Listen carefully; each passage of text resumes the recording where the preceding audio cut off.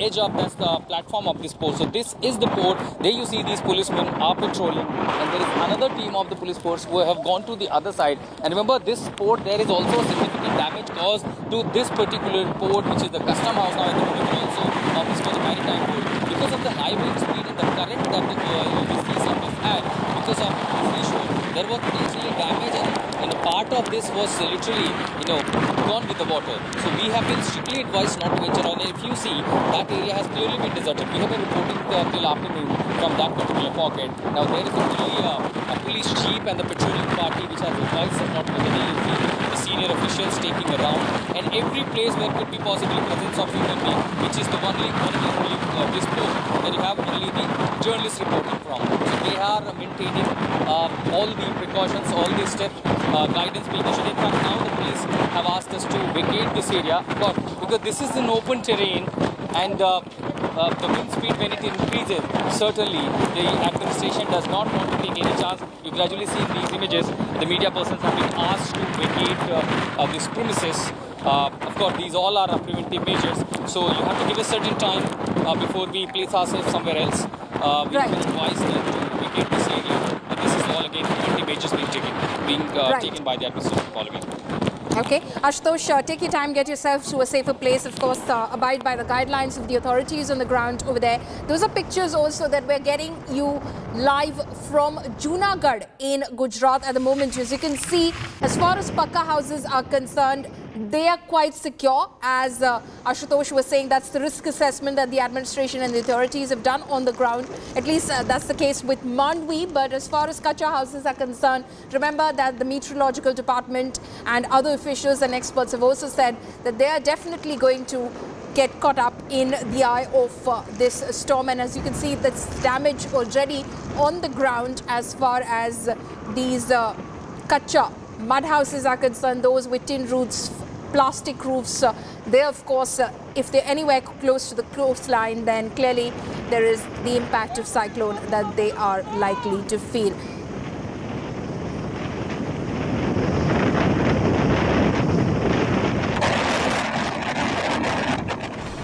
उसके अलावा हमने मरीन पॉल्यूशन टीम जो है हमारी, वो भी हमारा काम है, हम नोडल एजेंसी हैं, अगर सीना कुछ होता है वो हमने अपने तैयार करके रखे हुए हैं डिफरेंट प्लेसेस में। जो हमारे मुंद्रा, जखाऊ और वादीनार, ये तीन जो नॉर्थ गुजरात में, और ओखा, हमारे 4 स्टेशन हैं, वहां पे हमने अपने सीनियर ऑफिसर जो वहां के लोकल कमांडर्स हैं, डीआईजी रैंक ऑफिसर्स हैं, उनको सचेत किया है। और मुंद्रा में हमने यहां से एक स्पेशल डीआईजी भेज दिए हैं, बिकॉज वहां पर एक हमारे कमांडेंट साहब जो हैं वो सीओ हैं वहां के, लेकिन हमने सोचा कि एक सीनियर ऑफिसर वहां जाएगा तो उन्हें स्पेशली भेज दिया है। तो ये तो हमारा अभी तक का जो काम रहा इस प्रिपरेशंस में, ये रहा। राज्य सरकार से हम लगातार संपर्क में हैं, बट अब जो ये लैंडफॉल होने वाला है 1800 से 2000 के बीच में हम लोग एक्सपेक्ट कर रहे हैं।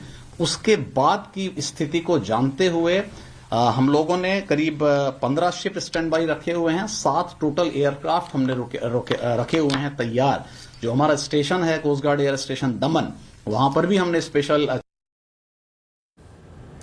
Okay, so that was A.K. Harbola of the Indian Coast Guard, who was briefing the media about the arrangements and preparations that have been made by the Coast Guard. 15 ships on standby, at least 7 aircraft have also been kept on standby. All teams are spread out across the area, which is expected to face the impact of Cyclone Biparjoy. And the Coast Guard, as Mr. Harbola was stating over there, is also in touch with the state administration continuously, because the state government is, of course, the nodal authority, and all other agencies are coordinating as we speak with the state administration. We're going to stay on this story. Our rolling coverage of Cyclone Biparjoy, as it's expected to make landfall along the Gujarat coastline, will continue on the other side of this very short break. Leaving you with these images.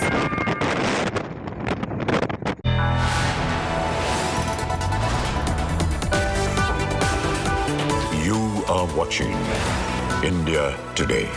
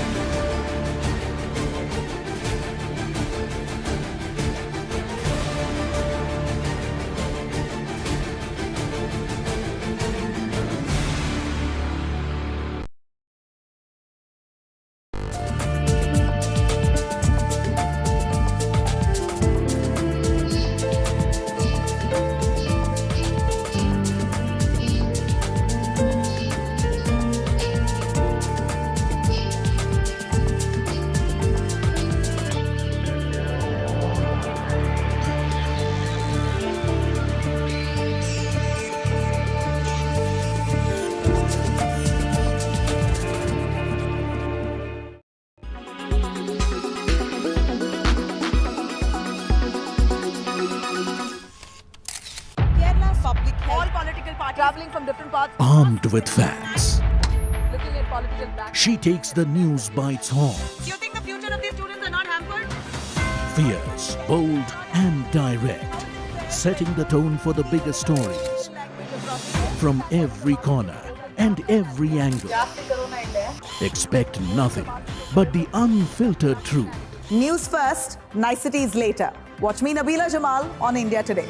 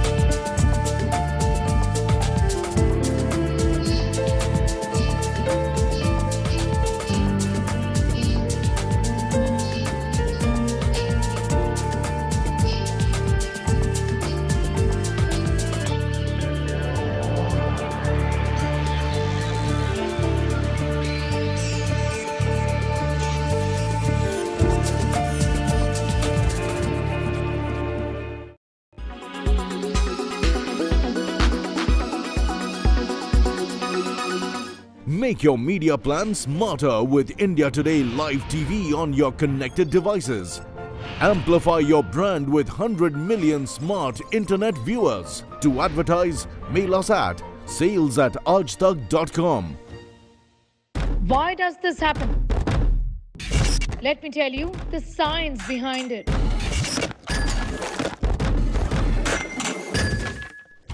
For more informative videos like this, keep watching India Today News Mo.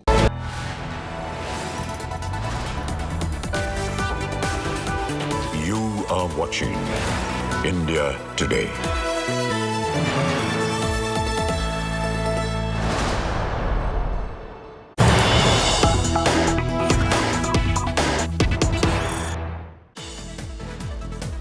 News coming in right now. Biparjoy to make landfall now between 6 to 8 p.m. So that's the update that's coming in from the meteorological department, that Biparjoy's cyclone is likely to make landfall between 6 to 8 p.m. this evening along the Gujarat coastline, and that landfall is to continue till midnight. So that's the latest update which is coming in. Wind speed and heavy rains will, of course, escalate during this period, but as it makes landfall, it will reduce. The wind speed is expected to reduce to about 115 kilometers per hour. It's expected to go up to about 150 kilometers per hour at its peak. But that's the latest update which is coming in from the weather department and authorities who are monitoring the trajectory of our cyclone Biparjoy, that it will make landfall at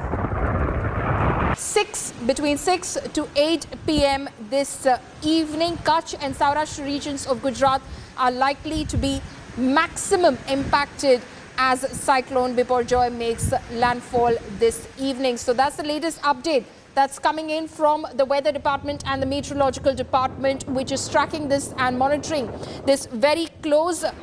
And as far as landfall is concerned, Cyclone Biparjoy will be making landfall between, the eye of the storm will be between Mumbai in Gujarat, India, and Karachi in Pakistan. 8 coastal districts are on high alert in Gujarat, and close to over 94,000 people have been evacuated from the seafront, from the shore to safer places. The authorities have put them up in makeshift shelters, and you can see those pictures Those live images that we're getting to you from these districts of Gujarat which are likely to face maximum impact. That includes Kutch, that includes Devbhoomi, Dwarka, Junagadh, Jamnagar, Rajkot, Morbi.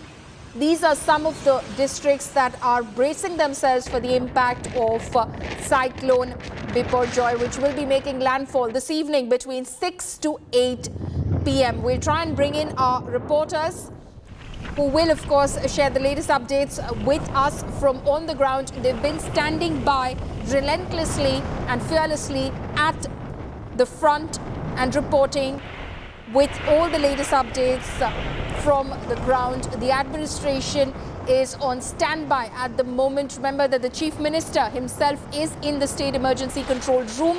He reached there earlier this morning. He's been constantly monitoring the situation and updating himself on all the latest preparations and arrangements. That is, of course, Chief Minister Bhupendra Patel. State Home Minister Gujarat Home Minister Harsh Sanghvi has in fact camped in Devbhoomi Dwarka district, and he has been monitoring all the preparations as far as the administration is concerned, ensuring that there is no loss to life and property. They've evacuated people from along the coastline to safer places.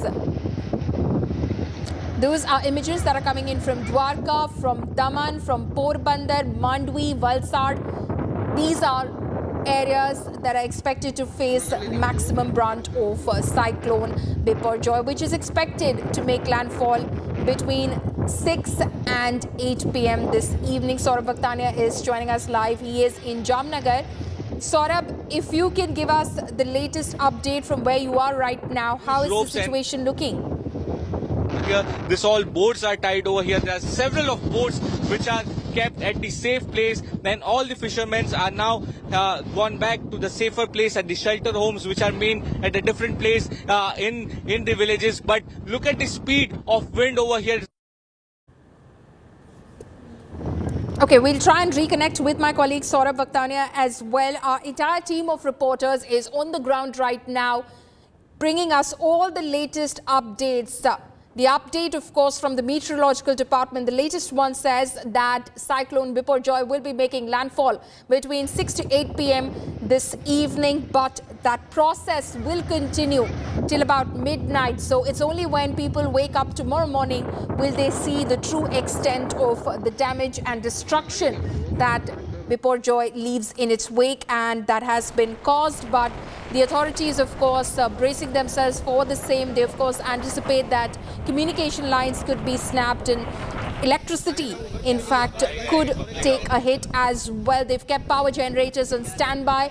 As far as communication lines are concerned, the authorities have already stated that if you're in Gujarat, then you can just simply go to your mobile settings and manually connect with any network that you seem to find on your phone, and that is available to everyone who's living along the coastline of Gujarat at the moment. As you can see, people who are those living close to the coastline who haven't been evacuated, they are taking all sorts of measures in order to protect themselves from Cyclone Biparjoy and its impact.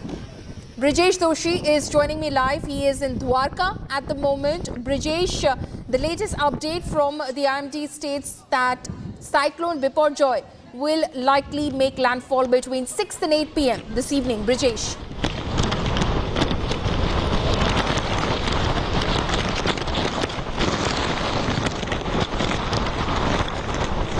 Brijesh, are you able to hear me? Yes, follow me. Okay, we'll try and reconnect with Brijesh. Yes, Brijesh, go on.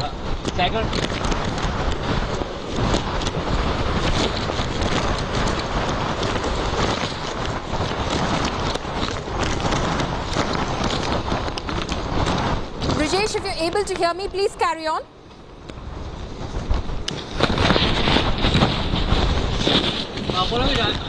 Follow me, I'm just right now at Dwarka's main road there, and I will ask my cameraman to show you the severity of the wind, just gusty wind right now here.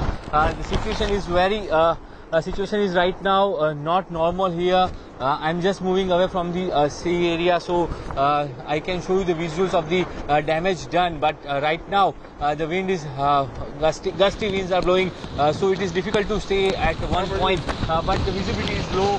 This is the temple of Lord Dwarkadish, and this is the situation right now here. The wind is heavy, gusty wind is going on. Landfall timing, I'm just coming to the timing of the landfall of the cyclone. It will be around 8 o'clock or after 8 o'clock, because just today Chief Minister Bhupendra Patel has reviewed done the review batak with the officials, and at that time the time was given of the landfall of by 9 p.m. So it will be in the evening, and it will go on till midnight actually. So the cyclone is reaching to the Jakhau port, but the timing is delayed.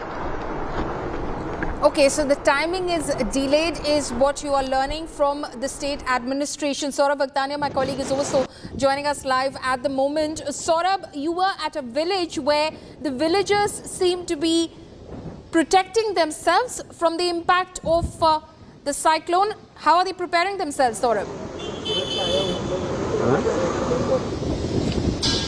So well, let me tell you that they have tied the rope to the entire village, because basically the village is very small. It's very close to the coastal area, just hardly 200 to 300 meters. And all are fishermen, over 1,500 people, all are fishermen. And the entire surrounding of the village is tied with the ropes in such a way that it leads to the safer house. It leads to the shelter homes which are made by the government officials. Because right now, let me tell you, the wind has taken a lot of speed. Behind me, I can like to show you the visuals over here. We are right now at a place. This is the station of NDRF officials, and they are continuously patrolling the area, and the wind speed is pretty much high. What is happening over here is that the officials, the Gujarat government officials, the NDRF officials continuously monitoring the entire situation, because suddenly this time around the wind has taken up the speed. What they are asking continuously people, announcement are being made, let me tell you, through the loudspeaker, the announcement have been made that people should not come out of their house now, because I saw a lot of small children and the females and the senior citizens were out of their house. They were actually trying to see what is happening around, but now the announcements have been started to made. They are asking all of them to go inside the house or go in the safer house. This is the place where the NDRF teams are been deployed. They are over here. This is Ramji temple over here in Jamnagar, and let me tell you, wherever there will be a call, where will be an emergency call, the team will be immediately moving out. It's just around 3 to 4 hours from now when the cyclone will be hitting the Gujarat coast, and this is the Jamnagar area where we have been told that there will be a lot of impact, and therefore all the entire team and the administration officials are on high alert right now. In the situation here, you can see also on the roads there is not so much of traffic, because all have been asked to stay away, to stay indoors, and these are the vehicles of the government officials. You can see this is the NDRF team of officials. They are returning back to the base, and whenever there will be a distress call, there will be an emergency call, they will be immediately move out to the important or emergency places. Okay, so that is of course how the NDRF and the SDRF are preparing themselves for any sort of distress call that is made to them. Saurabh, we saw those pictures of how the rope was being tied around the village. The idea, I believe, is that they can possibly, in case of an emergency situation, the villagers can possibly just hold on to the rope and drag themselves towards an emergency exit point or towards the shelters. Is that how they hope to be able to protect themselves? Clearly, it's a distress situation and they're preparing themselves for the worst. Well, absolutely. Let me tell you that this have been taken like an example what was said in 1998. Remember, this was a very serious cyclone which hit the Gujarat coast in 1998 and thousands of people had died. Let me tell you, that time around, the cyclone had hit the Gujarat coast and such coastal areas in early morning, and that time there were no warning signals which were given to them, and several of the people actually died in their sleep only, and they could not be saved, and so many people had died during that time. So what the villagers clearly told us that now when we know that the cyclone is going to approach us, that the cyclone is incoming, so we have decided that we should tie ropes over here. What they have done is for the last 5 days they were tying this rope in the entire village, let me tell you, surrounding, and all those rope all the ropes actually lead to the shelter home, to the safe houses over here. And what they have done is they have also tied an extra rope to which if a senior citizen, there is a small children, they can tie them and then they can reach to the nearest place. So this is how people are trying to save each other, because these are the desperate times, because how the situation is unfolding. Like Brijesh was also telling that the landfall is now actually delayed. So it will around 9 to 10 p.m. in the night when there will be an impact, and that time the situation can actually get grim, because in daytime people can actually go and help each other, but during night, when you can see here there are no street lights, these are very small villages over here. This is the top angle visuals on which on India Today which we are showing you. This is the very coast close to the Jamnagar coastal area. These are the small villages, and they are right now completely cut off. Let me tell you, there is not even an electricity inside. So without electricity, without the lights, at that time evacuation process and the rescue operation, it will be very difficult to carry, and therefore continuous patrolling has been done in this area. The government officials all are over there. They are requesting each and everyone that they should move to a safer location. They should be inside their house. I also saw that several of the food packets have been now distributed, because what the officials are telling us that before it is dark, they are going to distribute the food packets so that people are equipped with food and water. When the cyclone hits, all of them should be inside.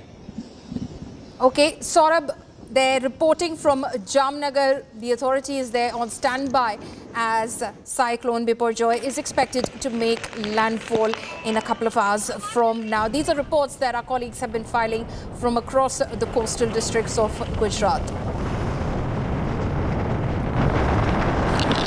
And it's a pre-impact of Cyclone Biparjoy, which has hit the coastal line of West Gujarat in West Kutch. And this is Mandvi Port. And it just started 5 minutes ago. Now, literally, standing against this current, massive wind speed is next to impossible. And you see the creek right behind me. Just an hour ago, almost, there was a clear surface visible. The water level is barely more than 5 to 6 feet. But all you see now, totally a rough ocean with a high current. And all of a sudden, this just started barely 5 to 10 minutes ago.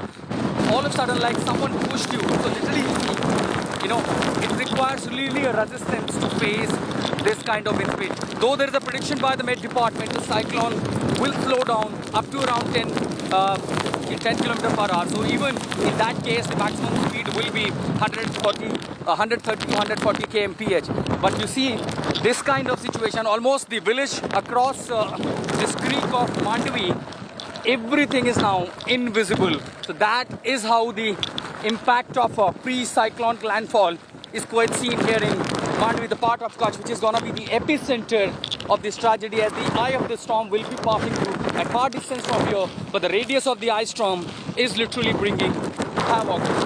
At Mandvi with Sanjay, I'm Ashutosh Mishra for India Today. And the pre-impact of this landfall of Cyclone Biparjoy is already visible in parts of Kutch and Mandvi. Almost everything goes invisible now. The creeks, very rough ocean, and the wind speed. This is literally going to create havoc in this region of Kutch. In fact, even standing at this place is next to impossible now. I can see literally the weather has deteriorated.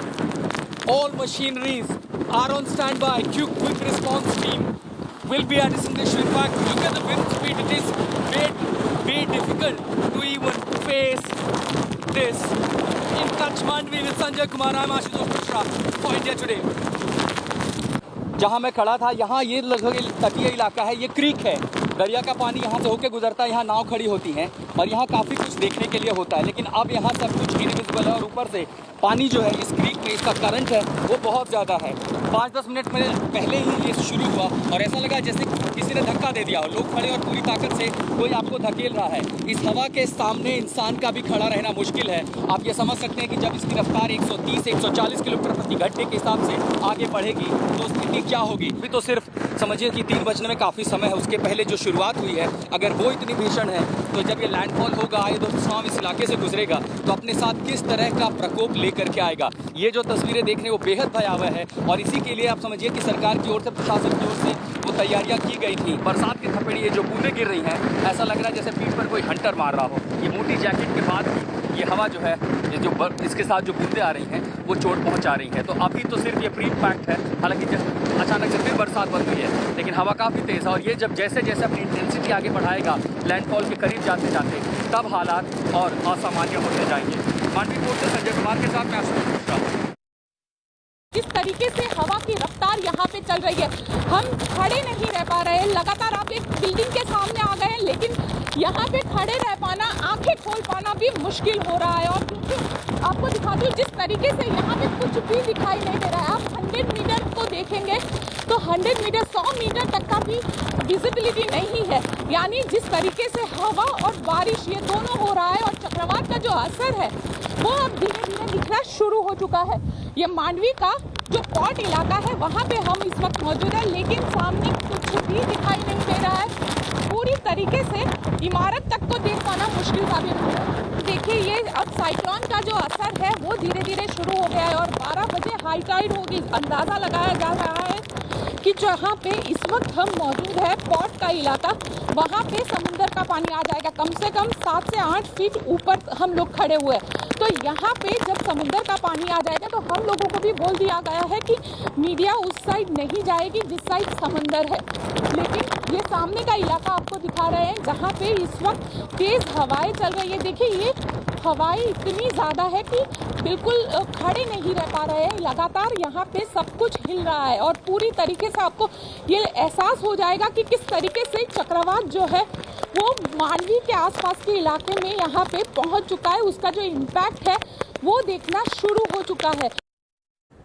My colleague Ashutosh Mishra is now joining us live from Mandvi in Kutch district of Gujarat. Ashutosh, what is the latest that you're hearing from the weather department? When is Cyclone Biparjoy expected to make landfall? Well, Polemy, probably the landfall has started at the epicenter where the trajectory was, projected by the Met Department. But for now, as far as impact, if you're asking about the impact of the landfall on the coastal lines where the population is existed, that concern, of course, that will take a time. But of course, the cyclonic activities already we are witnessing. And in last couple of hours, the wind speed, of course, it has escalated further. And since those areas, we were some around 300 meters from this point at the Mandvi port where, of course, the police personnel and the administrative personnel asked us to leave because of the safety reason, because what high tide is concerned, that is likely to be submerged. You already heard one of the marine expert who is also a member of the marine board said that if there is a high tide and a severe wind speed, that will submerge the entire port in the low-lying areas. So here from the top angle, bit of this very old bridge, that what images we are beaming in is the low-lying areas, and there you see is the creek which is the gateway from the seashore, and this is exactly from both sides of this creek you have a dense population living in. Of course, there are certain people who I can see still venturing out. The police patrolling, asking all of them to evacuate except the home guards and the personnel who are placed in a duty. All others are asked to leave and do not venture out. And there you see the wind speed is already, can be reflected. There you see the trees. And these structures, so be the temporary or the permanent structure, the trees, the mobile towers, the communication towers, everyone is now in all these assets are under threat of falling down when the wind speed will increase up to 110 and 120 kmph, and that will be only after 8 o'clock. It's a matter of hours now. We are already seeing the impact of cyclonic activities, but when the peak will come, of course, then only will be someone be able to assess the ground impact of this and in the current situation. But for now, all I can say, still everything is normal. We haven't heard much of Pankaj, who is one of the workers, volunteers working with the local administration and has been a guiding factor here. In fact, as far as locality is concerned, अब तक कितने major damage पेड़ पौधों को या towers को, mobile को हुआ है, किस तरह का? वो अब तक कोई 3-4 ऐसी घटनाएं बनी हुई है जहाँ पे पेड़ गिर गए हैं, तो उसको भी हमने तात्कालिक वो कटिंग करके उसको खसेड़। तरह की चोट, इंजरी, कैजुअलिटी किसी तरह की? अब तक कोई कैजुअलिटी नहीं हुई है, ना तो कोई इंजरी हुई है। अब तक जो कुछ है वो सब सेफ है। अच्छा, शहर में लाइट में देख रहा हूँ पावर पूरी तरह से डिस्कनेक्ट कर दिया गया है। अभी अपना जो म्यूनसिपालिटी का पानी का सप्लाई है उसके लिए डीजी सेट लगा हुआ है, और जो इम्पोर्टेंट जगह है जहाँ से सब लोग हम कनेक्ट रह सकते हैं गवर्नमेंट से, वही जगह पे डीजी सेट लगा हुआ है। बाकी सब जगह पे ये सुरक्षा के वजह से ये बिजली को डिस्कनेक्ट किया हुआ है। और जो शेल्टर होम्स हैं, क्योंकि अब देखिए अंधेरा बढ़ रहा होगा, जो लोग बाहर थे महिलाएं वो भी अब अंदर जा रही होंगी, तो वहाँ खाना पीना, बिजली इंश्योर करना कि देखिए कई सारे मैंने शेल्टर देखा वहाँ पेड़ भी हैं और ऊंचे पेड़ हैं, अगर वो वहाँ गिरते हैं तो घटना हो सकती है, उससे कैसे डील कर रहे हैं आप लोग? वो जो भी शेल्टर होम है वो गवर्नमेंट के शेल्टर होम है, वहाँ पे सबको हम लोग शिफ्ट करते हैं। पहले क्या था, कोई स्कूल है जो नज़दीकी एरिया है वहाँ पे हमने सबको शिफ्ट किया हुआ था, मगर अब जो गवर्नमेंट का शेल्टर होम है जो हमने देखा था मस्का में, वहाँ पे सबको शिफ्ट कर रहे हैं। So gradually people are being evacuated, adequate arrangements of the essential supplies are being done. There is no electricity in this across region of Mandvi, of course, as a safety measure that has been disconnected, but the essential places where the monitoring taking place, where the administrative efforts are being done, they are quite... That is, of course, my colleague Ashutosh, who's reporting from the ground in Mandvi. He will, of course, be bringing you all the latest updates as Cyclone Biparjoy is expected to make landfall later this evening. Ashutosh, stay safe, and all our reporters will be on the ground bringing you all the latest developments, leaving you with these pictures, slipping into a very short break.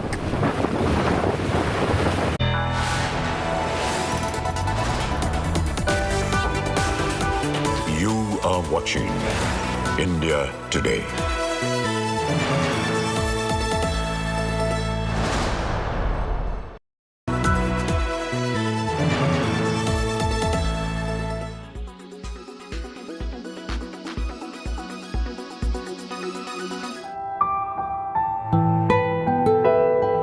Pranav Salkar saw his mother struggle to get water after coming back from work every day. The nearest source of water was half a kilometer away. Pained by this sight, the 14-year-old took matters into his own hands. He started digging a well, and in 4 days, he struck gold. त्याला मी एक सूचना दिली होती, काही ते खून कण थोडंसं पाणी लागतो का आपण बघूया. नंतर आम्ही मग कामावर जायची सुरुवात केली. मग त्यांनी मनापासून सुरुवात केली खोदायला. त्याच्याकरता त्यांनी खोदता 3-4 दिवस त्यांनी लावले आणि पाणी लागलं. Pranav's parents speak fondly of their son's efforts. They recount how he had made a ladder to dig out soil from the pit. आम्ही मजुरी करतो आणि संध्याकाळी येतो काम करून. मग मला त्रास होतो म्हणून माझ्या मुलाने विहीर खोदली 4 दिवसात. मला आनंद वाटतो. ते पाणी तुम्ही वापरता का? त्या पाणी आम्ही वापरतो. Kelve village in Palghar gets piped water thrice a week. To Pranav's parents, who work as labourers, the well is a relief. And it goes without saying, Pranav is now a hero in his village. Bureau Report, India Today.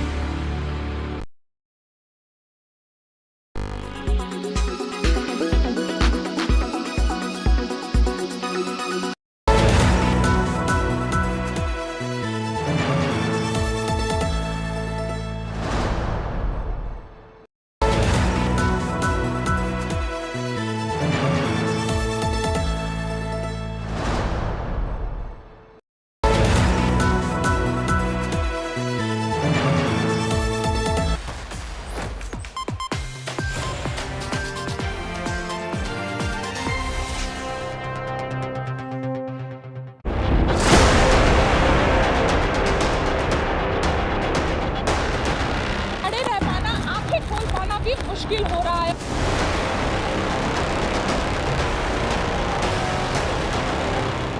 Mandvi में अब cyclone का जो असर है वो यहाँ पे दिखना शुरू हो गया है. And the pre-impact of this landfall of Cyclone Biparjoy is already visible. लगातार इसी तरीके की तेज हवाएं जो है वो अगले 8 से 9 घंटों तक यहाँ पे रहेगी. It is very difficult to even face this.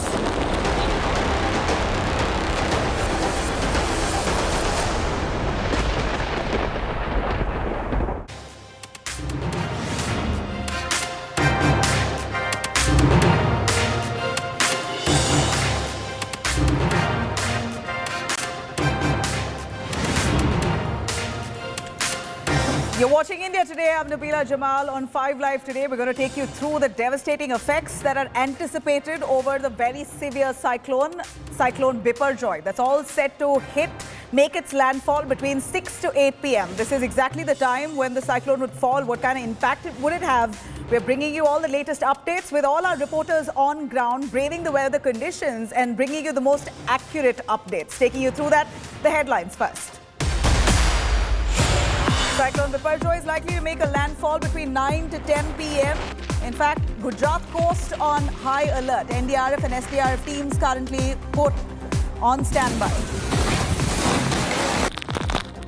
Cops recommend cancellation of POXO against Brijbhushan. Says no proof in the minor's case. Brijbhushan has been charged with sexual harassment, stalking, outraging women's modesty. But the adults who have filed the FIR, their complaint still investigated.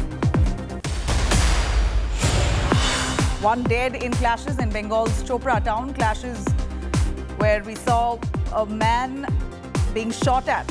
He was fired in North Dinapur, nomination filing day. In fact, on the day he was on his way to file his nomination, he was shot at. The Election Commission now has been, the Kolkata High Court itself pulling up West Bengal, the State Election Commission over Panchayat poll violence that ensues. Karnataka Cabinet approves textbook revision. Edgewar's chapters, along with Savarkar, all out the textbooks. Ambedkar, Nehru added into syllabus. India set to get 18 Predator drones from the United States. Second mega defense deal after GE 414 fighter engines to be signed during Prime Minister's US visit.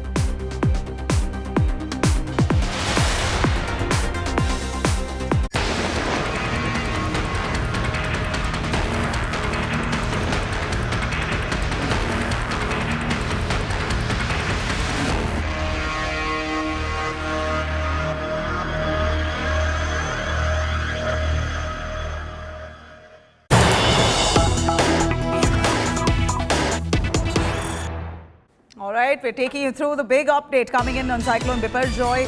Earlier, what was said to be 6 to 8 p.m. Now, Cyclone Biparjoy is set to make its landfall between 9 to 10 p.m. This is the update that we get as our Met Department reports suggest that the cyclone will be making its landfall between 9 and 10 p.m. The storm, even now, rages on in the Gujarat coast just hours before the landfall. Strong winds and heavy rains lash regions of Gujarat. IMD issues a high alert for extremely heavy rainfall that's due to come. In fact, several regions along the Kutch have already witnessed rainfall.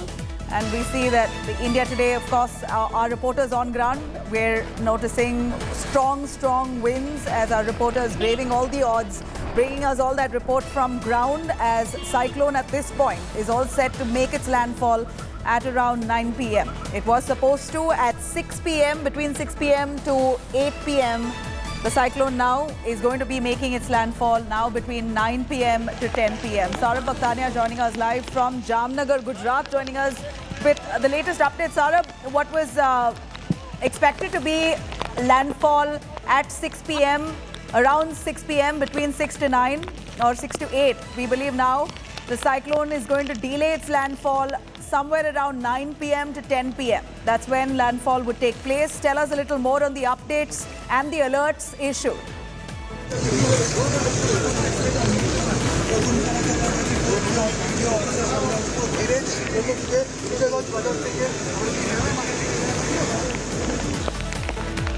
All right, we're going to try and patch Saurav Vakhtania there, but for now we see that Cyclone Biparjoy is all set to make its landfall between 9 to 10 p.m. The storm still continues to rage along the Gujarat coast hours before the landfall. Strong winds, heavy rains lashing Gujarat even as we speak, while the IMD now issues an alert for extremely heavy rainfall. India Today reports from the storm's epicenter.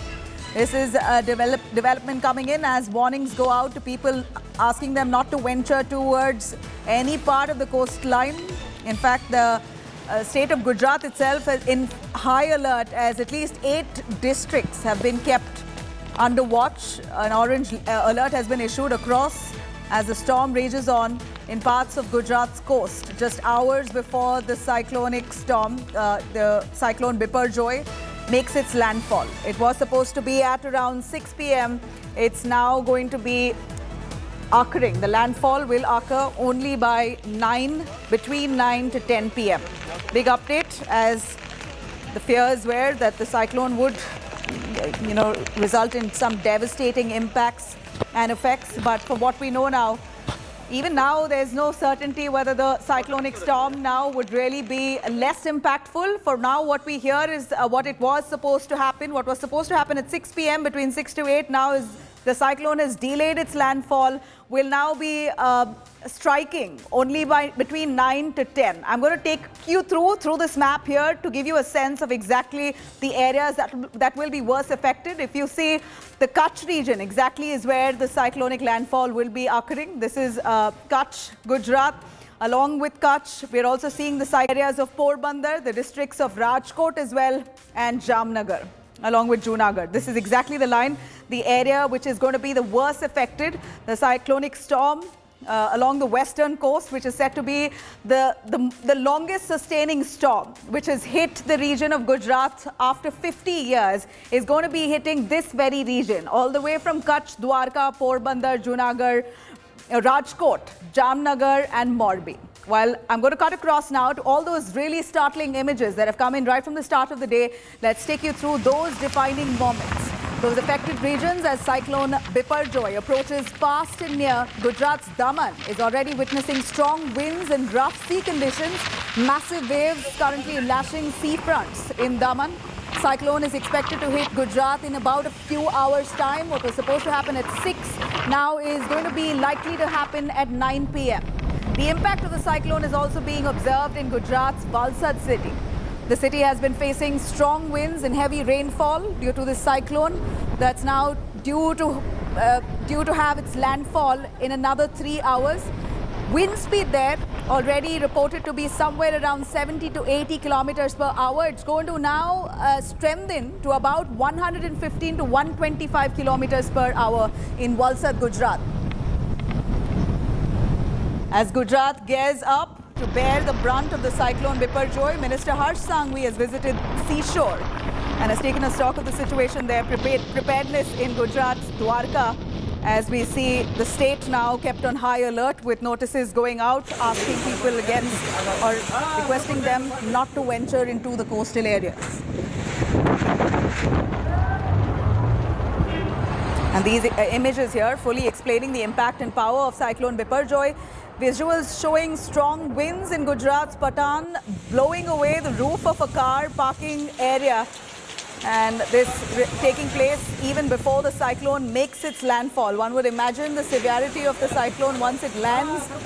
Even before that, we're seeing all kinds of effects of the cyclone coming close. Mumbai is also witnessing high tides due to the fast approaching Cyclone Biparjoy. Mumbai's gateway of India saw some strong sea waves washing off the shores. In fact, early this morning, we believe the tides were really high. There again in Mumbai too, a strict warning going out for people against venturing into the coastal areas.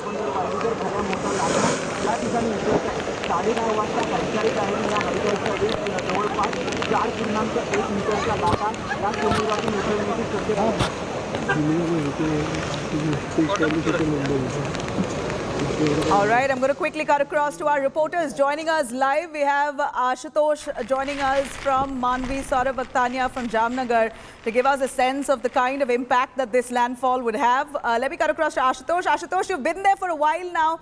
This the cyclonic storm that's now supposed to have its landfall at 6 to 8 p.m. It's somehow delayed. The information that we've received from the Met Department is that it's supposed to now have its landfall around 9 p.m., between 9 to 10. Take us through the effects that you already see, though, on ground. After 50 years, a cyclonic storm of such nature and such strength hitting the state of Gujarat.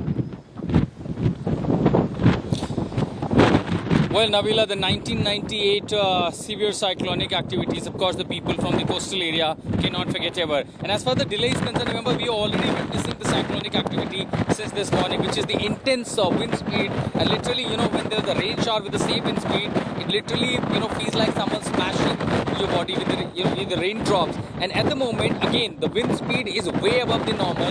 And even if the landfall takes place at around 9 or 10 o'clock, remember, that will be at the center of the eye. That will be somewhere around 130 kilometers far away from the seashore, and which will be heading further or advancing towards the northwest region.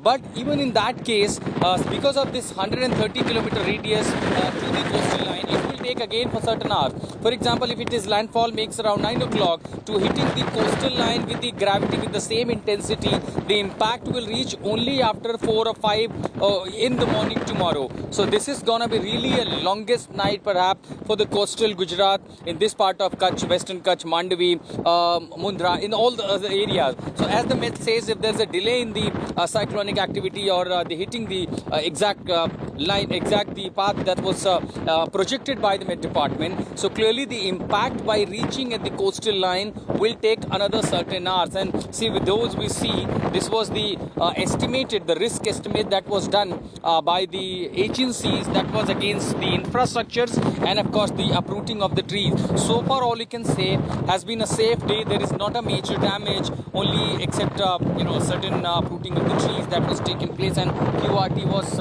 quick to response to ensure there is no blockage of the roads, particularly to ensure smooth passage of ambulances and the other essential services. So people are indoors. There have all rescue teams, Ashutosh, have been kept on high alert. Right.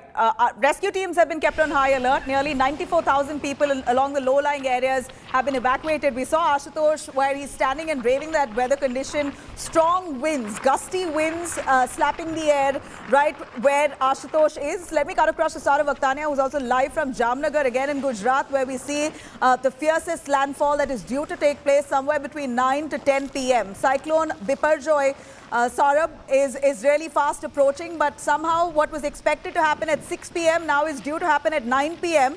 Are people in Gujarat really prepared? Do you see the forces, security forces in place? And tell us more about the do's and don'ts. We're a little worried about people venturing into the coastal lines. How prepared and worried should they be here?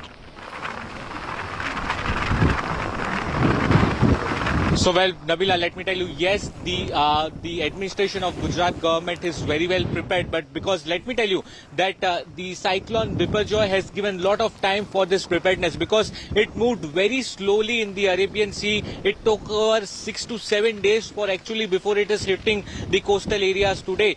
So there was a lot of time which the government actually got, and therefore the central agencies along with the government agencies from the Gujarat as well, they are very well coordinating at different places. We are right now in Jamnagar, and the gusty winds are actually very much dangerous. And look at top angle visuals of Jamnagar here on India Today. You can see that how the wind speed is very much high. The NDRF teams are, Nabila, continuously patrolling the different areas. They are going to the low-lying areas as well. Even the local administration is continuously patrolling. What they are appealing to the people right now, that nobody should be out of their house, because when we are also doing some ground reports, we saw many of the people were actually out taking out photos and videos. So the continuous appeal is being made to the people right now that they should be inside by now, because it's just a matter of few hours from now and the wind has already taken a top speed over here. So what the appeal is being made to the people that they should not come out of their houses or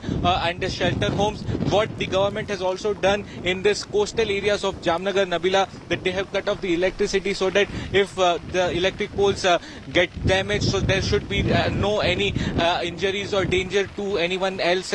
So therefore the electricity has been cut down. Also the food packets, the food supply has been given to the people from now only, because once this is complete dark, it will be very difficult for people to move. And also if the people should not come out, and therefore food supply is also already given to them. So continuous appeal through loudspeaker and patrolling to the people is only that right now they should not be out of their house. There are several teams which have been distributed. Certainly the most basic, Saurabh, do not step out, do not venture into the coastal areas. That's a no-brainer at this point. Gopi Manyar is also joining us, our India Today correspondent, who's been very fiercely braving that strong wind, who's right now in Manvi herself, which is the worst affected area. Gopi, I can't even imagine how you've been reporting from ground for the last few days. Gusty winds there, really picking up pace. And the situation seems to be quite dire, especially in the area you're at. Manvi is one of the worst affected areas, we believe, and the fiercest place where the landfall will happen. Tell us, give us some sense of the condition where you are at. बिल्कुल Nabila, right now we are in मानवी और यहाँ पे अगर आप देखेंगे तो जिस तरीके के हालात है, क्योंकि हम लोग जब पोर्ट पे मौजूद थे, जहाँ पे बिल्कुल जो समुंदर का किनारा था वहीं पे हम लोग मौजूद थे, और वहाँ पे हालात ये थे कि हवा की जो रफ्तार थी वो 110 किलोमीटर प्रति घंटे की हवा की रफ्तार होने का अनुमान था, जिसके चलते पोर्ट से पुलिस ने सभी मीडिया कर्मी को वहाँ से हटा दिया। पुलिस का क्या ये कहना है कि वहाँ पे खड़े रह पाना मुश्किल होगा, यहाँ पे आप कोई खड़े नहीं रह सकते। इस वक्त हम मानवी शहर के अंदर पहुँच चुके हैं और मानवी शहर में आप देखेंगे तो हर किसी से आज तक यही अपील कर सकता है कि देखिए जिस तरीके से लोग जो है लोग अपने घरों के बाहर खड़े हुए हैं और किस तरीके से बहुत ही आसानी से इसे लिया जा रहा है। एक और जहाँ प्रशासन धारा 144 लगा के यहाँ पे मौजूद है, वैसे में जो लोग हैं वो बाहर निकल रहे हैं, क्योंकि साइक्लोन उनको जिस तरीके से हवा की तेज़ रफ्तार है उसे वो देखना चाहते हैं, इसीलिए सारे लोग जो है वो यहाँ पे बाहर निकल रहे हैं। हम इंडिया टुडे की ओर से इनको अपील भी कर रहे हैं कि आप लोग घरों के अंदर रहिए, तब ताकि कुछ ही घंटों की बात है, लेकिन लोग जो है वो कई बार अनाउंसमेंट करने के बावजूद भी यहाँ पे लोग बाहर निकल रहे हैं। लेकिन जिस तरीके से आपको मैं होर्डिंग्स दिखाती हूँ, होर्डिंग्स जो है उसे भी यहाँ पे उतार दिया गया है। लोगों को ये होर्डिंग्स इसलिए उतार दिया गया है कि जब तेज़ हवा चलेगी तो लोगों को ये अगर होर्डिंग्स गिरता है तो उनको चोट ना आए, जिसके लिए यहाँ पे होर्डिंग्स को उतार दिया गया है। साथ ही जेसीबी मशीन्स जो है वो इसी तरीके से हर चौराहे पर लगा दिए गए हैं, ताकि अगर कहीं पे भी पेड़ गिरता है या कहीं पे सड़क ब्लॉक की हो जाती है, क्योंकि पेड़ गिरना या इलेक्ट्रिक पोल गिरना ये चीज़ें इतनी तेज़ हवा में बड़ी सामान्य रहती है, तो वैसे में उसको हटाने के लिए जेसीबी मशीन्स जो है वो भी इसी तरीके से चौराहे पर लगा दिए गए हैं, ताकि कहीं पे भी कुछ भी अगर होता है तो रास्ता कहीं ब्लॉक ना हो जाए। इसी के चलते इस तरीके से सारी तैयारी जो है प्रशासन की ओर से की गई है, लेकिन आप देख सकते हैं लोग हैं इसे बहुत ही ज़्यादा हल्के में ले रहे हैं। और जिस तरीके से विंड स्पीड है इस वक्त करीब 90 किलोमीटर प्रति घंटे की रफ्तार के साथ हवा यहाँ पे चल रही है, खड़े रह पाना मुश्किल हो रहा है, लेकिन लोग जो है वो इसी तरीके से लगातार एंटरटेनमेंट चाहिए। I am sure you know, Gopi showing us those images. Gopi, thank you. We will come back to you. But Gopi's images, they're very clearly showing how people have taken this so lightly. Probably some kind of weather change for them. But this is dangerous. The Met Department has very clearly issued a warning asking people not to venture out their homes unless an emergency. Cyclone Biparjoy is all set to make that landfall, one of the fiercest in Gujarat after nearly 50 years. In barely a few hours' time, around 9 p.m. is what's expected. The severe cyclonic storm is expected to cause some massive damage. NDRF and SDRF teams currently on standby. The army is also prepared to assist in relief efforts. Gujarat government has shifted over 94,000 people from coastal areas for now to makeshift shelters in anticipation of the powerful cyclone. Strong winds, heavy rains, turbulent seas witnessed in the beach town. Mandvi is there, exactly where Gopi Manyar was standing. She brought us that report from that worst affected areas in Mandvi, where the cyclonic storm is fast approaching. In Gujarat, all set to make that landfall today. In fact, a red alert now, we believe, has been issued all along the Maharashtra region. In Maharashtra, Dwarka, Porbandar, Kutch coast. Red alert has been issued, along with Jamnagar, Rajkot, Junagadh and Morbi are also among the areas that are likely to witness some serious impact of this cyclone. In fact, a lot of directions been given to people, asking them to stay away from any kind of trouble, get protection if needed. All the forces of the NDRF, SDRF have been kept on standby. We believe at least 15 teams of security personnel have been put in place just so that any untoward incident can be handled quickly. The strongest parts of the cyclone itself, we believe, the strongest effect is going to be happening in Mandvi, Dwarka, Jamnagar, Rajkot, Porbandar and Kutch region. Listening to all the reactions that have been pouring in. To give an understand the idea that we are seeing cyclonic activity already started. The eye of the storm, how far it will be from here, where exactly it is hitting, what will be the aerial distance as far as this port is concerned and the eye of the storm is concerned? Right now, the distance of the Mandvi and the eye of cyclone, these are at around 130 kilometers, and it will be affecting around 8 o'clock to 9 o'clock approximately. As per the present speed, the eye is moving towards the Sir Creek area. So, as we see, this eye of the storm is a certain distance, around 130 kilometers. The impact, because this goes in a radiusly, the impact takes a time to hit the coastal line. Can we say that this is a pre-cyclonic activity you have witnessed with the estimate speed? This is in fact, we cannot say that this is pre-cyclonic. It is almost cyclonic effect which is going on because this is moving from south side to the north east side of the Gujarat state. So already effect has started. Work में है, but अब जो ये landfall होने वाला है 1800 से 2000 के बीच में हम लोग एक्सपेक्ट कर रहे हैं. उसके बाद की स्थिति को जानते हुए हम लोगों ने करीब 15 शिप स्टैंड बाई रखे हुए हैं. 7 टोटल एयरक्राफ्ट हमने रखे हुए हैं तैयार. जो हमारा स्टेशन है कोस्ट गार्ड एयर स्टेशन दमन, वहां पर भी हमने स्पेशल 4 डॉर्नियर और 3 हेलीकॉप्टर्स दूसरे रीजन से मंगा के भी रखे हैं. अगर जरूरत पड़ी तो हम उनको भी डिप्लॉय करेंगे. जो हमारी डिजास्टर रिलीफ टीम्स हैं 27 हमने बना के रखी हुई हैं, जिसमें जेमनीज हैं, उनके पास डाइवर्स हैं और बाकी रिलीफ मटेरियल है जो एक स्टैंडर्ड प्रैक्टिस होती है. 53 OBMs जो ऑनबोर्ड इंजन्स होते हैं जहाज के. कभी हमें OBM निकाल के कहीं और लगाना पड़ा. अगर फ्लडिंग होती है कहीं पर लोअर एरियाज में, उसमें ऑपरेट करनी पड़ी जहाज. और हमने करीब 200 लाइव बॉयज और 1000 लाइव जैकेट्स भी अलग से इंतजाम करके हमने तैयार रखा हुआ है डिफरेंट स्टेशन पे. In the last 1 hour, the wind speed recorded, highest wind speed recorded 56 km per hour in Diu, 48 km per hour in Dwarka. And the rainfall occurred in last 1 hour. Porbandar 17 millimeter, Nalia 17 millimeter, Bhuj 12 millimeter, Kandla 12 millimeter. Landfall process is likely to start during the evening hour and it will continue till midnight. All right, now I'm cutting across to Saurabh Akhtania for a little more on that. Saurabh, tell us more on the actual impact that this landfall could really have. What are the possible damage? What is the possible damage that the authorities there are expecting? Do we know of any situations like this in the past? We believe of 50 years now since Gujarat has seen this kind of cyclonic storm. In the past, what's been the damage? How prepared is Gujarat to really deal with one as harsh as this? So earlier, Nabila, there were several cyclones which came to Gujarat coast, the Maharashtra coast, because this is not a very routine thing. This is happening since past 5 years due to climate change. This is what the scientists are telling us, because we have never seen such cyclones in Arabian Sea. Cyclones are very frequent in the Bay of Bengal, but not in the Arabian Sea. But for the past 5 years, we have seen several cyclones like Nisarg, Vayu, Taute, and now this particular cyclone, that's Biparjoy. So for Gujarat, let me tell you, in the coastal areas, Nabila, there are several raw houses which stands very at a dangerous place. Now what happens is the people over there, they don't want to leave their houses because they have their belongings and everything. So they don't feel safe that once they leave the house, then what will happen to the belongings which are there in the houses. Let me also show you this particular visuals over here.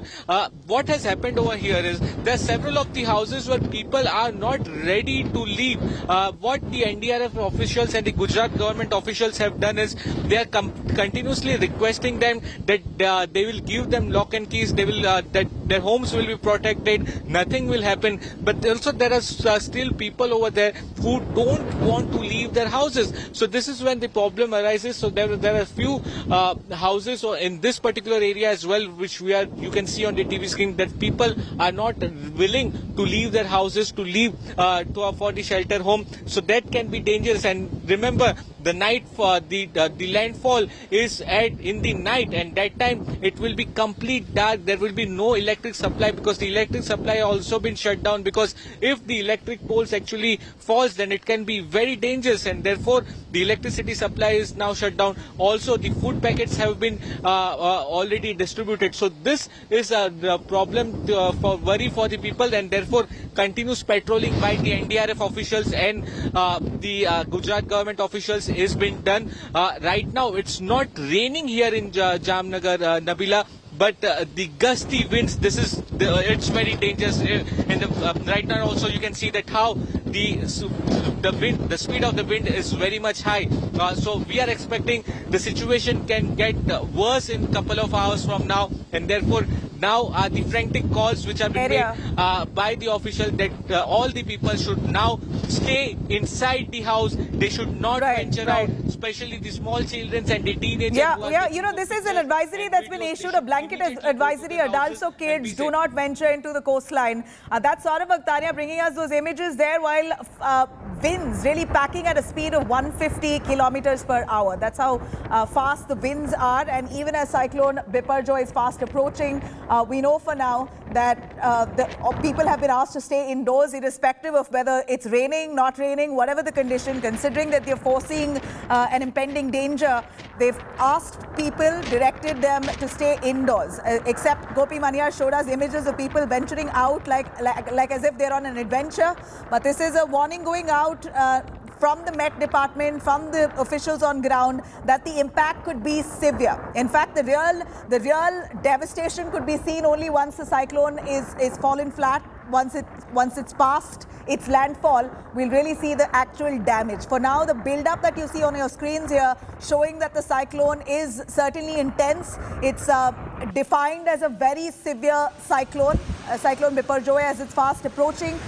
Ashutosh, who was on ground a little earlier at one of those areas, the coastal lines of Dwarka, bringing us this real report showing how the winds are so harsh he was barely able to stand.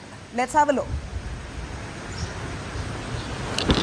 And it's a pre-impact of Cyclone Biparjoy, which has hit the coastal line of West Gujarat in West Kutch. And this is Mandvi port. And it just started 5 minutes ago. Now, literally, standing against this current, the massive wind speed is next to impossible. And you see the creek right behind me. Just an hour ago, almost, there was a clear surface visible. The water level is barely more than 5 to 6 feet. But all you see now, totally a rough ocean with a high current. And all of a sudden, this just started barely 5 to 10 minutes ago.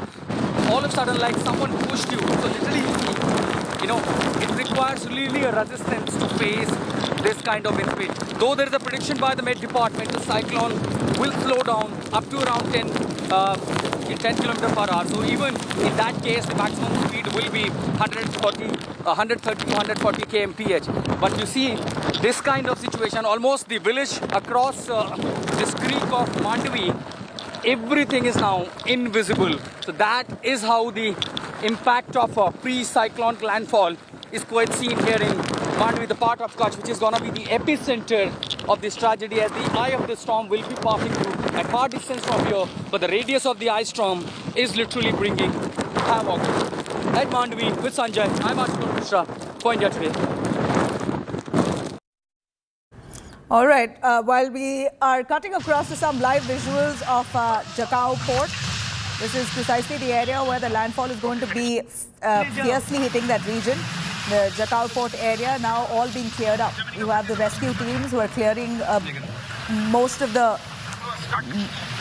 All right, what we hear right now, that there's heavy rainfall that's been reported in that region. I'm cutting across to Ashutosh, joining us live for more. Ashutosh, this area there where we see Jakhau port, almost everything that's kept in that port is fully being cleared out now. Ashutosh, tell us more. Are you okay? Yes, Nabila, seems like nature has literally weaponized these downpours and literally, are you able to hear me? Am I audible, Nabila? Am I audible? I'm a little worried about your safety at this point. We see really fast, strong winds. Are you fine? Please tell us a little more about the preparedness right there as the security forces, we believe, are clearing out the entire port area. The port has been evacuated. In fact, we have been reporting for the last couple of days only at the port, and that part has literally been evacuated because we are at the moment just around 800 to 900 meters from the port. So this has helped us as far as intensity is concerned. But even if there are multiple obstructions on the way, the way we are seeing weaponizing these downpours here, hitting us actually, that explains the fury of the cyclone. And this is just impact. Look at these trees, and they are more likely to be uprooted any moment. And still we see there are some people who are literally careless about themselves and their family members. Despite the warnings and advisories, they are venturing out on the street. And if I could just take a shot on the road, look at this. This explains the nature's fury. It is just the beginning of this cyclone, which is passing through probably, and as we know that there is a delayed hitting at the epicenter is following its trajectory. So in that case, even if there is a delay, the implications, the consequences of that, and while touching on the coastal line, it will take another few hours. So that essentially makes really a long and perhaps a terrible night for the people of Mandvi and all across this region, which will be affected by this cyclone. A severe situation, and it is very difficult to see anything. I see visibility right behind the camera, because if you pan it to that side, there will be totally raindrops covering the lenses, so we won't be able to bring you any picture. So just preventing one side, all I see right behind the camera person, everything is invisible. Look at this wind speed. It has gone literally multi-fold up since morning that we have been seeing. In fact, it just reminds what had happened at around 10:30 a.m., which was literally making it difficult. But this is just a beginning. We are always saying that this is just a beginning. The full intensity of the arrival of the landfall or the landfall of the cyclone will take place at around 8 or 9 p.m. and for next few hours it will take to make an impact on the coastal lines near the population, the dense population living, be it Mandvi, Sayala or any other region just around. Nabila. All right. So from what we understand is that all the boats and anything that's present there along the port area is currently a danger, and which has all been moved out by the army security forces. So we're all on ground. But tell us a little about the impact that it could likely have. Do we have sufficient infrastructure, Ashutosh? We see all the boats there, emergency boats that are being loaded in trucks and being taken away. Tell us a little more, where exactly are people moved to? Also, the people who have been evacuated, are they makeshift camps that people have been relocated to? These emergency boats, where are they being taken to for now? Well, now we have a sigh of relief. At least the raindrop, the downpour has stopped. Though we have a gutsy wind again. And let me show you the question is asking about those images, the country, the country boats from the fishermen village. Of course, those all boats were parked even yesterday itself. Though that's the one factor why these fishermen were very reluctant from leaving the village when they were asked, saying that we are more worried about our boats because that's the one and only source of our livelihood. So clearly those aspects were addressed by the administration. They have tied up their boats with each other, and the intensity they believe that will help to neutralize the impact of the intensity.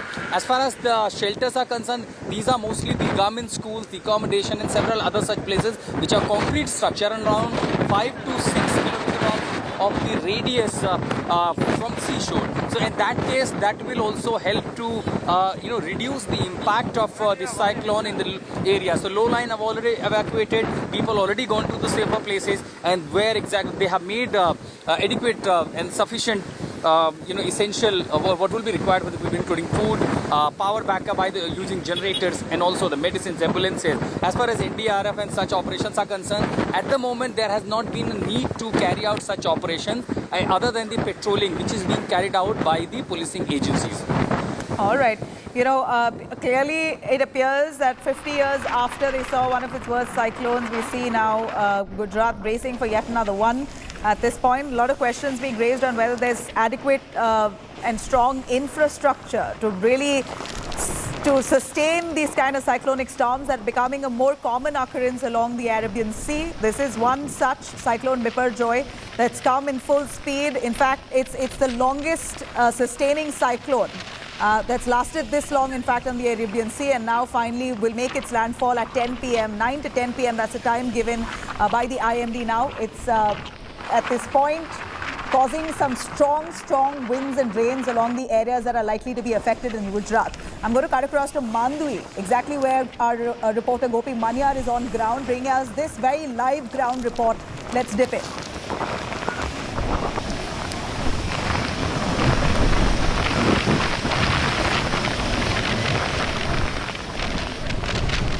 Gopi, please go on, we can hear you. All right, the winds are so strong, it's almost blaring, hardly audible. But if we can try and patch Gopi there, unfortunately we've lost a connection. But these are the visuals coming in right from Dwarka. On one end in Gujarat, Dwarka, Daman, Valsad, we see in areas of Kutch, Mandvi, of course, all of these areas along with Mumbai that are severely affected. Red alert that has been issued along these coastal regions. यहाँ पे बिजली का कभी खंभा था जिसको लेके यहाँ पे पावर सप्लाई जो है वो अभी बंद कराई गई है क्योंकि सावधानी बरतनी है, इसलिए प्रशासन ने पूरी तरह से जो है वो पावर सप्लाई जो है वो बंद कर दी है। तो ये दृश्य जो है ये दिखा रहे हैं कि हवाएं कितनी तेज चल रही है, तूफान कितना नजदीक आ रहा है, किस तरह से तूफान जो है वो आगे बढ़ रहा है और इसका असर जो द्वारका जो है वो दूर है पर फिर भी द्वारका में इसका असर देखने को मिल रहा है। तो कच्छ में इसका कितना असर देखने को मिलेगा और ये कितना विनाशक रहेगा, क्योंकि कहा जा रहा है ये पिछले 50 सालों का सबसे विनाशक तूफान है जो गुजरात की तरफ आगे बढ़ रहा है, जखौ की तरफ आगे बढ़ रहा है और कच्छ में इससे कितनी तबाही मचेगी ये जो है कल्पना कर पाना मुश्किल है। कितना बड़ा नुकसान होगा वो भी अंदाजा लगाना अभी के लिए तो बहुत ही मुश्किल है, क्योंकि जिस तरह से ये हवाएं चल रही है यहाँ पे ये तूफान नहीं आ रहा, फिर भी ऐसी सिचुएशन है तो जहाँ पे ये तूफान जा रहा है वहाँ पे कैसी हालत होगी और किस तरह से वहाँ पे लोग जो हैं वो रह रहे होंगे। और वहाँ पे अभी हमारे संवाददाता ने बताया कि जिस तरह से लोग बाहर घूम रहे हैं, कितना जो लोगों को बाहर नहीं निकाला जाए फिर भी लोग बाहर निकल रहे हैं। हम भी यहाँ पे द्वारका में गए थे, लोगों को मना किया है फिर भी लोग बाहर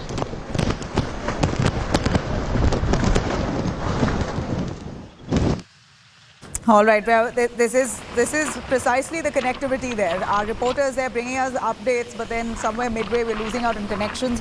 In fact, there's also a word going out to people there to try as much as possible to turn off your electricity. As much as possible, use very minimum power and electricity is what's been advised. You don't want to be caught in the wrong foot of this cyclonic storm. Here are some of the images that we're going to bring to you, though, right from the start of the day with Cyclone Biparjoy. As it makes its landfall, has really caused some real serious strong winds, in fact, and rains in many of those affected areas, worst affected areas. Here we see heavy rainfalls, high tides that's rocking Mandvi in Gujarat's Kutch district. NDRF evacuation process that still continues in full swing, while 4 NDRF teams have been deployed in Kutch district for now.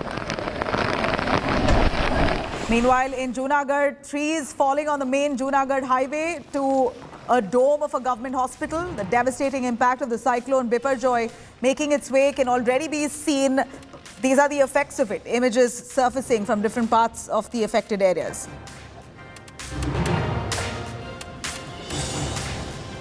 In fact, as devastation really seeps in Junagadh, big potholes have already begun forming on the city's main roads as heavy rains lash the city.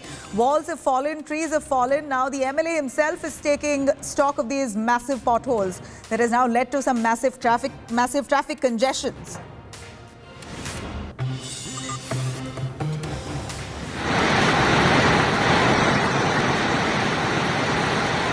Palghar, Mumbai have also been witnessing some heavy rainfall and high tides as Maharashtra braces itself for severe cyclonic storm, Cyclone Biparjoy, to make its landfall any time now.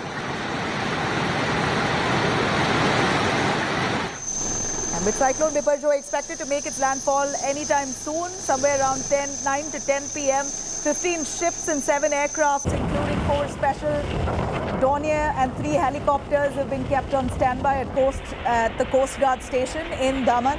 High tides have hit the coastal areas in Daman, and those are the visuals that we bring to you.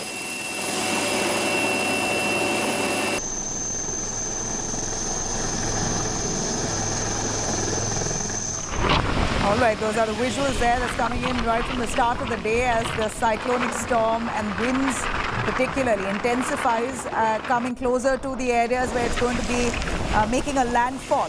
These images are really giving you an understanding on how severe that the impact of this landfall could likely be.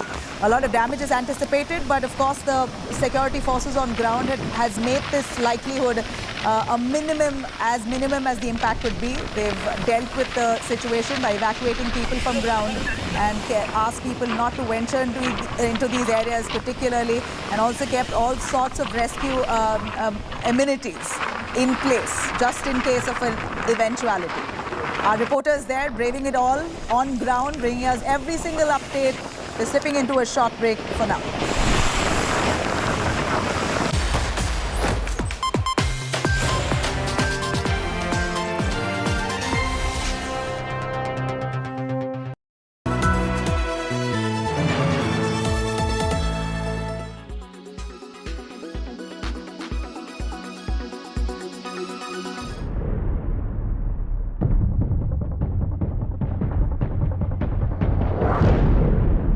Muslim traders are fleeing Purola, a town in Uttarkashi, after hardline Hindu outfits set a deadline for their exit.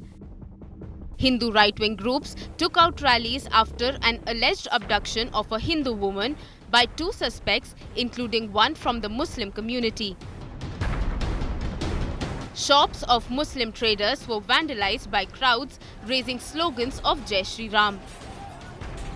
The Hindu groups are alleging love jihad and land jihad in Purola.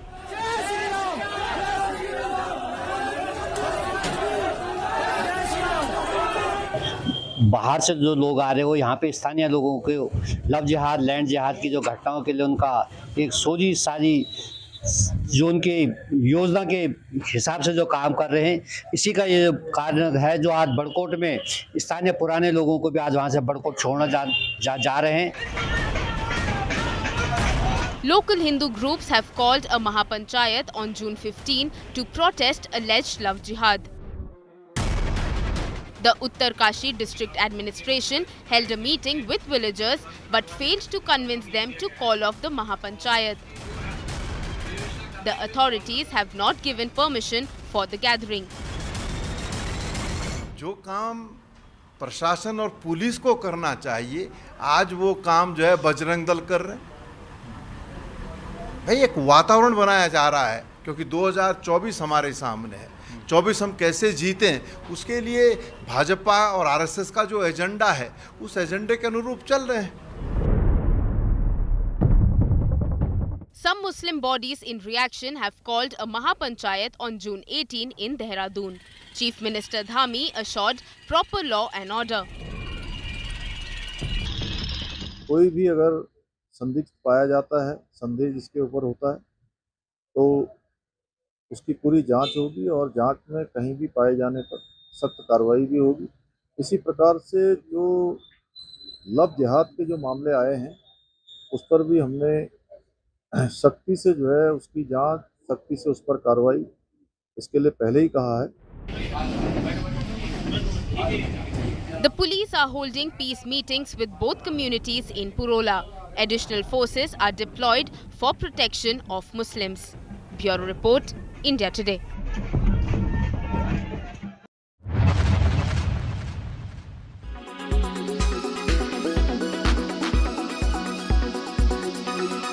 Why does this happen? Let me tell you the science behind it.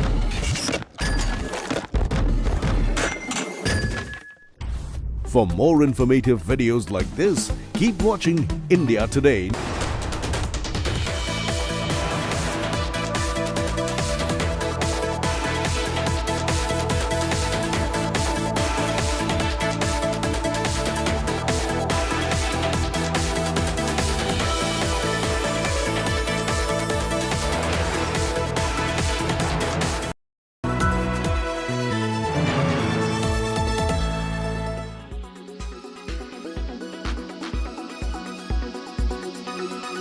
Expansion plans like, you know, the Noida facility which you say is going to come up in FY25. Help us understand a little bit more granular details, both greenfield, brownfield opportunities. How are you looking at those in the upcoming years, and newer hospitals like you pointed out, and if at all any additional capacities in the existing ones also planned?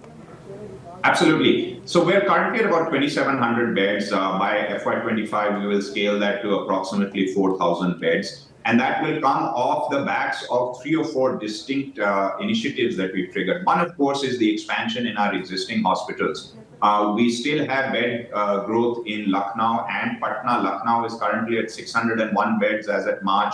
That will scale to 950. Patna is at 330. That will scale to 650. And we have some remodeling, renovation, and some work also happening in our Gurgaon facility with our new mother and child services coming in, building out additional oncology capabilities in our Gurgaon facility as well. So the first avenue of growth will be the existing hospitals where we'll be adding beds. And keep in mind, since we've already got superstructure, since we've already put a bunch of the capex in, a lot of that growth will come at a significantly lower cost in terms of both capex and opex, and we will be able to get the benefits of economies of scale in those units. The second aspect is hospitals that are already underway. That includes our Noida facility, which will be 550 beds. That's under construction and moving along well. We've already come out of the ground in terms of the construction happening there. That facility will come on board. And last quarter, we also announced a O&M partnership in Indore for a 350-bed hospital there. We hope to begin construction work on that soon. So that's the second aspect, which is, slightly maybe medium to longer term in terms of the bed additions. And then there are a few more sticks in the fire. We have been engaging with various parties to look at innovative models, some at the asset-light O&M model, some in the greenfield way. So all options open across the areas that we want to go in. But like I said, rather than just kind of chasing the check the box, all these steps are being done in a very deliberate manner with a slightly medium to longer term horizon in mind.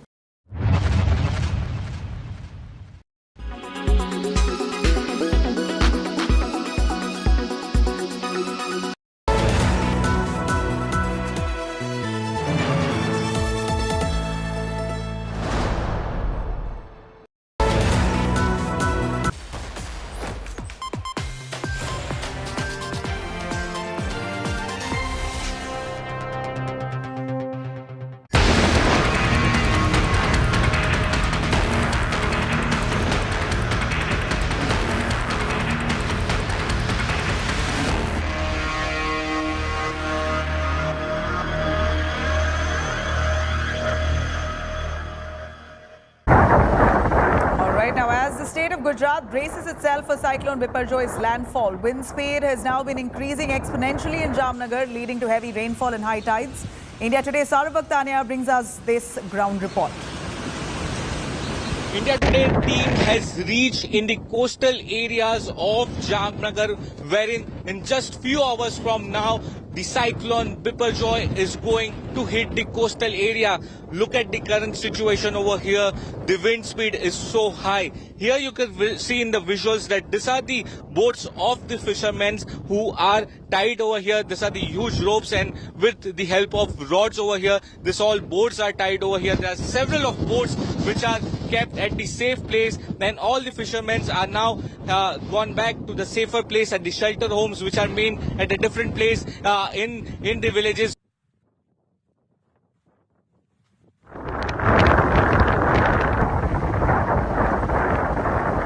Let me cut across to Mustafa Sheikh joining us live from the Gateway of India. Mustafa, give us more on how far and worse is the situation right now on ground in Mumbai. Give us a sense on the coastal areas where we see people there extensively flocking towards the beach. We know a warning has been given against people venturing anywhere along the coastline. What's the condition like? Well, yes, of course, because even if it's not in the eye of storm, Mumbai and Maharashtra is safer, but the impact of that cyclone is clearly seen near the sea area. If you come towards Gateway of India, the breeze which you can face at this point, and also the sea, you can see that it's not a high tide as of now, but still, due to the wind speed, fishermen have been advised not to venture inside the sea. And what we are getting to see here is that regular patrolling is happening by the police to ask people not to venture near the seashore and take all the precautions which are possible, because we have witnessed the incident of 4 children drowning in the sea at Jakhau. So 120 people have been deployed at various parts in Mumbai too. But the impact area is near Gujarat. But at this point, it's always better to take precautions. But the climatic conditions in Mumbai are witnessing some changes due to this cyclone Biparjoy. At this point, anywhere near the sea area in Mumbai or towards starting from Mumbai towards Palghar area, which leads towards Gujarat and the coast further, is a unstable sea, and hence fishermen have been advised not to venture in. At the same time, the Navy teams have been kept on standby if there is any incident or any distress reported by ships which are in the sea, because in Mumbai also what we get to see is that there are oil rigs. If we'll pan in and go across, you will see there are many oil rigs, many huge ships which are parked near this Arabian Sea area. Right. And Mustafa, if there is a distress call from at this point, what we know is that Cyclone Biparjoy is all set to make its landfall somewhere between 9 to 10 p.m. That's the time that's now the IMD as a update has been issued, and we're of course continuing to track those images that come in from different parts of Gujarat and Maharashtra. Mumbai and the areas of Kutch in Gujarat are going to be the worst affected. At this point, people have been asked not to venture out into the coastal areas, but as and when the cyclone approaches, what kind of damage it's going to leave in its wake is something that we've got to wait and see. For now, thank you very much for watching and stay safe.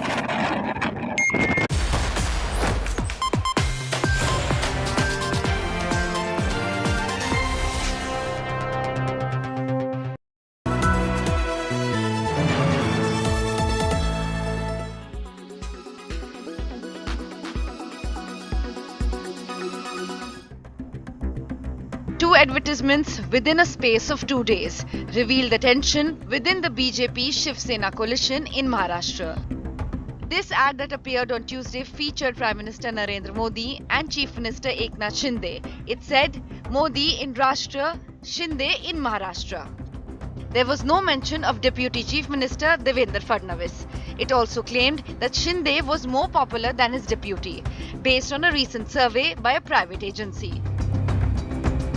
The advertisement caused much resentment in the BJP.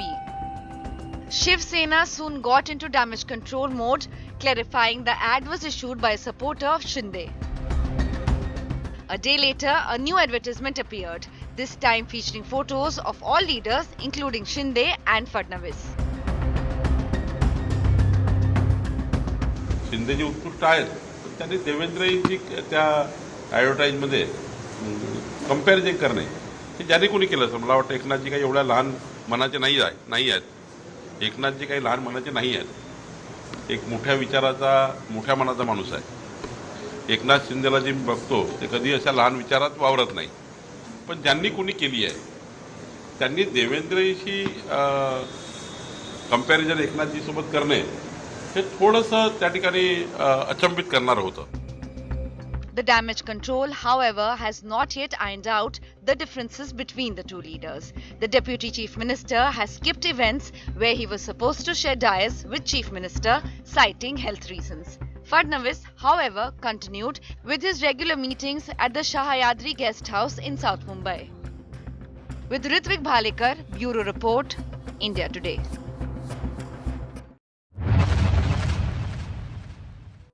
Absolutely right. We're picking up from our finance ministry sources that disinvestment of container corporation, that is Concor, has hit a roadblock. In fact, this was in the offing because the government was expected to launch the expression of interest by January, that is of 2024. But as per finance ministry sources, the government may not be able to go ahead with the process in this fiscal year of 2023-2024 because of certain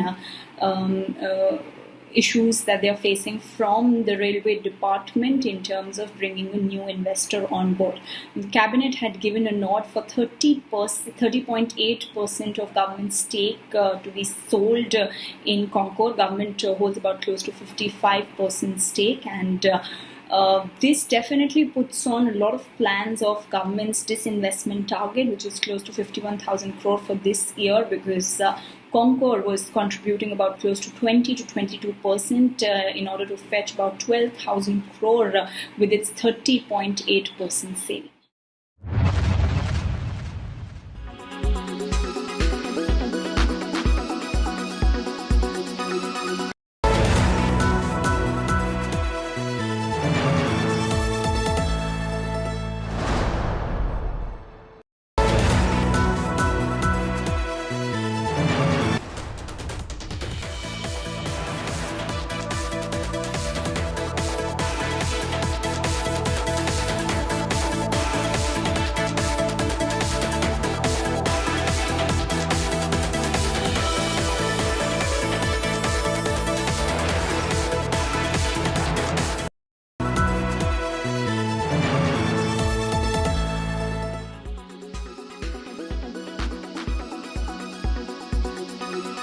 So, Sakshi, there are a couple of things that are working very well for MRF.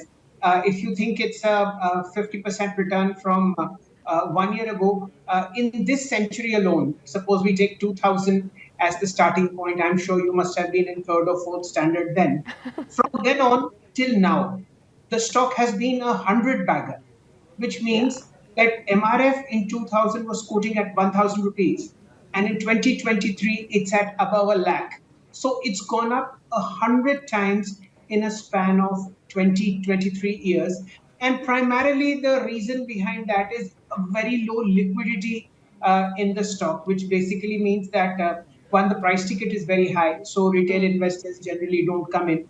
And institutional investors are, from what we've heard on the street, very clear in the mind. Of course, the management also takes a lot of feedback from the market.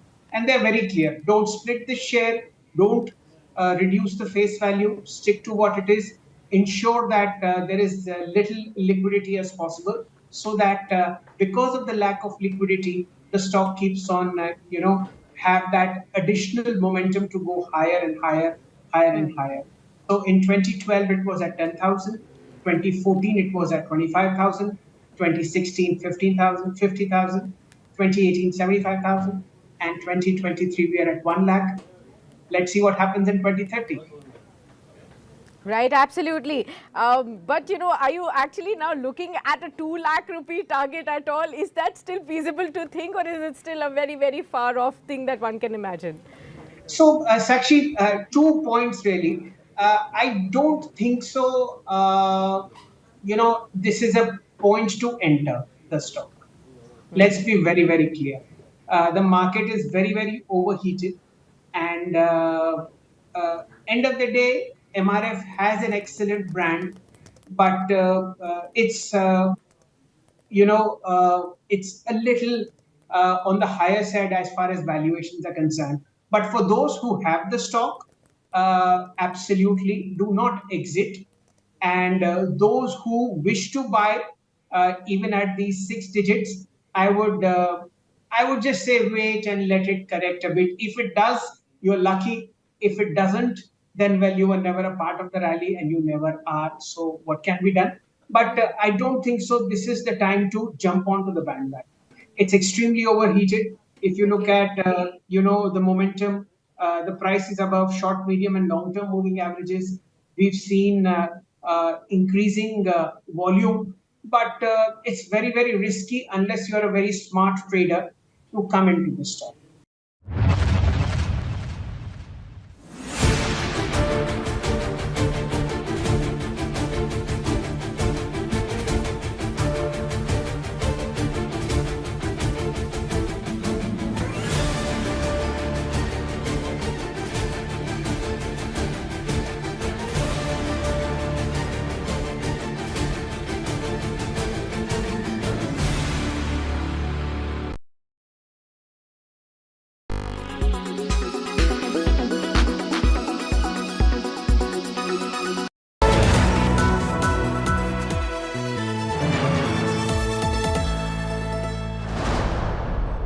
Powered by Voltas Pure Air 6-stage adjustable AC. Ajio Big Bold Sale.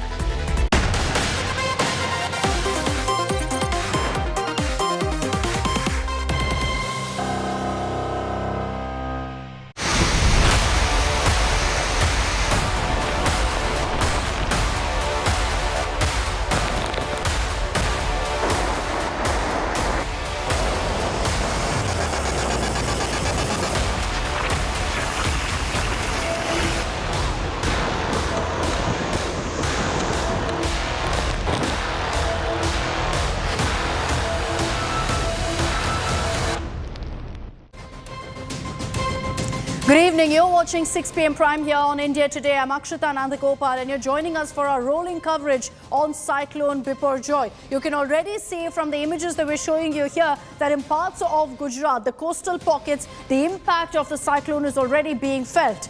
But the worst is yet to come. And trust us here on India Today to get you every single update. Our reporters braving this inclement weather are getting you the updates, the ground reports to tell you what the situation is currently in the worst affected parts of Gujarat. I'm Akshita Nandagopal and over the next 1 hour, I'll be running you through all the updates coming in on the cyclone.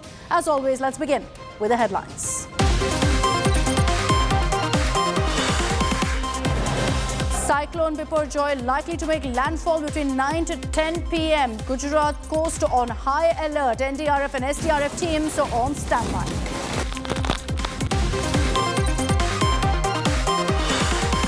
India Today at cyclone epicenter. We report amid heavy rains and gusty winds to get you the situation on ground.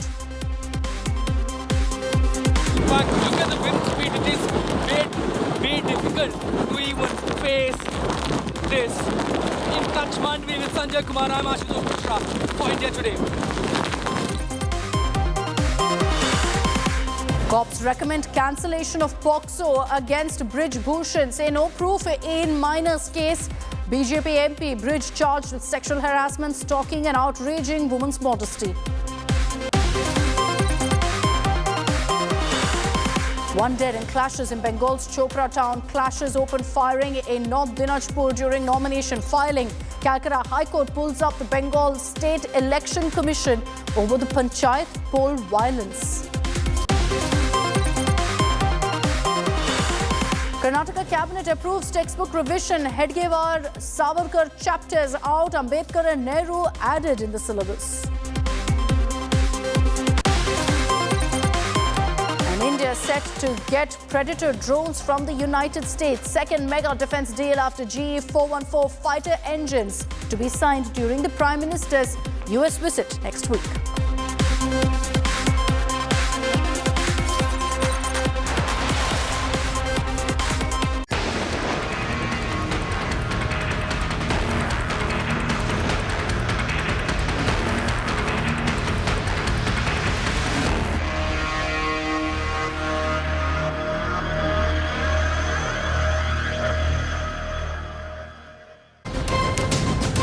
From early this morning, the people of Gujarat have been feeling the full-blown impact of Cyclone Biparjoy, with heavy rains, wind speeds picking up. But as I said earlier, the worst is yet to come, because the cyclone actually makes landfall in just about 2 to 3 hours from now. And the Met Department thereby has said that the rains and the wind speeds particularly will pick up at that point. So far, we've been getting multiple reports and getting you images also of the kind of damage that's been reported to property. Fortunately, there have been no casualties, because over 95,000 people have been evacuated from coastal regions and low-lying areas. Let me begin by getting you a roundup of all the images that are coming in from Gujarat.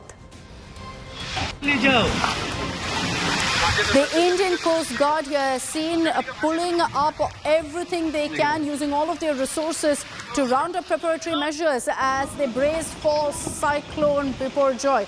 It's going to be making landfall between Mandvi and Karachi. The wind speed could go up to 125 kilometers per hour.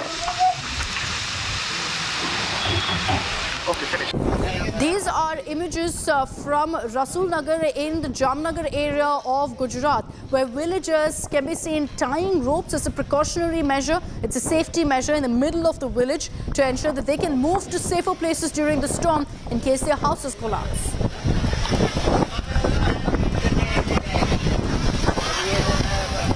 The holy town of Dwarka is going to see a maximum impact of the cyclone. A team of NDRF seen here rescuing people and moving them to safer locations as Biparjoy approaches closer.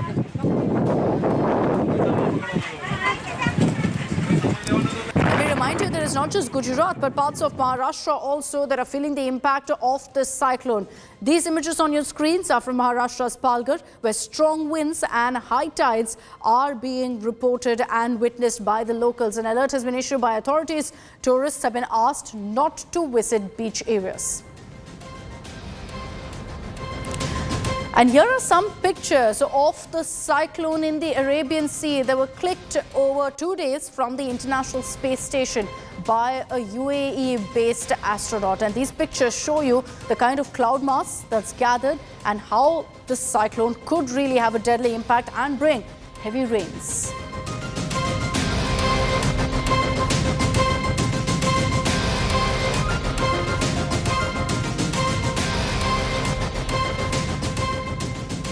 So as we continue to get you all the images that are coming in right now from different parts of Gujarat that give you a sense of how bad really this cyclone is, remember that the wind speeds could touch up to 125 kilometers per hour. Our reporters on the ground have been getting you every single update, braving this kind of harsh weather to tell you what's happening in Gujarat. It's pretty scary out there, because you can see in many of the reports that we'll show you in the next few minutes, our reporters are struggling to even stand by the sea. And that's why people have been told very clearly, advisories have been issued saying do not go anywhere close to the seashore.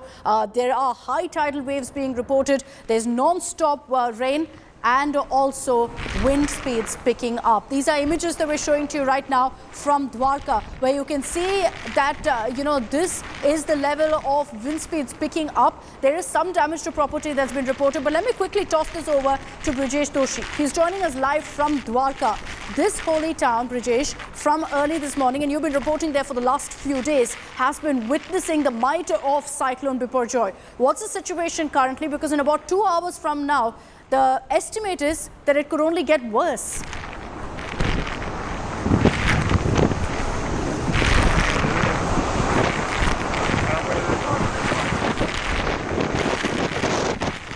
Brijesh, if you can hear me, can you tell us what's the situation currently in Dwarka?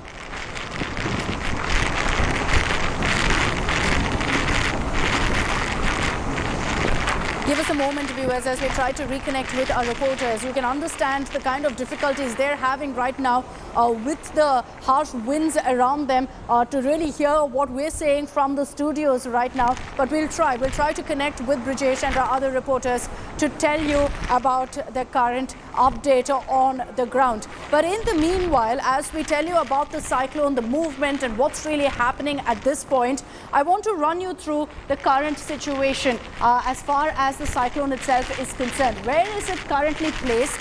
What is the situation right now? This is what the map currently looks like. Let me just zoom in for you here onto the cyclone to show you how it is at this particular moment. You can see that, in fact, at this band is what is going to be bringing the maximum rain and heavy winds for Gujarat. It's headed straight in this particular direction. What we're showing you right now is in fact the wind forecast. So you can see that it's moving closer and closer. 9 to 10 is when actually this particular cyclone will hit. That is, it will make landfall. So let me show you in fact what the trajectory actually looks like at this time. So you can see this particular area which has been highlighted here. Let me zoom out a little for you here and show you this particular area that's been highlighted.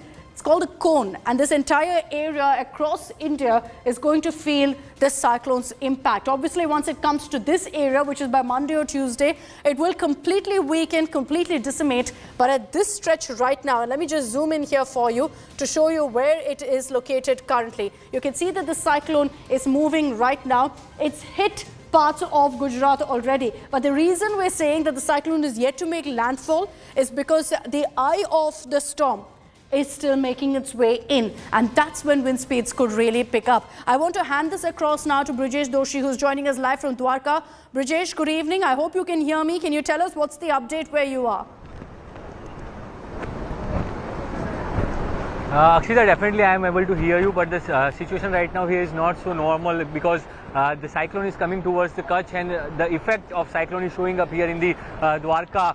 See, the structures are collapsing, and this kind of heavy wind has affected so many residential buildings as well. So trees are fallen, structures are collapsing, and everything is disturbed because of this heavy gusty wind. We are unable to stand at one place because of this heavy wind. Advisory has been issued for the media personnel as well, but still this is the situation right now at the ground, that no one is able to stand steadily here because of the gusty wind. The wind speed is almost more than 70-80 kilometers per hour, and that is the reason that this kind of damage is happening in Dwarka itself. Though a cyclone is not coming to the Dwarka, it is going towards Kutch, Jakhau. Still the effect of cyclone is very much here, very severe here, and that's why the power supply of Dwarka has not been restored yet.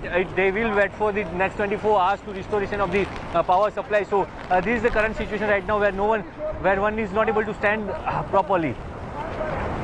Brijesh, stay safe out there. I can understand how challenging it is for you to report from that particular location. But Brijesh, what's the alert from the Met Department? Is it going to get worse now in the coming hours? Definitely, it is going to be. It is definitely going to be worse because of the cyclone is coming towards the Kutch and Dwarka, near Dwarka's coast. So right now the wind speed is less than 80, but in coming couple of hours it will be increasing to 100 kilometers per hour. So this will damage more. This will damage building properties, residential properties as well. So this is going to be happen here. Sea is totally rough right now. No one will be able to stay there near the sea area.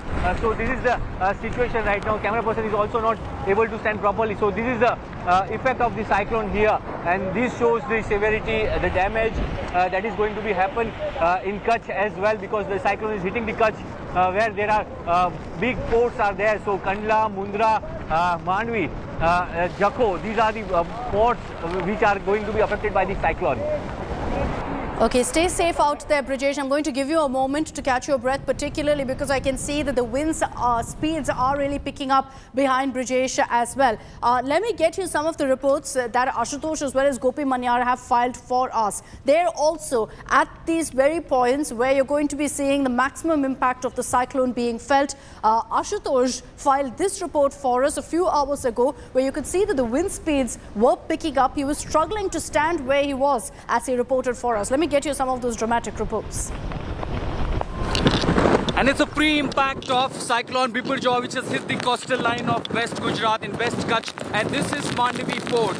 And it just started 5 minutes ago. Now, literally, standing against this current, massive wind speed is next to impossible. And you see the creek right behind me.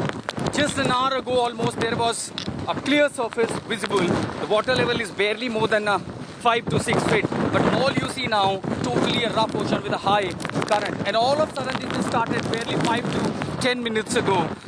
All of a sudden, like someone pushed you. So literally, you know, it requires really a resistance to face this kind of wind speed. Though there is a prediction by the Met Department, the cyclone will slow down up to around 10 km per hour. So even in that case, the maximum speed will be 130 to 140 kmph. But you see, this kind of situation, almost the village across this creek of Mandvi, everything is now invisible. So that is how the impact of a pre-cyclone landfall is quite seen here in Mandvi, the part of Kutch, which is going to be the epicenter of this tragedy, as the eye of the storm will be passing through at far distance from here. But the radius of the ice storm is literally bringing havoc.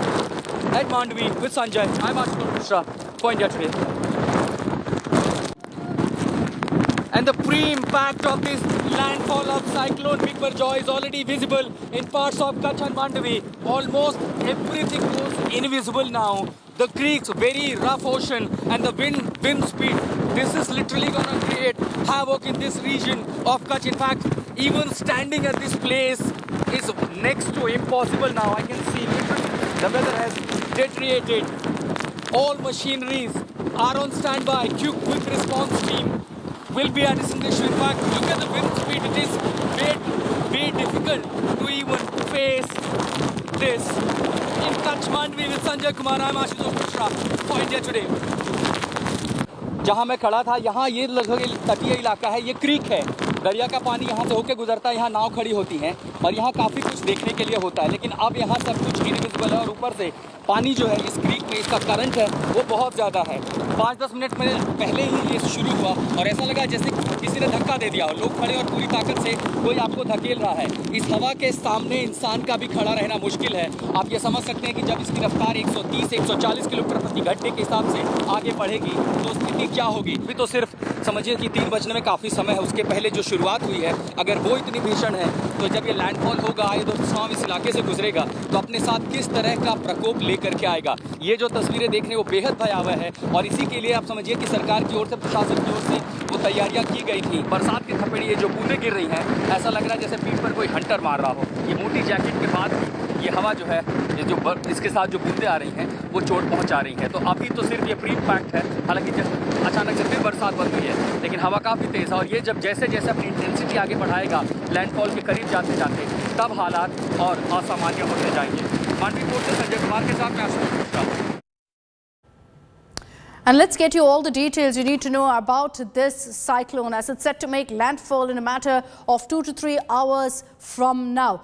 Biparjoy essentially means disaster, and this was a name that was recommended by Bangladesh. We've of course spoken about this in great detail of how really the names of these cyclone is chosen by the Met Department. It's expected that this particular cyclone could cause massive damage. The landfall is expected to happen in a few hours from now. And Gujarat for the last 20 years hasn't witnessed a tropical cyclone like this one. Most of your cyclones and depressions and systems are formed in the Bay of Bengal. This one, of course, is in the Arabian Sea. And that's why nothing is being left to chance. You've got 17 NDRF teams who've currently been deployed in different parts of Gujarat. And we've been getting you all of those images of these NDRF personnel already in action, evacuating, ensuring all steps are taken to ensure minimal casualties are reported. At this point, over 74,000, that number has gone up to 95,000, by the way. 95,000 people have been evacuated so far. A red alert, of course, has been sounded in different parts of Gujarat. Let me hand this across now to Saurabh Bhaktania. He's joining us live from Jamnagar in Gujarat. Here too, there's a red alert that's been sounded. Saurabh, what's the situation currently? I hope you're doing fine. I hope you're safe. Wind speeds have been picking up, at least looking at the reports that your colleagues have filed.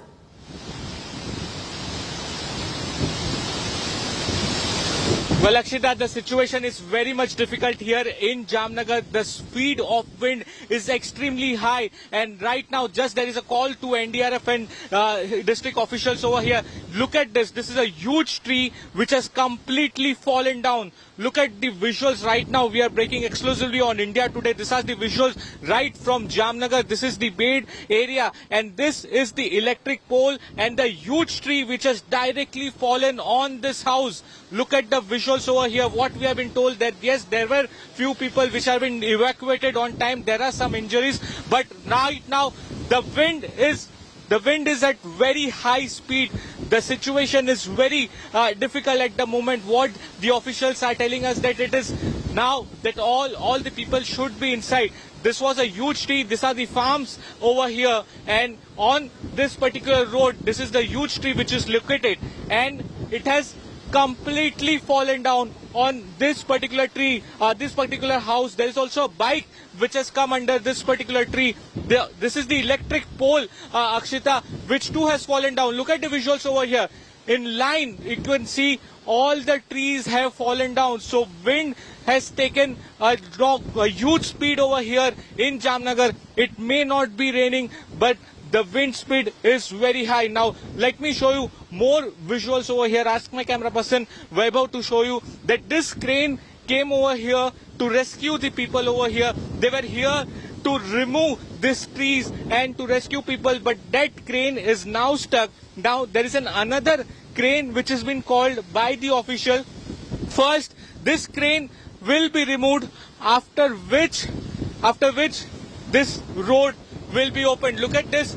The road is completely blocked over here, and many such calls the NDRF teams are getting, Akshita. Let me tell you, there are over 2 teams of NDRF and SDRF and the government officials who are present over here.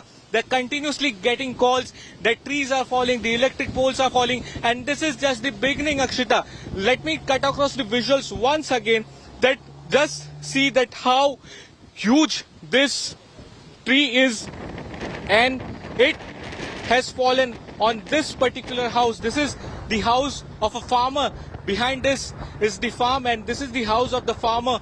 Saurabh, you know, you're right when you say that the worst is yet to come, and already this is the kind of damage that's being reported. Fortunately, in that particular property from where Saurabh is reporting, there were no people inside, so no casualties that have been reported. Most of these places have been evacuated. And as Saurabh continues to report for us from Jamnagar, I want to bring in also Ashutosh Mishra. We're ensuring that we get you reports from every single district of Gujarat that's been issued a red alert by the Met Department. Ashutosh, you've been reporting for us from Mandvi. Tell us the situation right now, because you got us some scary images earlier, Ashutosh, of how the wind speeds were picking up, and we could see how you were struggling to stand there even.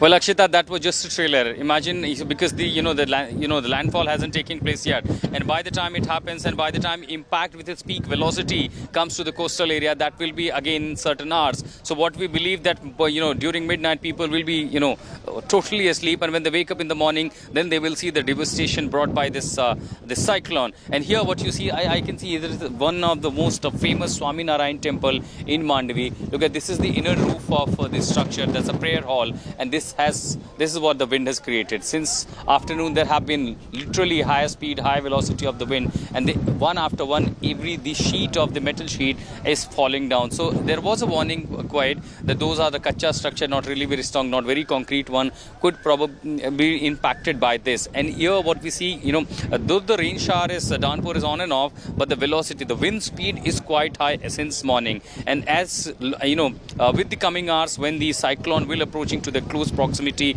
of the coastal line, then probably after 10 or 11 o'clock we will have the highest speed, and perhaps by early morning we'll have the peak velocity of the wind here approaching to the coastal line, and that will probably trigger, though there have been some uprooting of the trees, certain incidents, but there is no casualty reported so far. There is no electricity in the entire region of Mandvi, even at the certain places where essential services are being carried out. They have maintained with the generator sets, but for now there is no electricity. The people are in the safer places. They're ensuring food and medicines reaches on time. Even we are struggling to maintain our batteries backup, but that's really gonna be really very challenging task, and this is gonna be one of the longest night for the people of Mandvi. They never suffered through such cyclone, and as now the scary images since morning they have been seeing on the television, one can really anticipate that how it's gonna be really for the next few hours. Let's hope for the best, and let's hope it stays the way you mentioned, Ashutosh, about no casualties being reported so far. Of course, power being snapped off in some of the districts where there's a red alert issued, largely a precautionary measure, because with the cyclone, it's not so much about the rain, but largely about the wind speeds and the kind of damage that can cause, which is usually property damage. We're going to continue getting you ground reports. Ashutosh, Gopi, Brijesh Doshi, Saurabh Bhaktania, all of them fanned out across coastal Gujarat to get you reports, live updates on the cyclone's movement. Remember, 9 p.m. is when it makes landfall, and here on India Today, we're putting our focus on Cyclone Biparjoy and getting you those live updates. On the other side of a short break, we continue our non-stop broadcast.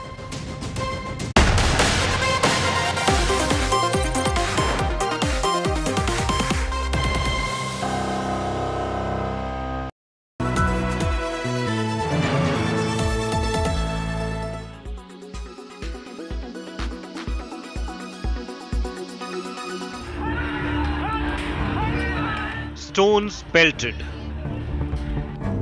cars smashed, lathi charge by police. Bengal is on the edge as it heads for the next panchayat elections. Several TMC workers were injured in clashes with the ISF in Bengal's South 24 Parganas. Bombing had happened, crude bombs were hurled over here.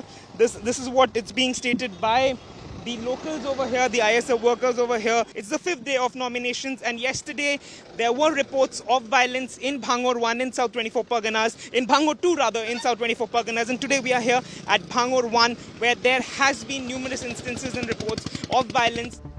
The situation remains tense in South 24 Parganas as several people were also injured in the political clashes that broke out. Bricks were pelted at it. The windscreen is completely vandalized. Even over here, if we look at it, there are the byproducts of the broken window screen, which is still inside this particular vehicle. This was being used to ferry police officials. Over here, there has been instances and reports of crude bombs being hurled on each other. That is the ISF and the Trinamool Congress. This is what both of them have alleged. BJP workers clashed with the state police in West Bengal's Bankura. The BJP accused the state police of stopping its MLA from filing a nomination. The atmosphere remains tense in parts of Bengal.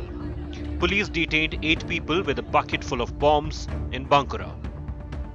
The BJP attacked the Mamata government for failing to restore peace, even drawing parallels between the Bengal poll battle and the Russia-Ukraine war. कल भी भांगुड़ में हम लोग देखा है बमबाजी हो रहा है, आज भी बमबाजी हो रहा है सुबह से। ऐसा तो लग रहा है कि हम लोग रशिया या यूक्रेन में हैं। और ये जो बुरी सिचुएशन है, इसका दाय ममता बनर्जी को लेना पड़ेगा, क्योंकि वो पुलिस मंत्री है और आपका अगर थोड़ा सा भी शर्म हो, आप रिजाइन करिए। ये सब गुंडा तृणमूल का नहीं है, बीजेपी का दलछूट हुआ, कांग्रेस का दलछूट हुआ गुंडा। उसको काम है तृणमूल का शरीर पर काली का दाग लगाना, वो कर रहे हैं, लेकिन वो पकड़ जाएगा जल्द से जल्द। लेकिन इतना शांतिपूर्ण आसानी से पीसफुल चुनाव होगा, ये 50 साल में कभी नहीं हुआ। The Calcutta High Court has directed the Bengal government to call in central forces for assistance. Will this move help to ease the tension in the state, which remains on edge? With Suryagni from South 24 Parganas, Bureau Report, India Today.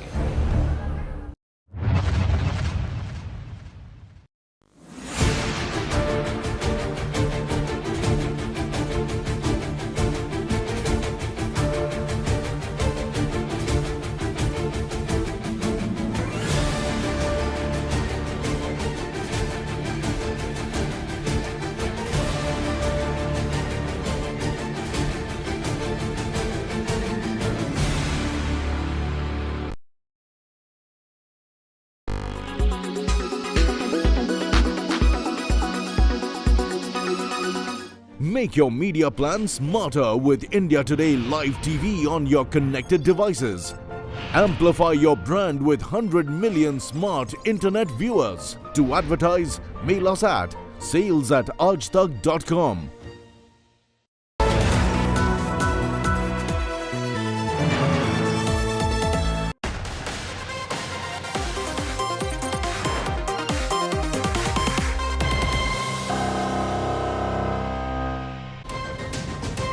Welcome back. You're joining us on our rolling coverage of Cyclone Biparjoy as it nears closer and closer to the coast of Gujarat. So which are the worst affected parts as per the Met Department? Well, essentially there's the Kutch region, which is here in northern Gujarat, and the Saurashtra region along the coast, as you can clearly see, of the Arabian Sea, is the parts that will be worst affected. So in Kutch, there's an alert that's been issued for wind speeds reaching up to 125 kilometers per hour. In the Saurashtra region, let me run you through some of the districts that have been issued a red alert. Dwarka, the holy town, has already been seen wind speeds picking up. There's a red alert issued there. Porbandar, another coastal town, also for obvious reasons, has a red alert issued from the Met Department. In Jamnagar, where we've been getting you constant ground reports, the wind speeds are slowly picking up. It's a bit more interior, but the coastal regions will face the brunt of it. Rajkot district also has been issued an alert because as the cyclone moves inward, it will bring in more rain. Wind speeds will pick up in these districts as well. In Junagadh as well, you can see that there's an alert that's been sounded because as in fact the cyclone hits in the northern parts, the outer bands will bring rainfall and wind speeds picking up in these areas as well. Morbi in Gujarat, there's another district where there's an alert issued by the Met Department. So these are the districts essentially where the Met Department says there will be maximum impact of the cyclone. And in all of these districts, we've got our reporters fanned out to tell you what the situation is. For all those of you who live in these areas and are wondering about the situation, we've got you covered here on India Today as we put out all the advisories, alerts from the Met Department, and also our reporters on the ground braving the weather right now get you ground reports. Here's one filed by Gopi Manyar. जिस तरीके से हवा की रफ्तार यहाँ पे चल रही है, हम खड़े नहीं रह पा रहे हैं। लगातार आप एक बिल्डिंग के सामने आ गए हैं, लेकिन यहाँ पे खड़े रह पाना, आंखें खोल पाना भी मुश्किल हो रहा है। और क्योंकि आपको दिखा दूँ जिस तरीके से यहाँ पे कुछ भी दिखाई नहीं दे रहा है। आप 100 मीटर को देखेंगे तो 100 मीटर 100 मीटर तक का भी विजिबिलिटी नहीं है। यानी जिस तरीके से हवा और बारिश ये दोनों हो रहा है और चक्रवात का जो असर है वो अब धीरे धीरे दिखना शुरू हो चुका है। ये मांडवी का जो पॉट इलाका है वहाँ पे हम इस वक्त मौजूद हैं, लेकिन सामने कुछ भी दिखाई नहीं दे रहा है। पूरी तरीके से इमारत तक को देख पाना मुश्किल साबित हो रहा है। देखिए ये अब साइक्लोन का जो असर है वो धीरे धीरे शुरू हो गया है और 12 बजे हाई टाइड होगी। अंदाज़ा लगाया जा रहा है कि जहाँ पे इस वक्त हम मौजूद है पॉट का इलाका, वहाँ पे समुंदर का पानी आ जाएगा। कम से कम 7 से 8 फीट ऊपर हम लोग खड़े हुए हैं। तो यहाँ पे जब समुंदर का पानी आ जाएगा तो हम लोगों को भी बोल दिया गया है कि मीडिया उस साइड नहीं जाएगी जिस साइड समुंदर है। लेकिन ये सामने का इलाका आपको दिखा रहे हैं जहाँ पे इस वक्त तेज़ हवाएं चल रही है। देखिए ये हवाएं इतनी ज़्यादा है कि बिल्कुल खड़े नहीं रह पा रहे हैं। लगातार यहाँ पे सब कुछ हिल रहा है और पूरी तरीके से आपको ये एहसास हो जाएगा कि किस तरीके से चक्रवात जो है वो मांडवी के आसपास के इलाके में यहाँ पे पहुँच चुका है। उसका जो इम्पैक्ट है वो देखना शुरू हो चुका है। India Today team has reached in the coastal areas of Jamnagar, wherein in just few hours from now, the cyclone Biparjoy is going to hit the coastal area. Look at the current situation over here. The wind speed is so high. Here you can see in the visuals that these are the boats of the fishermen who are tied over here. These are the huge ropes, and with the help of rods over here, all boats are tied over here. There are several of boats which are kept at the safe place, and all the fishermen are now gone back to the safer place at the shelter homes which are made at a different place in the villages. So those are some of the reports that we've gotten for you here on India Today. We're going to continue getting you live updates as well. But in the last few hours, what's been the situation in Gujarat? That'll give you a glimpse of what's going to come also in the coming hours. Let's get you some of those images.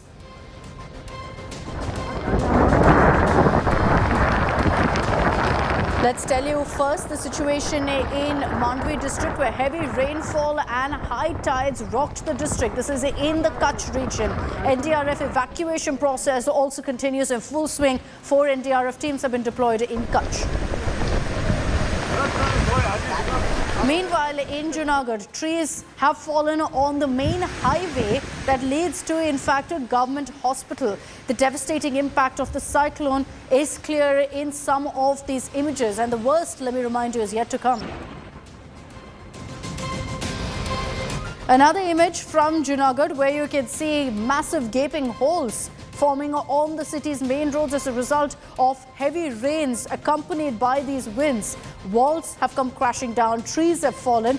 The MLA himself is taking stock of the situation because these massive potholes has led to traffic congestion. There's a concern that vehicles could sink right in.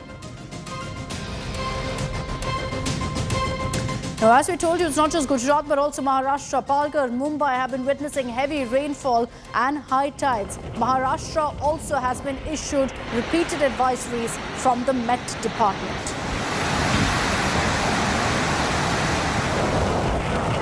With the cyclone expected to make landfall any time now, about 15 ships and 7 aircraft, including 4 special Dornier and 3 helicopters, have been kept on standby at the Coast Guard station in Daman. High tide has hit coastal areas in Daman as well.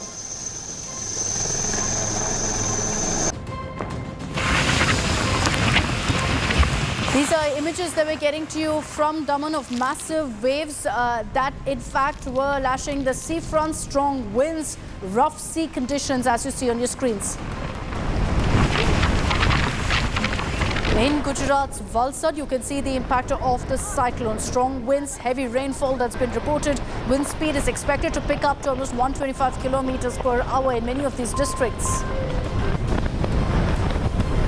Home Minister Harsh Sanghvi is on the ground tracking the situation. He was seen visiting the seashore, talking to people, getting details from officials on how prepared the state government is, particularly in Dwarka. These images explain to you the impact and power of the cyclone. Strong winds in Gujarat's Pathan blew away the roof of a car parking lot, and this took place even before the cyclone makes landfall in Gujarat. Mumbai as well, you see high tide being reported due to the approaching cyclone. At the gateway of India, there were sea waves washing off the shores.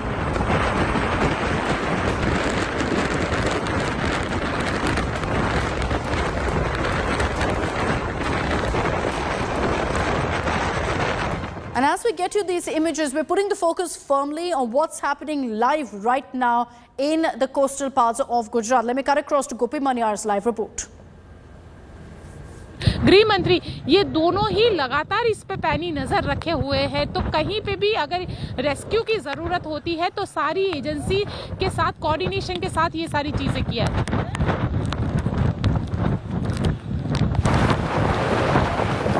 Gopi is reporting for us there. You can see that while the rain has stopped, there's still in fact a lot of wind speeds picking up in these areas, which is expected in the cyclone. As I said, it's not really about the heavy rains but rather about the gusty winds that causes a problem, which is why you've seen these mass evacuations taking place in the coastal regions, with officials knowing that in this kind of a circumstance, in these kind of cyclones, it's maximum damage to property that's reported, as a result of which people who are living in homes that are old, in old properties, people who are living in fact, these kacha homes, all of them are in danger. That's why they've all been moved out. A whopping 94,000 people, and over that, by the way, have been evacuated from different parts of Gujarat. So officials have left nothing to chance, and let's hope that all of their efforts actually pay off and that we don't see any casualty count being reported after this cyclone hits.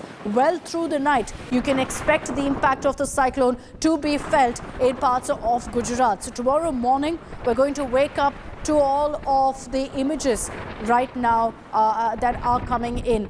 These are images, and let me just show you some of the images that are coming in right now from Mandvi. These are live shots that we're showing to you on your screens, where you can see that in fact it's completely shrouded in clouds, and there's heavy rain that's being reported in some parts. That's accompanied by also these high wind speeds, heavy winds that are being reported in these areas, which is the biggest concern right now. Mandvi is one of those districts that's been issued a red alert by the Met Department. Let's cut across to a report by Ashutosh Mishra. This is live.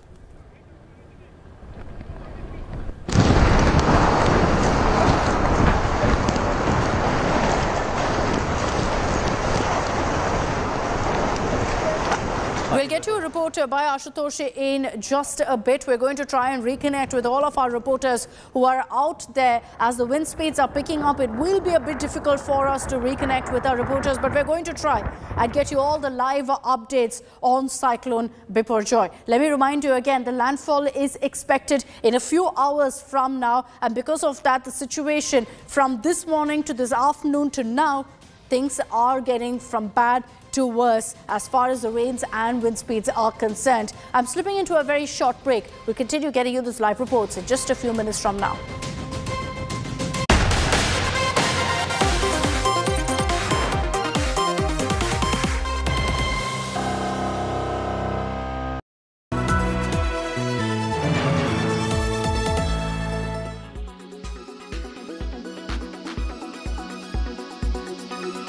Invicto is coming up. Tell us the first thing. What does it mean by Invicto? Is it like the brother sister of Innova, or what is the strategy behind it? No. Of course, it's a brother sister of Innova, High Cross. But the name Invicto is comes from a Latin word which is invictus, and that means unbeatable, invincible. And since this car has everything, great comfort, great experience, great drive, good tech, great features, therefore we thought that a name like Invicto will be quite appropriate. All right. Shashank-san, give us those details, the key important details that you can share as of now of the Invicto, the pricing strategy, the details of the vehicle, the platform, and where will it be manufactured. There's only a limited information I can share at this moment because we have a actual launch planned on the 5th. I can say one launch is on 5th of July. The bookings we start from 19th June, that is next week onwards. It's a premium product. It's got that hybrid technology, the strong hybrid, and this is also our first foray into that segment. And we are enthused with the fact that while our market share in the less than 10 lakh rupee category is obviously very strong, 60% market share or thereabouts, in the 10 to 15 lakh category also, Maruti Suzuki has become the market leader last year with 26% share, and this year it has gone up further to 30%.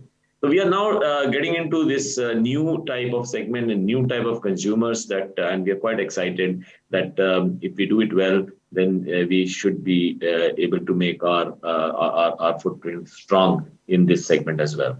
Is for the first time venturing into a 20 lakh plus segment vehicle. How does it feel for a Aam Aadmi vehicle to offering premium products and a premium SUV and an MPV for the first time? What is the company thinking, and how confident are you of good sales numbers in that segment?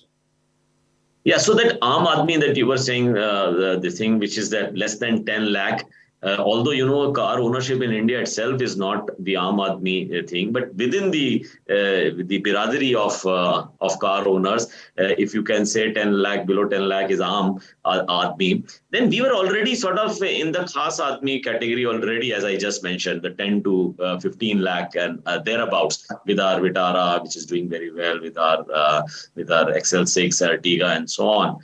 So this is like Khasam Khas, greater than 20 lakh. So from Aam Aadmi to Khas Aadmi, who has accepted us, and now Khasam Khas is what we are going to get into. So hopefully we will that Khasam Khas category will also accept us. But by the way, we are already, our Nexa, this vehicle will be launched through the Nexa channel. And the product itself have got that premiumness, and it's not luxury, but what is known as affordable luxury. So from a affordable category to affordable luxury category to now something which is like it can be bracketed into modern or contemporary luxury sort of vehicle. We are getting into that category now.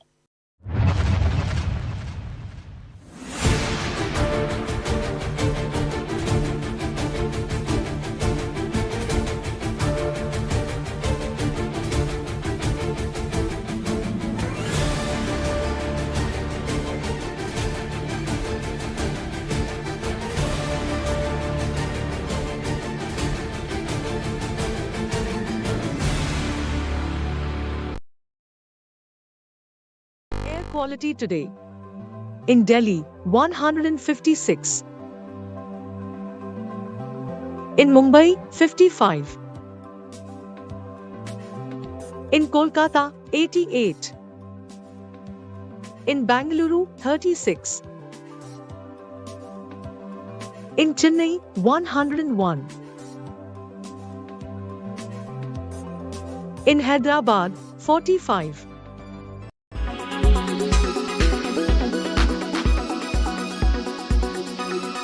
Why does this happen? Let me tell you the science behind it.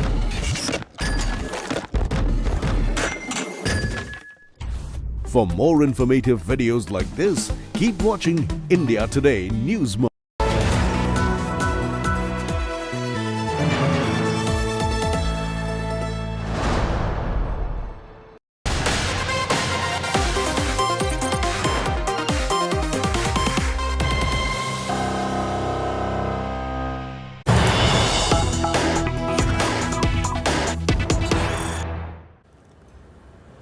Let's get to the big breaking update that's coming in. As you can see from the map behind me, the cyclone has now officially made landfall in parts of Gujarat. The landfall process has begun. It will continue for the next few hours. Gujarat, brace yourself right now. This will be the worst over the next few hours of Cyclone Biparjoy. Let's get you an update coming in right now from the Met Department. ये थोड़ा से ज़्यादा time लेगा पूरा cyclone का wall cloud और आई reason land पर जाने के लिए, इसलिए क्योंकि ये साइक्लोन रिलेटिवली थोड़ा से धीरे चल रहा है। सर, आपने वॉल क्लाउड का बार बार जिक्र करे, आम लोगों की भाषा में अगर समझाएं तो वॉल क्लाउड क्या होता है, जो पिछला हिस्सा क्या होता है, ये आम लोग समझना चाहेंगे सर आपसे। अभी जैसे आप देख रहे हैं ये रडार भूज है जी, रडार भूज का ये जो क्लाउड मास आप देख रहे हैं इसको वॉल क्लाउड बोलते हैं जी सर। और ये वॉल क्लाउड धीरे धीरे आप जैसे एनिमेशन में देख रहे हैं अप्रोच कर रहे हैं सौराष्ट्र कच्छ का कोस्टल पार्ट को। जैसे ऑलरेडी हमारा जो द्वारिका डिस्ट्रिक्ट है और कच्छ डिस्ट्रिक्ट है वहाँ वॉल क्लाउड रीजन टच करके आगे बढ़ रहा है। सेम चीजें यहाँ आप सैटेलाइट एनिमेशन में देख सकते हैं। जैसे ये आई है और ये जो क्लाउड है इसको वॉल क्लाउड बोलते हैं। जो आई की सराउंडिंग होता है वो बहुत तेज क्लाउड होता है, 15 किलोमीटर हाइट होता है, बहुत सारे बारिश वहाँ होता है। कोई वॉल क्लाउड रीजन यही रीजन है जहाँ सबसे डिस्ट्रक्शन दिखाई देता है, वही रीजन पे सबसे मैक्सिमम विंड होता है, वही रीजन पे सबसे मैक्सिमम रेनफॉल होता है और वही रीजन पे मैक्सिमम विंड होते की वजह से स्टॉर्म सर्च भी वही रीजन में ज्यादा होता है।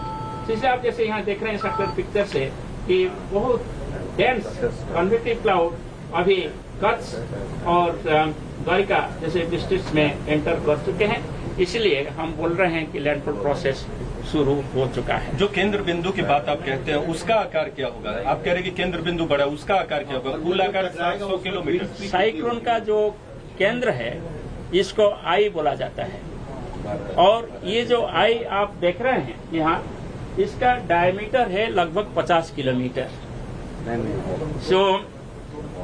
ये जो स्पीड में चल रहा है अभी जैसे 13-14 किलोमीटर स्पीड में अभी आगे बढ़ रहे हैं, इसलिए कम्प्लीटली आई वॉल क्लाउड पूरा अंदर जाने के लिए लगभग 5 घंटा लग जाएगा। और सर उस वक्त इसीलिए हम बोल रहे हैं मिडनाइट तक ये पूरी साइक्लोन का जो आई रीजन है और आई वॉल यानी वॉल क्लाउड है वो लैंड पे आ जाएगा। और उस वक्त विंड की रफ्तार कितनी होगी सर जब आई टकराएगा तट से? जब आई टकराएगा आई की रीजन में तो for time being small period के लिए काम विंड हो जाता है, मगर जब आई वॉल एंटर करता है तब सबसे ज्यादा विंड होता है।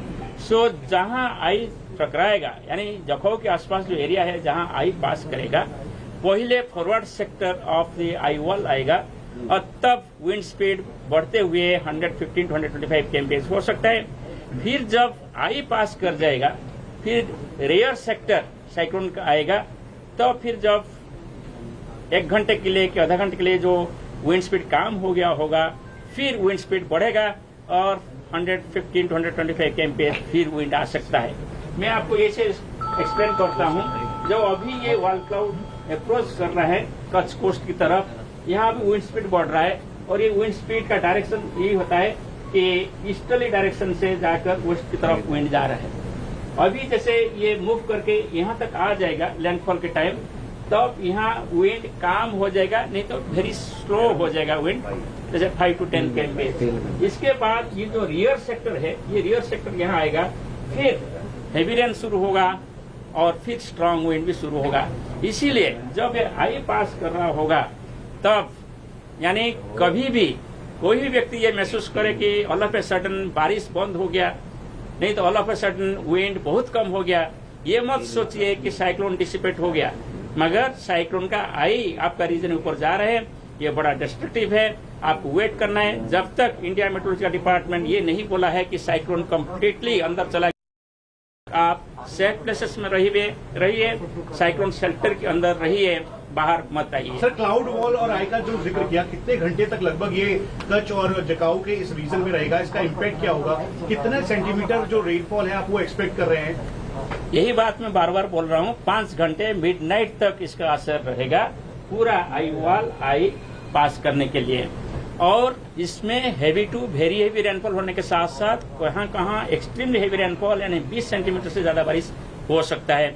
और इसके साथ साथ जैसे यहाँ विंड ऐसे जा रहे हैं, अभी साउथ से नॉर्थ विंड टकरा रहे हैं कच्छ में, वहाँ समुद्र का जो पानी है टाइडल वेव के हिसाब से जो लो लाइंग एरिया है कच्छ में और द्वारिका में या मोरबी में और जामनगर डिस्ट्रिक्ट में, यहाँ इनंडेशन कर सकता है। और सबसे ज्यादा इनंडेशन कच्छ एरिया में हो सकता है जब ये पास करेगा। और हमारा पूर्वानुमान जो है वो है 2 से 3 मीटर हाइट का सामुद्रिक लहर आ सकता है और इनंडेशन करा सकता है। सर, आपने कहा कि जब केंद्र बिंदु पास होगा, जो आई है 50 किलोमीटर जिसका डायमीटर आपने बताया, तो वो जब पारित करता है तो उसका एक सबसे इम्पोर्टेंट फीचर ये है कि तब हवाएं कम चलेंगी या बारिश नहीं होगी। वो कितना, उसका डायमीटर क्या होगा जो आप कह रहे हैं जब ये आई एरिया कितना होगा? देखिए, साइक्लोन मूव कर रहा है ना, जब ये तट को टकराएगा ऑल ऑफ ए सडन जो अभी हैवी रेन और स्ट्रांग विंड चल रहा है वो कम हो जाएगा। तो इससे महसूस होगा कि ये आई आ रहा है अभी, और ये आई मूव करने के लिए जब डायरेक्ट जखाऊ के पास आप देखेंगे लगभग 2 घंटा लग सकता है कंप्लीट आई जाने के लिए, कि 1 घंटा लग सकता है। फिर इसका जो रियर सेक्टर है, ये जो आप देख रहे हैं यहाँ, ये फिर आ जाएगा कच्छ डिस्ट्रिक्ट के ऊपर। और जब फिर रियर सेक्टर आएगा, फिर विंड डायरेक्शन जो अभी ईस्ट से वेस्ट विंड था, अभी विंड वेस्ट से ईस्ट हो जाएगा, मैंने ऑपोजिट विंड हो जाएगा। सो जो पेड़ पहले घिर नहीं रहा था अभी वो पेड़ घिर जाएगा, जो मकान टूटा नहीं था अभी वो मकान टूट जाएगा, क्योंकि अभी ऑपोजिट विंड से सेम स्पीड से विंड आ रहा है, इसीलिए जैसे धक्का लगता है, इसलिए इसका नुकसान हो सकता है। इसलिए जब आई जो एरिया में आई पास कर रहे हैं वहाँ 2 बार आई वॉल आ रहे हैं, इसलिए वो एरिया सबसे ज्यादा खतरनाक है और डेंजरस है। तस्वीरों में जो दिखता है सर, साइक्लोन जिस तरीके से मूव करता है उसी को आप कह रहे हैं आई वही सबसे ज्यादा इम्पैक्ट है। मैं आपको आई दिखा रहा हूँ ना यहाँ, ये आई है जहाँ आप व्हाइट दिखाई दे रहा है ना सर्कुलर, वो आई है। ये जो रीजन आप देख रहे हैं ये आई वॉल है। सर, आपने ये भी कहा कि जब केंद्र बिंदु आएगा तो हवाएं नहीं चलेंगी, बारिश कम हो जाएंगी, और दूसरी तरफ ये भी कह रहे हैं कि बहुत हवाएं रफ्तार सबसे ज्यादा, तो ये क्या कंफ्यूजन है? जब आई आएगा, आई जिस एरिया के ऊपर होगा, तब ऑल ऑफ ए सडन आपका विंड स्पीड कम हो जाएगा, बारिश भी कम हो जाएगा 1 घंटे के लिए, नहीं तो 1.5 घंटे के लिए। इसके बाद फिर जो पिछला हिस्सा आएगा साइक्लोन का, फिर ऑल ऑफ ए सडन आपका बारिश तेज होगा, हेवी रेन होगा, फिर विंड बढ़ेगा।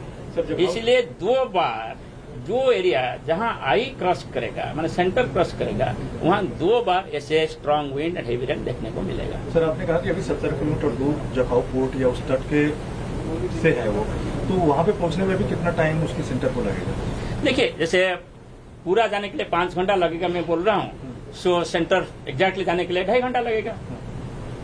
सर, कितना स्ट्रक्चर डैमेज आप एक्सपेक्ट कर रहे हैं, क्योंकि आप जिस तरह की कंडीशन बता रहे हैं उससे सबसे ज्यादा डैमेज कोस्टल लाइन पे रहने वाले लोगों के घर और जो बाकी जो स्ट्रक्चर्स है उनको होगा, तो किस तरीके की हिदायत दी गई है फर्दर? देखिए, हमारा जो पूर्वानुमान है वो अभी भी जारी है। जो विंड स्पीड बोला था वही विंड स्पीड हम बोल रहे हैं, इसलिए जो स्ट्रक्चरल डैमेज होगा हम पहले बोले थे, अभी वो जारी है। पाथ में कोई चेंजेस नहीं, वही पाथ है जो बात वही है जब जखाऊ के आसपास क्रॉस करके हम बोले थे, हम भी अभी यही एक्सपेक्ट कर रहे हैं कि कराची और मांडवी के बीच में जखाऊ के आसपास ये तट को पार करेगा। सर अभी आप बोल रहे हैं कि आई ऑफ द साइक्लोन में स्पीड 50 किलोमीटर पर आ रही है। साइक्लोन का जो फॉरवर्ड मूवमेंट का स्पीड है लगभग 12 to 15 किलोमीटर पर आवर है। But I of the cyclone when जब वो हिट करता है कोस्ट पे, देन इन द आफ्टरमैथ सबसे ज्यादा डैमेज होता है, क्योंकि पीछे से जो विंड्स है वो आती है और फिर हवा टकराते हैं दो डायरेक्शन। इसका मतलब नहीं कि आफ्टरमाथ जो आता है इसमें ज्यादा विंड स्पीड होता है। आप एक पकड़ लीजिए, एक बैम्बो है यहाँ फॉर एग्जाम्पल, बैम्बो स्टिक है, आप इसको निकालना चाहते हैं, आप क्या करते हैं, इससे झुकते हैं ऐसे, फिर ऐसे झुकते हैं ऑपोजिट डायरेक्शन में, जैसे कि सॉइल के साथ वो जो जुड़े हुए हैं जैसे लूज हो जाए और आप निकाल सकते हैं बैम्बो को। यही होता है जो पेड़ है, पेड़ अभी जब फॉरवर्ड सेक्टर आ रहे इससे वेस्ट विंड ब्लो हो रहा है तब पेड़ वेस्ट की तरफ बेंडिंग होगा, मगर शायद गिरेगा नहीं।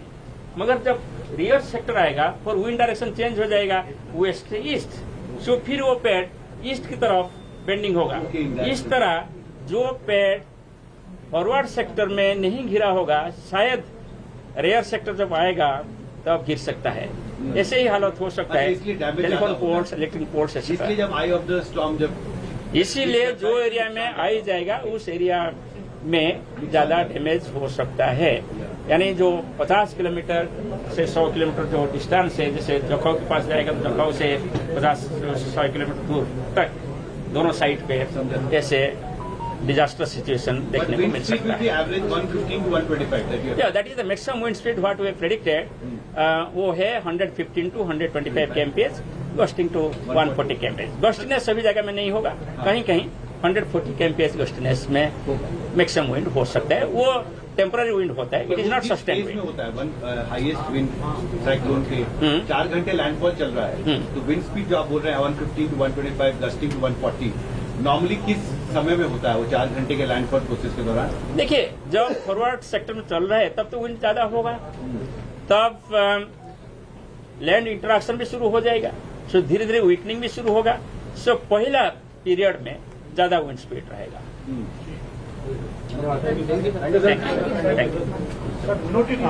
टिक टैक करेंगे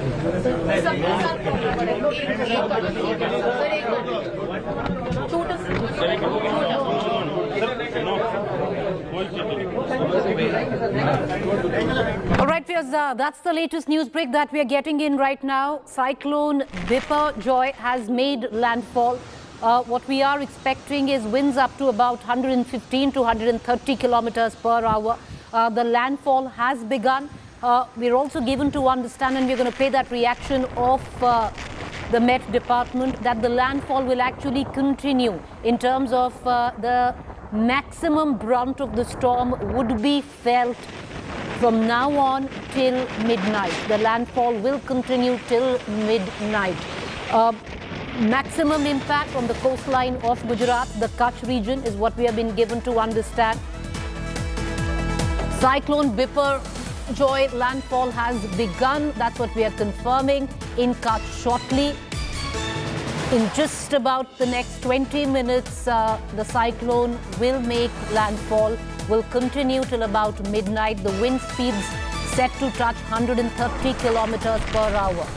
It's a severe cyclone. It weakened through the course of the day, but having said that, the IMD as well as the NDRF wants to leave nothing to chance. What we are given to understand is that once the eye, which still hasn't made landfall, hits, the storm will weaken, or in terms of at least for a short while. The winds will ebb, but will pick up once again as the eye moves into mainland. The landfall will continue till midnight. Already heavy rainfall is lashing the Gujarat coastline. Now this is the peripheral of the eye, and the peripheral of the eye is the one which actually brings maximum damage in its wake.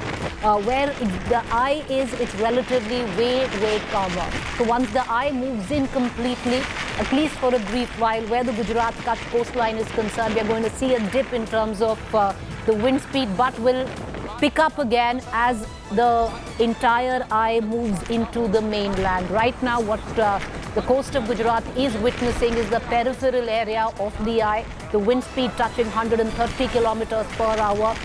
If it is 130 kilometers per hour, it's still manageable. It's a severe storm, but not a very severe storm as was being calculated till early this morning or late last night. The storm has weakened. There's nothing to worry about.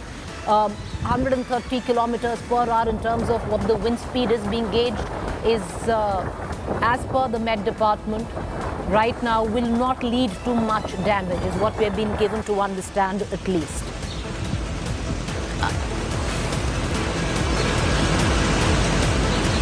I want to cut across to my colleague Brijesh, who is joining us from Dwarka. Brijesh, take us through the latest. The landfall has begun. At least the periphery of the eye right now making landfall. One of the main reasons why winds would be at maximum speed up to 130 kilometers per hour. Over to you, Brijesh.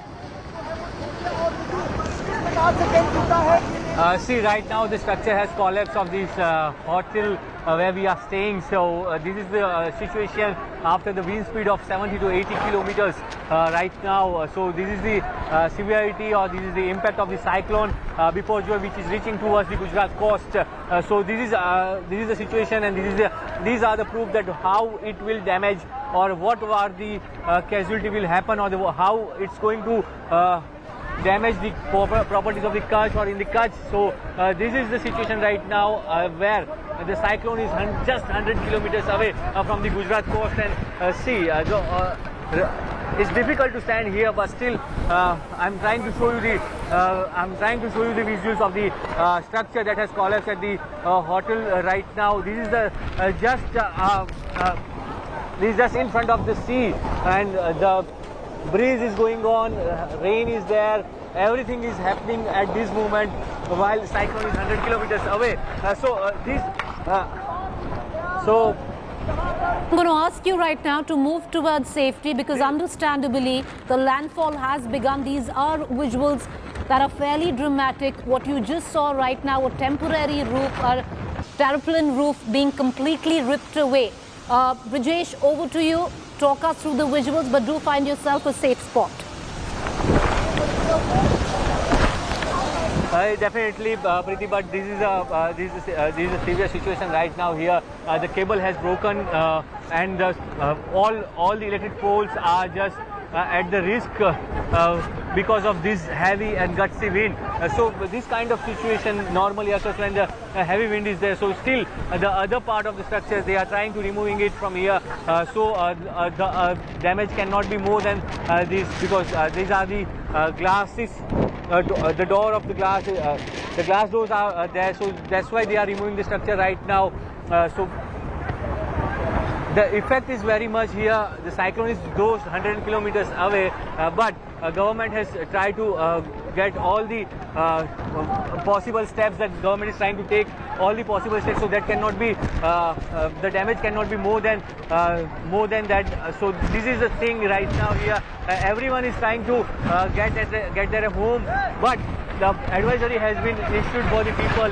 So people are staying at their home. People have to stay at home for the next couple of days.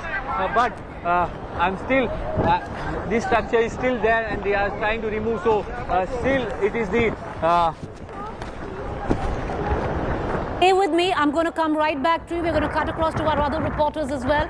But we are going full screen, full frame with the first impact of landfall. It's come near Morbi. These are the visuals that are streaming right now for our viewers. And to take our viewers through the latest that is coming in the landfall of tropical cyclone Biparjoy has started.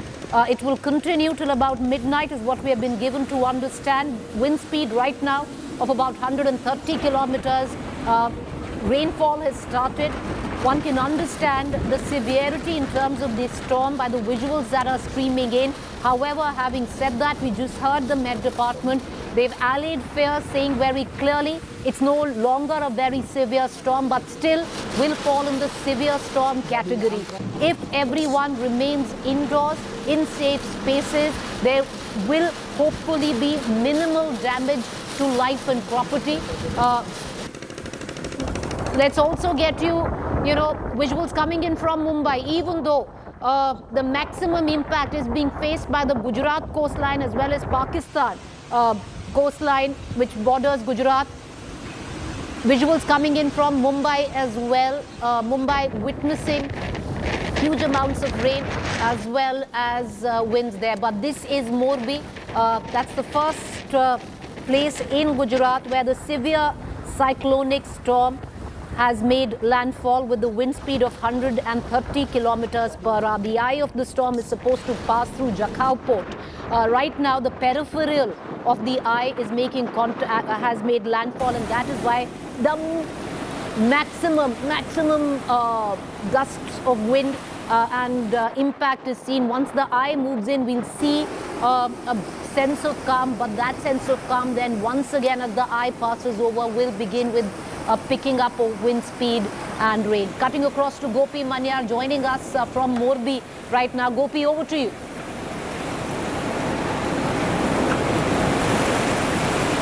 All right, we'll cut across to Gopi, who is in Morbi, getting us the latest in a short while from now. We still have Brijesh, who's not very far away where Gopi is there. Brijesh, what are you witnessing? Over to you. Everybody, I hope, is safely evacuated in safe places. But you were saying the last time around that there is a sense, of panic for a brief while when the electricity cable started to snap. Pretty everyone has been evacuated from the low-lying area. There are more than 1 lakh people have been evacuated from the 8 districts. The highest evacuation is from the Kutch district, where more than 50,000 people have been evacuated. See the effect of the wind. I want to show you that people are barely able to stand. So this is the situation. We reporters are facing the problem. The same issue with the normal people. They are getting the right now. It is the wind is having the speed of the wind is that no one able to stand here. This is the effect of the cyclone, which is going to hit the Kutch. Though there are still time left for the landfall. The cyclone will landfall at Jakhau. So this is the severe impact that is getting here in Dwarka. The wind speed is more than 70-80 kilometers per hour, which is going to be increased to the 120 kilometers per hour. So this is right now the situation from the ground zero, where the effect of the cyclone is much more than the expected one. So Brijesh, can you get us a sense? Can you show us around on? Can you get us a sense of the place that you're at? Can your camera person pan and show us the area around you in Dwarka? Right now I'm at Dwarka, near the Dwarka beach. So I would ask my cameraman to show you the visuals of the hotel we are staying. So this is the hotel, and the same. This is the residential area right now here, where people are staying at their home. They are not supposed to go outside home. So still they are looking after every situation happening here. So this is the residential area right now here, just near the Dwarka beach.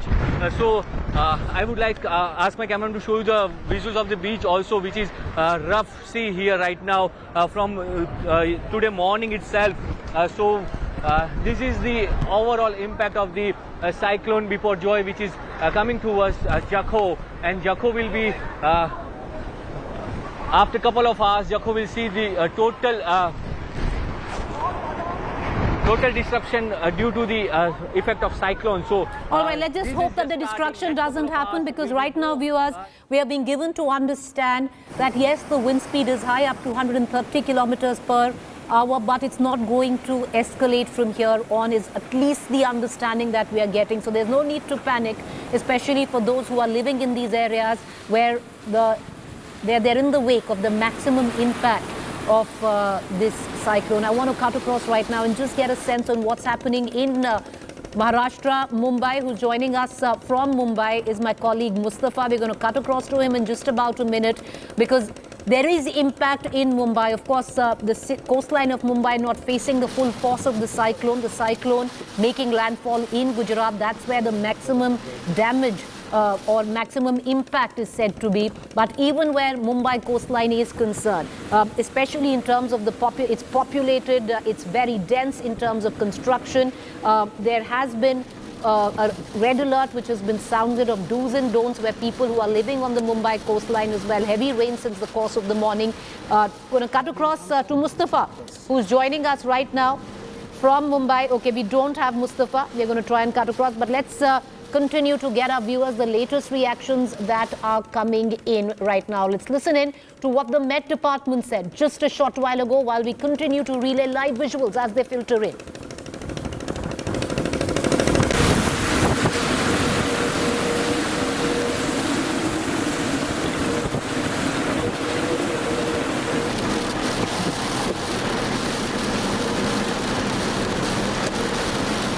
Reaction in just a short while from now on. We're going to get to every aspect of the story as it unfolds. Once again, there is no need to panic.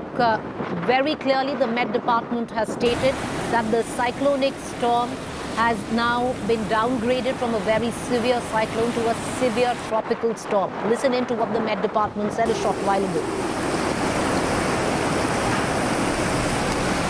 This is now located about 70 kilometers away from Jakhau port in Arabian Sea. It is moving with a speed of about 15 kilometers per hour.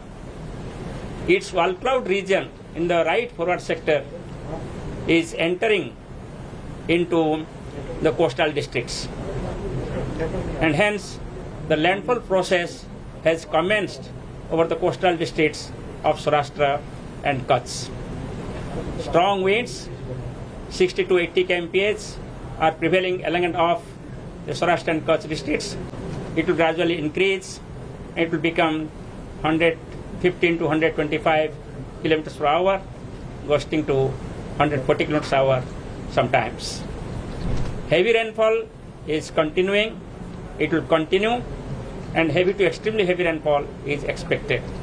Tidal wave of 2 to 3 meters will inundate the low-lying areas of these districts surrounding Gulf of Kutch. All right, let's cut across to my colleague Gopi, who's joining us right now from Morbi. Gopi, over to you. क्या देख रहे हो गोपी अभी, क्योंकि landfall शुरू हो गया है, अभी तक लैंडफॉल नहीं किया है, पर जो पेरिफेरल एरिया है और उससे मैक्सिमम इम्पैक्ट आता है, क्या विटनेस कर रहे हो गोपी?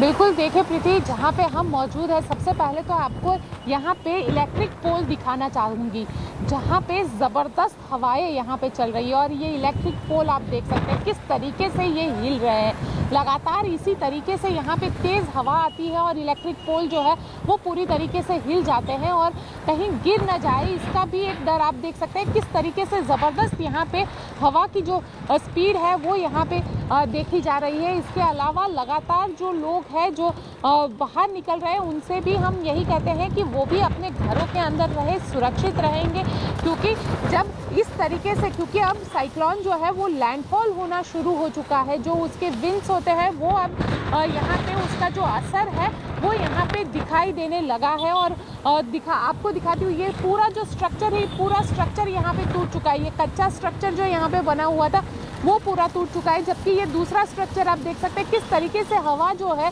हवा की जो रफ्तार है वो इसी से अंदाज़ा लगाया जा सकता है कि कैसे ये रफ्तार है, ये तेज़ हवाएं यहाँ पे चल रही है। साथ ही प्रीति आपको बताऊँ कि इलेक्ट्रिक पोल हो या फिर, क्योंकि हमारे पास जो जानकारी आ रही है उसके मुताबिक जो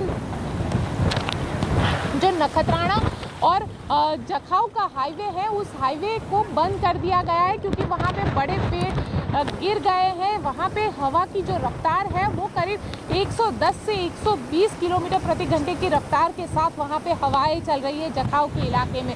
तो उस पूरे इलाके से लोगों को इवैक्यूएट तो किया गया है, लेकिन वहाँ पे जो मोबाइल टावर्स है, इलेक्ट्रिक पोल है, या फिर जो कनेक्टिविटी है, सड़क के ज़रिए जो कनेक्टिविटी है, ये सारी चीज़ों का नुकसान जो है उसका अंदाज़ा कल सुबह ही लगाया जा सकेगा, क्योंकि आज जो साइक्लोन है, साइक्लोन का लैंडफॉल होने का जो प्रोसेस है वो 5 घंटे का एक पूरा प्रोसेस है।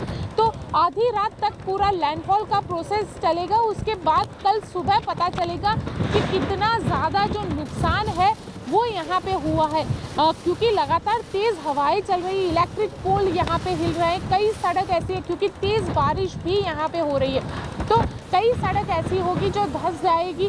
तो सारे जो गवर्नमेंट के ज़रिए सभी इंतज़ाम किए गए हैं, जो चाहे वो इलेक्ट्रिसिटी की टीम हो या फिर पानी की टीम हो, रोड की टीम हो, ये सारी टीमों को रखा गया है, स्टैंड बाय मोड पे रखा गया है ताकि जल्द से जल्द उसका रिस्टोरेशन का जो प्रोसेस है उसे कर दिया जाए। प्रीति।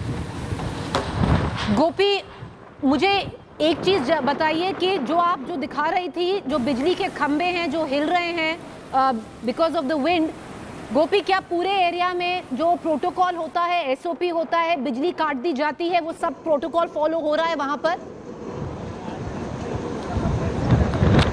बिल्कुल बिल्कुल प्रीति, देखिए खंबे पहले तो दिखाती हूँ, अभी भी लगातार जिस तरीके से तेज़ हवाएं यहाँ पे चल रही है, खंबे लगातार यहाँ पे हिल रहे हैं। पूरे इलाके में मांडवी शहर का जो पूरा इलाका है वहाँ पे प्रिकॉशनरी सभी बिजली को काट दिया गया है क्योंकि कहीं अगर इलेक्ट्रिक पोल गिरता है या कहीं पे भी जो मेन जहाँ से इलेक्ट्रिसिटी सप्लाई होती है, ट्रांसफार्मर होता है, वो अगर गिर जाता है तो कोई शॉर्ट सर्किट जैसी वारदात हो सकती है। उससे इसी के चलते जब से विंड शुरू हुई है, यानी आज सुबह से ही यहाँ पे जो इलेक्ट्रिसिटी है उसको फ़िलहाल काट दिया गया है।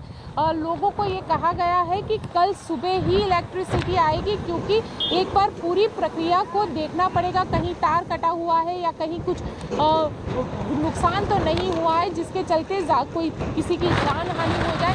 तो ये सारी जो प्रोसेस है वो की जाएगी और उसके बाद कल से इलेक्ट्रिसिटी जो है वो रिस्टोर की जाएगी। साथ ही अगर मोबाइल नेटवर्क की बात की जाए तो मोबाइल टावर्स जो है फ़िलहाल यहाँ पे मांडवी के इलाके में हम मौजूद है, यहाँ पे मोबाइल टावर्स और कनेक्टिविटी सारी मिल रही है, लेकिन जो जखाऊ का इलाका है, चाहे नारायण सरोवर का इलाका हो या फिर कोटेश्वर का इलाका हो, वहाँ पे जो कनेक्टिविटी है उसका भी इशू अब धीरे धीरे शुरू हुआ है क्योंकि जिस तरीके से लैंडफॉल होना शुरू हुआ है, चक्रवात का ये लैंडफॉल है। और देखिए हम मांडवी में मौजूद है, लैंडफॉल हो रहा है, यहाँ से करीब 90 किलोमीटर दूर जखाऊ के इलाके में ये लैंडफॉल हो रहा है, लेकिन उसका जो इम्पैक्ट है वो मांडवी में भी देखने मिल रहा है और तेज़ हवाएं चल रही है। 110 के आसपास की जो रफ्तार है वो यहाँ पे तेज़ हवाओं की रफ्तार मानी जा रही है और उससे जो नुकसान होना है, लोगों को बार बार ये कहा जा रहा है कि लोग अपने घरों के अंदर रहे, घरों से बाहर ना निकले क्योंकि तेज़ हवाएं चलेगी और ये तेज़ हवाओं का जो दौर है ये देर रात तक चलेगा। कल सुबह इसका अंदाज़ा लगाया जा सकता है कि इस हवाओं की वजह से, क्योंकि एक महाविनाशक चक्रवात ये है इसे कहा जा रहा है, तो कितना नुकसान होता है इसका अंदाज़ा कल सुबह जब साइक्लोन लैंडफॉल हो जाएगा, पूरी तरीके से वो आगे बढ़ जाएगा, उसके बाद ही इसका अंदाज़ा जो है वो यहाँ पे लगाया जा सकता है। प्रीति। गोपी, बहुत शुक्रिया, बने रहिए आप हमारे साथ। I want to cut across right now to Jamnagar. Saurabh Vaktania joining us from there. Saurabh, what are you witnessing right now? The landfall has begun. We are going to continue to see visuals such as this till about midnight where the landfall will be complete.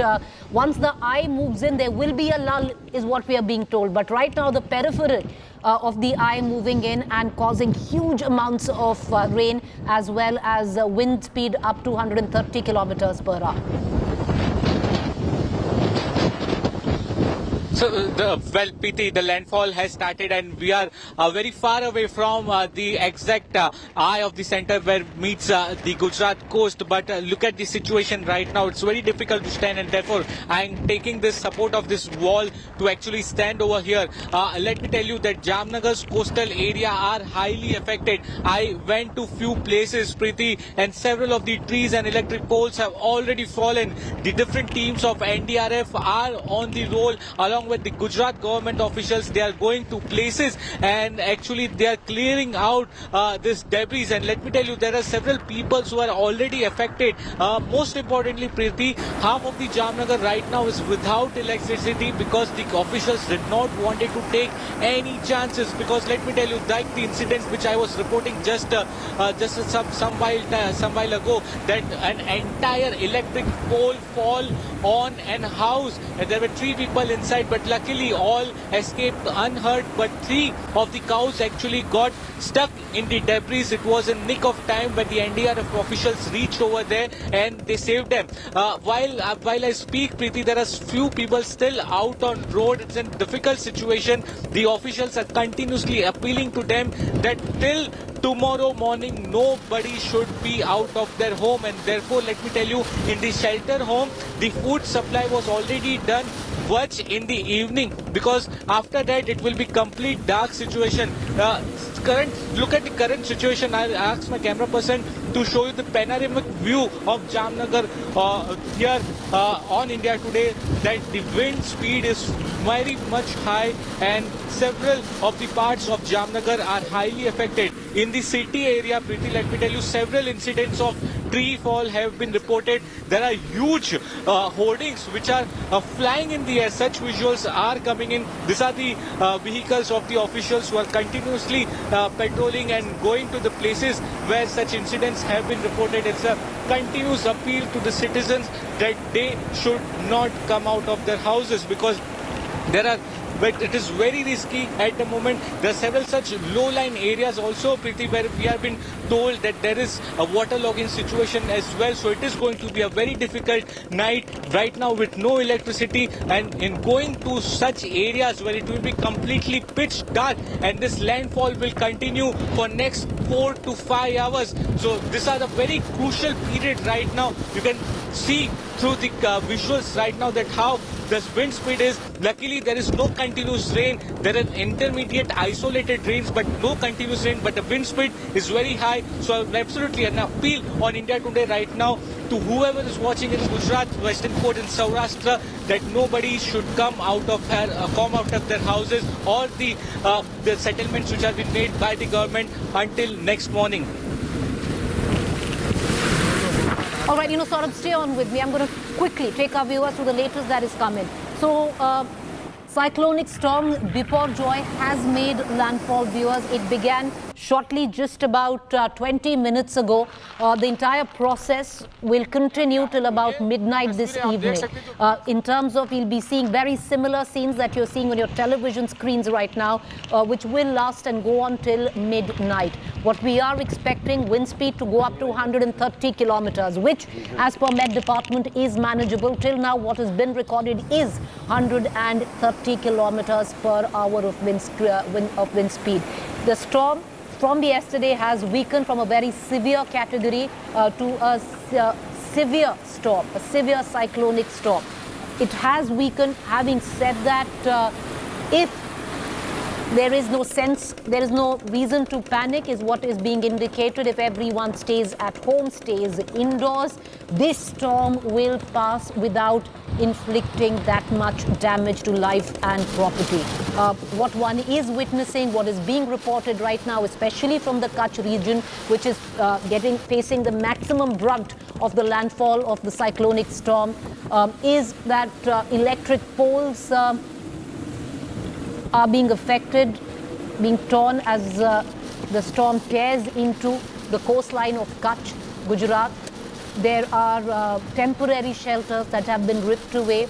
Boats have been damaged, but till now there is no word or news of any massive damage that has taken place. They're going to cut across to our other reporters right now, getting a sense of what really is going on. Saurabh Bhaktania continues to be with us, as well as Brijesh from Dwarka. Brijesh, we were seeing dramatic scenes from where you are right now in Dwarka. Have things gotten better, or is the wind speed only increasing? See, right now the wind speed is only increasing. The situation is getting worse and worse, and because of the wind speed is increasing up to 80 kilometers, 85 kilometers per hour. So this is the effect of the cyclone Biparjoy, which is coming towards the Gujarat coast, and particularly Kutch, Jakhau port will be affected by this cyclone. So this is the gutty wind right now. The situation is not so normal because the cyclone is. This is the most disastrous cyclone of last 50 years as far as Gujarat is concerned. So this is the worst.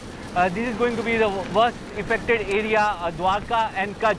both the districts will be affected by this cyclone in next 24 hours, because once the cyclone hits the coast of Kutch or the Jakhau port, it will affect Dwarka as well, because Dwarka is adjacent to the Kutch. So this is going to be heavily damaged area, or that's why all the precautionary steps have been taken by the government. The power supply has been stopped. The Army, Navy, Coast Guard, everyone is on standby mode. So once the landfall has occurred, and then for next couple of hours, they will wait for which kind of situation is there. If wind speed is increasing to up to 120 kilometers per hour, then that will be difficult for everyone to survive outside their home, and that's why the advisory was given to the people that they must stay at their home. They should not go outside. They should not roam outside, because the wind speed will be around 120 to 130 kilometers once the landfall will occur.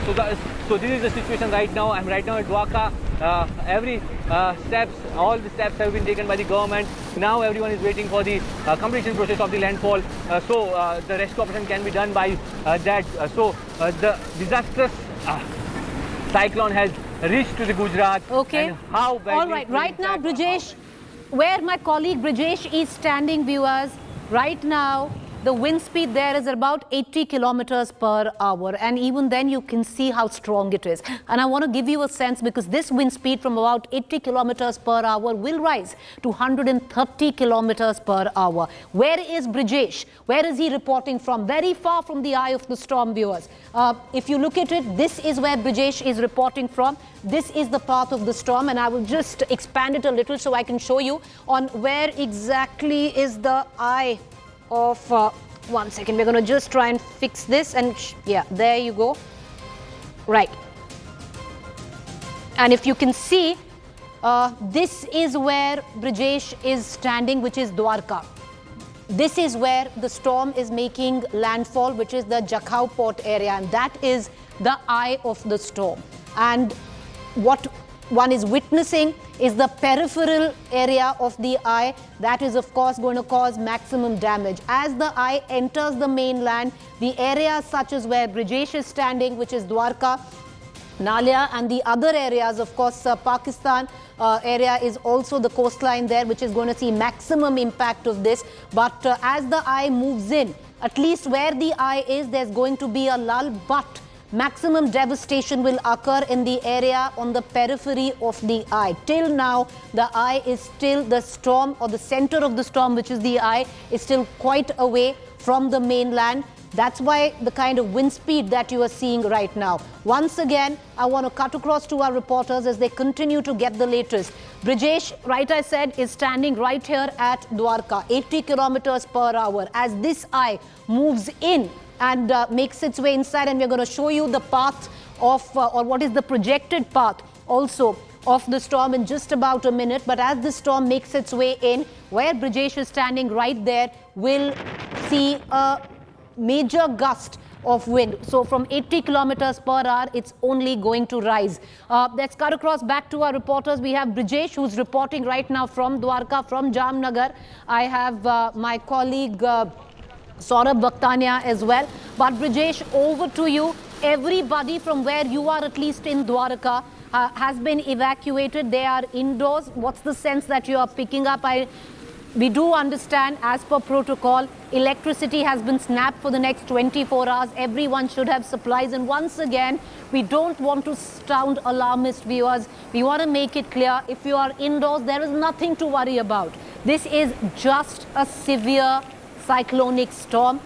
It's weakened in the last 24 hours from the very severe category. If you are indoors, then there's going to be minimal loss of life and hopefully to property as well, because till now the word that we are getting in, temporary structures, electricity poles are the ones that are being impacted.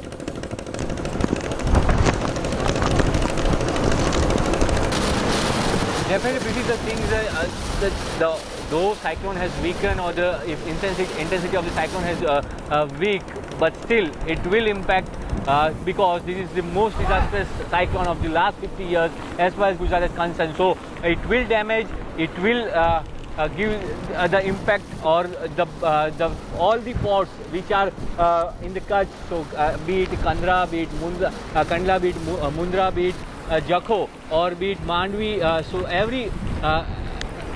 so all the ports will be damaged heavily because of this impact of the cyclone, because the cyclone will hit around with 120 km per hour speed. Earlier it was expected to hit by 140 or 150 km per hour. So it has reduced, but still, though intensity has gone down, it will be disastrous for the Kutch and the people of the Kutch, because this will hit with the rain, so there will be flood-like situation, or there will be flood-like situation, and there will be power cuts for long hours. So not for 24 hours, for more than 24 hours, because the restoration process will take time once the cyclone will hit Kutch, and the impact of the cyclone will stay for almost 6 hours as per the Met Department's prediction. So next 6 hours will be crucial. 6 to 8 hours will be crucial for the Kutch and Devbhoomi Dwarka as well. This is the ground situation, which is going to be very difficult for the people, and that's why they have been advised to stay at home, and they should not move out from the home. All right, you stay on with me, Brijesh. Let's cut across from where Brijesh is standing at Dwarka, which is very far from where the eye of the storm is, or not very far actually, but still a distance away. Someone who's closer right now is my colleague Gopi, who's joining us from Mandvi, and the visuals right behind me are streaming live from there. Gopi, क्या वो सबसे बड़ी जो मुश्किल की घड़ी है वो खत्म हो गई है, या अगले 3-4 घंटे क्रूशल रहेंगे? बिल्कुल, देखिए अगले 3-4 घंटे तक ये जो यहाँ पे तेज़ हवाएं चली है, ये हवाएं चलती रहेगी, क्योंकि इसका जो इम्पैक्ट है ये अगले 5 घंटे तक, क्योंकि लैंडफॉल प्रोसेस जो है वो शुरू हो चुकी है, लेकिन साइक्लोन का जो दूसरा हिस्सा है, उसे कहा जाता है जो पूरा साइक्लोन रहता है, उसकी इम्पैक्ट जो है वो यहाँ पे देखने मिल रही है। आपको दिखाते किस तरीके से, देखिए यहाँ पे होर्डिंग्स जो है वो धीरे धीरे गिरने लगे हैं, क्योंकि जिस तरीके से तेज़ हवाएं यहाँ पे चल रही है, जिस तरीके से यहाँ पे पेड़ हिल रहा है, इलेक्ट्रिक पोल यहाँ पे हिल रहा है, तो उसका इम्पैक्ट जो है वो अब यहाँ पे दिखने लगा है। जो होर्डिंग्स को उतार दिया गया था, लेकिन तेज़ हवाओं की वजह से ये सारे जो होर्डिंग्स है वो अब धीरे धीरे गिरने लगे हैं।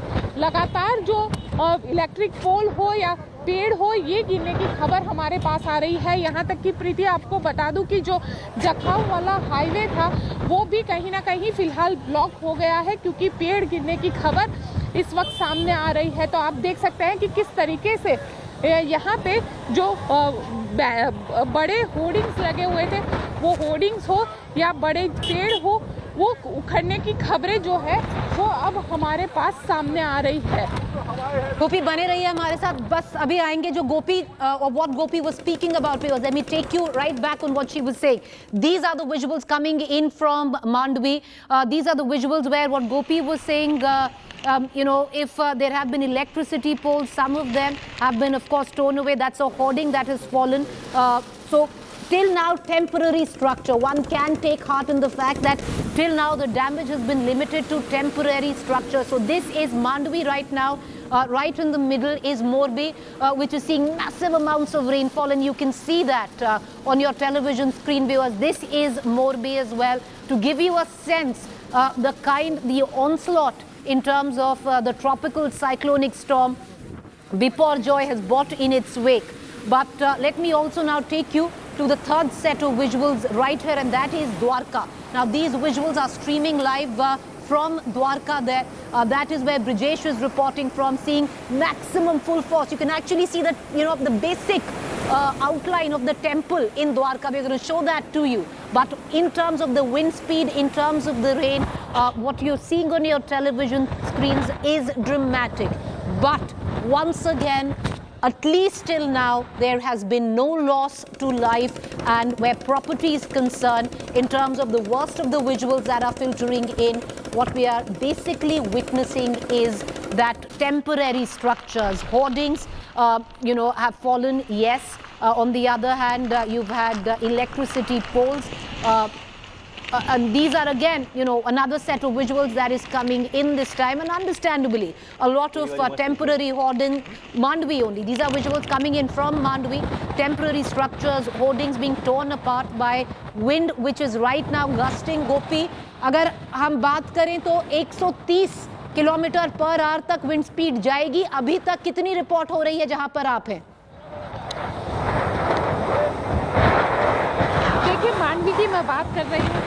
मांडवी की अगर बात की जाए तो मांडवी में जो विंड स्पीड है ज़बरदस्त यहाँ पे बढ़ोतरी हो गई है. करीब 110-120 की जो विंड स्पीड है वो यहाँ पे दर्ज की जा रही है. लगातार जो पेड़ है वो हिल रहा है. खड़े रह पाना अब, क्योंकि जो लगातार हवा है वो काफ़ी तेज़ होती हुई यहाँ पे अब दिख रही है, क्योंकि उसका जो इम्पैक्ट है, साइक्लोन लैंडफॉल हो चुका है और उसका जो पूरा इम्पैक्ट रहता है वो अब यहाँ पे दिखना शुरू हो चुका है. ये मांडवी के आसपास में मैं आपको दिखाती हूँ कि किस तरीके से, देखिए, समुद्र के अंदर भी अगर देखने जाएंगे तो तेज़ जो लहरें हैं वो उठनी शुरू हो गई है और उसका जो साइक्लोन का इम्पैक्ट है वो अब दिखने लगा है. यहाँ पे खड़े नहीं रह पा रहे हैं, ना ही यहाँ से आप देखिए, क्योंकि जिस तरीके से यहाँ पे बैनर्स, होर्डिंग्स जो है, बड़े बड़े होर्डिंग्स हैं, वो यहाँ पे जिस तरीके से हिल रहे हैं, लगातार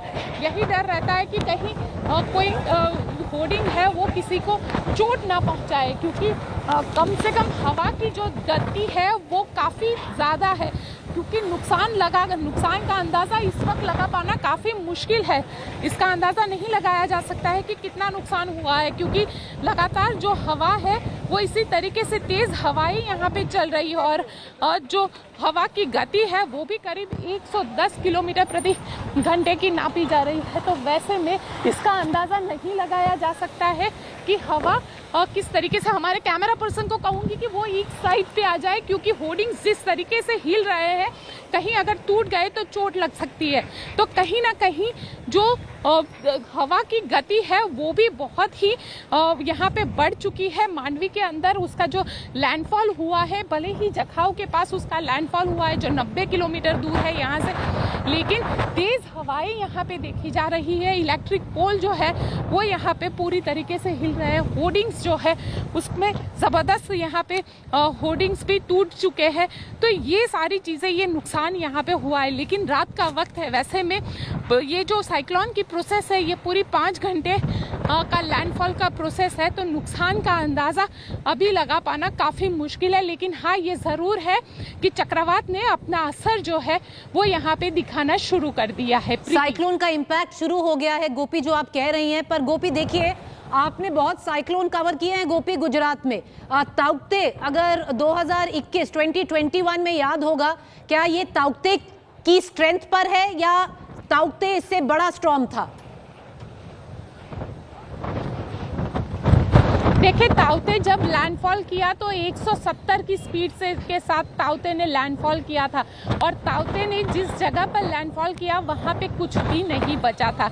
अब कल सुबह इसका अंदाज़ा लगा सकते हैं कि किस तरीके से ये जो साइक्लोन था इसका कितना विंड स्पीड रहा होगा जब इसने लैंडफॉल किया है, और आसपास का जो उसका साइक्लोन का एक पूरा जो प्रोसेस होता है उसमें कितना विंड स्पीड रहा है. लेकिन देखिए, ये ज़बरदस्त हम कहेंगे, क्योंकि 25 साल बाद कच्छ के अंदर साइक्लोन आ रहा है. इससे पहले 25 साल पहले कंडला में साइक्लोन आया था. कंडला के अंदर 1200 से ज़्यादा लोगों की मौत हुई थी और उस वक्त जो जिस तरीके से साइक्लोन आया था, काफ़ी ज़्यादा नुकसान यहाँ पे कच्छ में पहुँचाया था.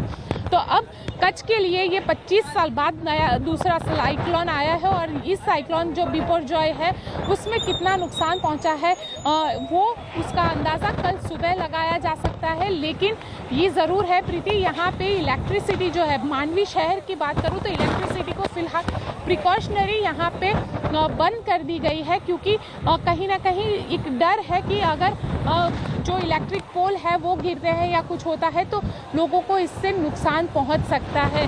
तो वैसे में इलेक्ट्रिसिटी जो है उसे भी बंद कर दिया गया है. साथ ही लोगों को भी यही कहा जा रहा है कि वो, क्योंकि पहले ही ये प्रिकॉशनरी जो पेड़ है उसे काट लिए गए हैं, साथ ही जो होर्डिंग्स है उसे नीचे उतार दिए गए हैं ताकि वो गिरे ना.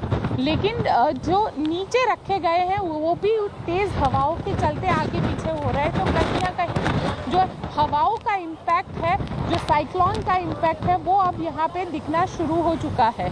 गोपी मेरे साथ बने रहिए, बस थोड़ा सा हमारे व्यूअर्स को, दर्शकों को बताइएगा गोपी, क्योंकि मैं उनको जो दिखा रही हूँ अभी, एक बार जो मैं दिखा रही हूँ हमारे दर्शकों को कि जो path है cyclone का, what is the path of the cyclone, viewers, and we're going to cut across back to Gopi because she's going to give us a larger understanding in terms of where she's standing and what are the cities that are maximum in the wake of cyclonic storm Biparjoy. So what we saw the last time, the eye is now moving in, and that would be the trajectory or the path. Khandwa is going to be banged in the eye of the storm, and then it will make its way from the state of Gujarat as well, and this is the coastline that you can see, which will see maximum impact. Gopi, आप अभी मांडवी में हैं, मुझे जरा ये बताइए, जो met department और वही हम दिखा रहे हैं, कौन सी सिटीज हैं जो बिल्कुल जो ये साइक्लोन है इसके पाथ में आएंगी, कैसे ये प्रोसीड करेगा ये स्टॉर्म?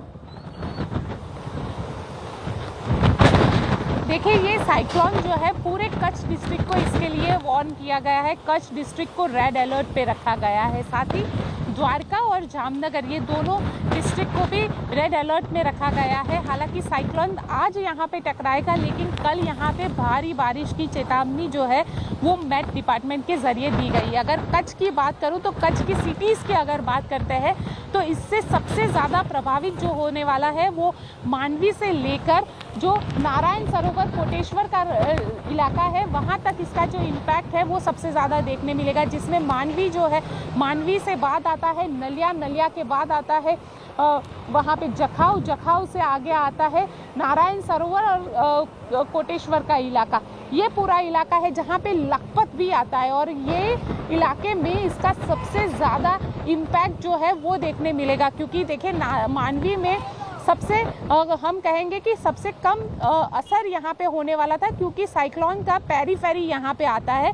तो यहाँ पे भी देखिए हवा की जो रफ्तार है वो कम से कम 110-120 किलोमीटर प्रति घंटे के हिसाब से चल रही है। तो इसका अंदाज़ा लगाया जा सकता है कि जखाऊ, जहाँ पे हवा की रफ्तार जो है वो 130 के आसपास बताई जा रही है, तो वहाँ पे उसका इम्पैक्ट, और 5 घंटे तक ये हवाएं चलेगी, तो उससे कितना ज़्यादा नुकसान जो है वो पहुंच सकता है। हालांकि जखाऊ को तो पूरी तरीके से जो पोर्ट का इलाका है उसे खाली करवा दिया गया है, लेकिन फिशरमैन की जो बोट्स है वो वहाँ पे रखी गई है।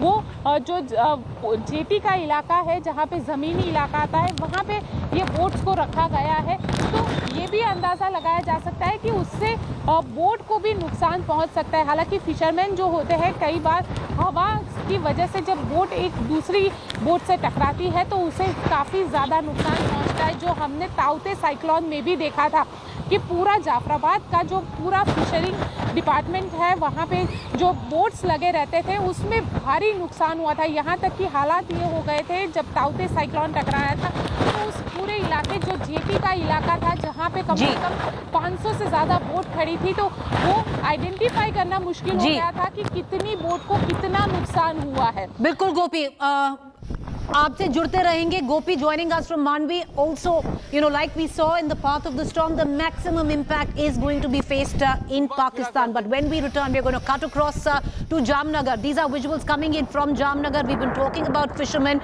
most of them still securing their boats, cutting across on the other side to my colleague Saurabh Bhaktania joining us from Jamnagar. Stay with us.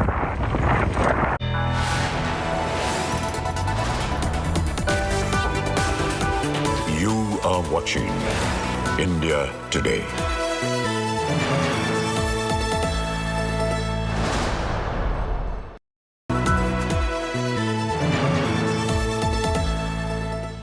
Where the software engineer meets the smart market analyst, meets the talented photographer to create the big dream. The world comes together at Sharda University. So where are you? Where the software engineer meets the cool UI UX designer, meets the gifted content writer to create the big dream. The world comes together at Sharda University. So where are you?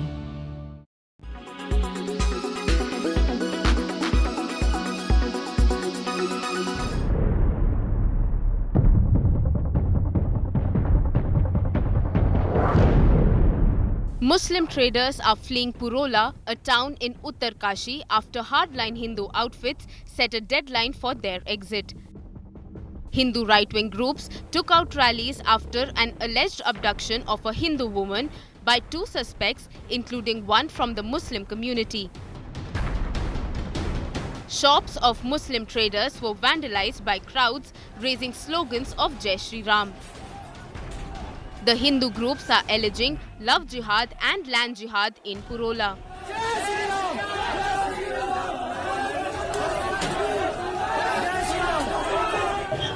बाहर से जो लोग आ रहे हो यहाँ पे स्थानीय लोगों के लव जिहाद लैंड जिहाद की जो घटनाओं के लिए उनका एक सोची सारी जो उनके योजना के हिसाब से जो काम कर रहे हैं, इसी का ये कारण है जो आज बड़कोट में स्थानीय पुराने लोगों को भी आज वहाँ से बड़कोट छोड़ना जा रहे हैं. Local Hindu groups have called a Mahapanchayat on June 15 to protest alleged love jihad. The Uttarkashi district administration held a meeting with villagers but failed to convince them to call off the Mahapanchayat. The authorities have not given permission for the gathering. जो काम प्रशासन और police को करना चाहिए, आज वो काम जो है बजरंग दल कर रहे हैं. भाई एक वातावरण बनाया जा रहा है क्योंकि 2024 हमारे सामने है. 24 हम कैसे जीतें, उसके लिए भाजपा और आरएसएस का जो एजेंडा है उस एजेंडे के अनुरूप चल रहे हैं. Some Muslim bodies in reaction have called a Mahapanchayat on June 18 in Dehradun. Chief Minister Dhami assured proper law and order. कोई भी अगर संदिग्ध पाया जाता है, संदेह जिसके ऊपर होता है, तो उसकी पूरी जांच होगी और जांच में कहीं भी पाए जाने पर सख्त कार्रवाई भी होगी. इसी प्रकार से जो लव जिहाद के जो मामले आए हैं उस पर भी हमने सख्ती से जो है उसकी जांच, सख्ती से उस पर कार्रवाई इसके लिए पहले ही कहा है. The police are holding peace meetings with both communities in Purola. Additional forces are deployed for protection of Muslims. Bureau Report, India Today.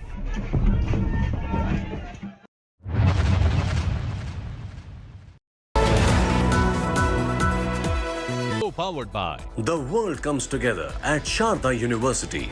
Tata Altroz. OMG, it's the Altroz iCNG. Bajaj Allianz Life Diabetic Term Plan.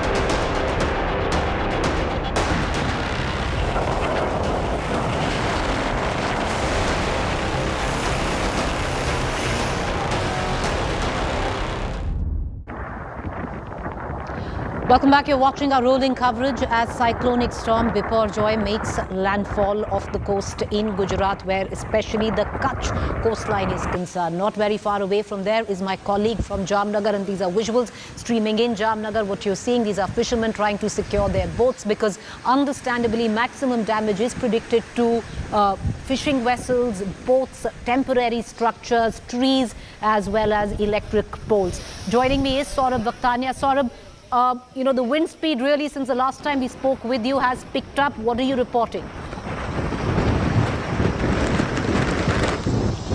Well, Preeti, even now the wind is flowing at a very high speed. Just look at the visuals behind me. We are in the Ved area of Dwarka and the wind speed is continuously increasing, and what the officials have told us that this will continue till next 3 to 4 hours. I went to few of the places also, Preeti. I saw that the people have actually got something from the 1998 which the cyclone was, and where thousands of people from Kutch had died. So when I went to the one village over there, what they did is, Preeti, they have tied up the ropes in the entire village, and all those ropes actually lead to the safer places, the government place shelter homes which have been made. So what they do is they tie a rope to you, and then through that rope you go to the safer house. Then entire village, it's around 1,500 people who stay in that that village, and all our fishermen, they have tied their rope, tied their boats with a rope in the coastal areas, and in their village they have made a huge circumference of a ropes, and through ropes people have been evacuated to the safer place. So such is the situation right now on ground. The officials have clear warning that nobody should come out. What I am learning from NDRF team and the government official is that right now there are so many of the calls and reports that trees have fallen down, electric poles are down, and also several of the hoardings have fallen down. We are also been told that several of the trees have fallen on houses as well. There have been some injuries which have been reported, but the ascertain to what has been the severe damage or what is the damage has been done in Jamnagar, only tomorrow morning it will be known. And it is very difficult situation right now because slowly it has started to rain also, Preeti, and the wind speed is still very high. The officials are telling us that entire night such will be the situation here in Jamnagar. You can understand that how this gusty winds are actually very dangerous for the people, and now with heavy rains right now, it's a very difficult situation. The officials and the NDRF team are continuously on the ground. They are patrolling different areas, and now here you can see that how the winds are blowing, and also the rains have also started. So it's a very difficult situation, a very difficult night for the people of Jamnagar, where different incidents have been reported. But government of Gujarat has learnt a lot from Taukte, let me tell you, Preeti, because Taukte was much severe than the current cyclone. Main काम था जो state government ने और central government ने किया है cyclone से पहले की तैयारी जी, और जैसा कि आपको पता है कि बहुत व्यापक तौर पे तैयारी की गई है। करीब 1 लाख से ऊपर लोगों को सेफ शेल्टर होम में भेजा गया जो कि इस चक्रवात से प्रभावित हो सकते हैं, और कई चीज़ें साथ में की है कि जो फिशरीज डिपार्टमेंट में बोट सी में जाते हैं उनको बंद कर दिया, उनको वापस तटीय क्षेत्रों में डॉक कर दिया ताकि वो ऊपर नहीं जाए, और होर्डिंग्स है वो हटा दिए गए हैं। जो लो लाइंग एरियाज है जहाँ फ्लड होने की संभावना वहाँ से लोगों को हटा दिया गया। तो इन सब तैयारियों के कारण उम्मीद है कि कोई जान की कोई क्षति नहीं होनी चाहिए जी। सर कल का क्या है, कल साइक्लोन के बाद क्या रहेगा आपका? तो जो साइक्लोन का भी प्रोजेक्शन है कि जैसे जैसे अंदर आता जाएगा और वीक होता जाएगा, तो होपफुली 12-1 बजे के बाद और वीक हो जाना चाहिए। राजस्थान में होगा, लेकिन बारिश की चेतावनी जरूर है कुछ एरिया में, साउथ राजस्थान में, गुजरात में, कच्छ के एरिया में।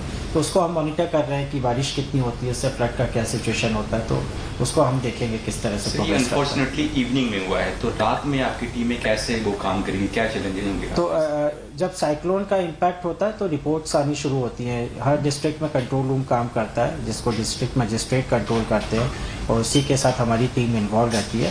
तो जिस तरह की एडवर्स रिपोर्ट जहाँ से आएगी और ज़रूरत होती है NDRF टीम की, SDRF टीम की और भी गवर्नमेंट मशीनरी की, तो टीम वहाँ जाके अगर लोग फंसे हैं तो उनको इवैक्यूएशन में हेल्प करते हैं। तो ये डिपेंड करता है कि सिचुएशन किस तरह से डेवलप हो रहा है जी। सर मैं ये पूछना चाह रहा हूँ कि दिन में तो विजिबिलिटी होती है, लेकिन नाइट में तो लाइट भी नहीं है अन्य शहरों में जहाँ पे लैंडफॉल हुआ है, तो वहाँ पे आपके लिए क्या वो चैलेंज? तो इसमें देखिए, जो गाड़ियाँ हम यूज़ करते हैं, हैवी टॉर्चेज होते हैं जिनकी रोशनी अच्छी होती है।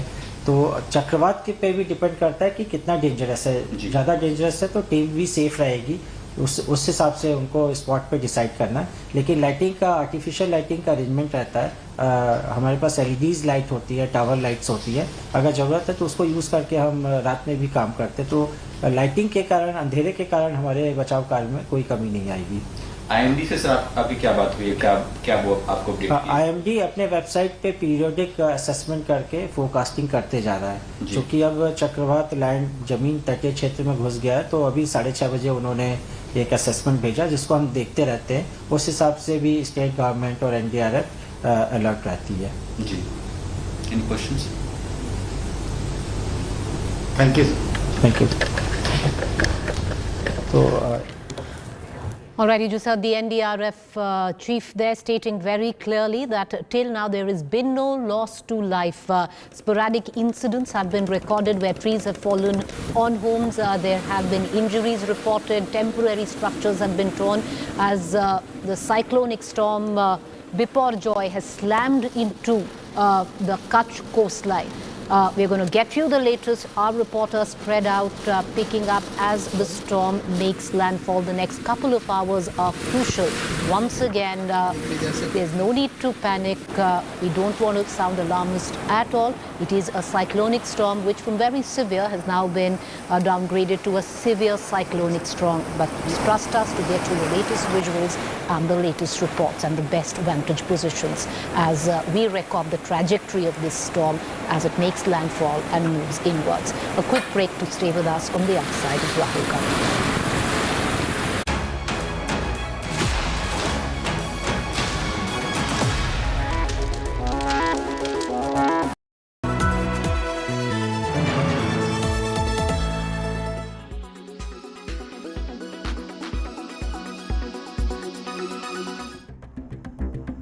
Two advertisements within a space of 2 days reveal the tension within the BJP Shiv Sena coalition in Maharashtra.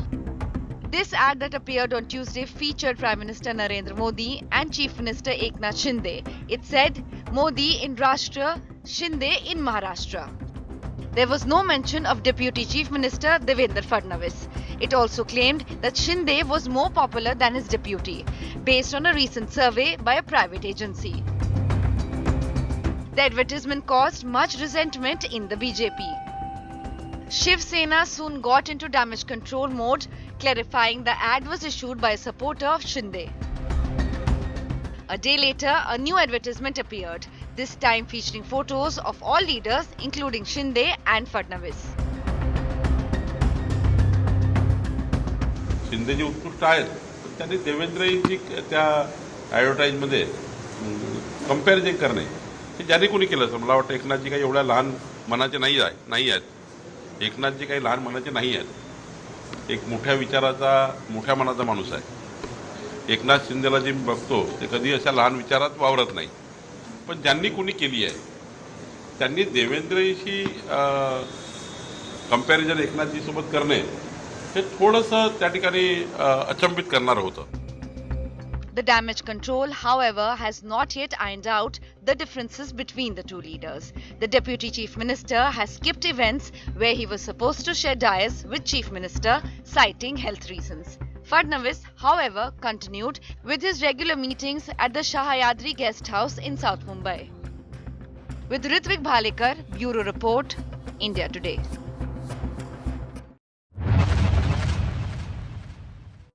Absolutely right. We're picking up from our finance ministry sources that disinvestment of container corporation, that is Concor, has hit a roadblock. In fact, this was in the offing because the government was expected to launch the expression of interest by January, that is of 2024, but as per finance ministry sources, the government may not be able to go ahead with the process in this fiscal year of 2023-2024 because of certain issues that they are facing from the railway department in terms of bringing a new investor on board. The cabinet had given a nod for 30.8% of government stake to be sold in Concor. Government holds about close to 55% stake, and this definitely puts on a lot of plans of government's disinvestment target, which is close to 51,000 crore for this year, because Concor was contributing about close to 20 to 22% in order to fetch about 12,000 crore with its 30.8% sale.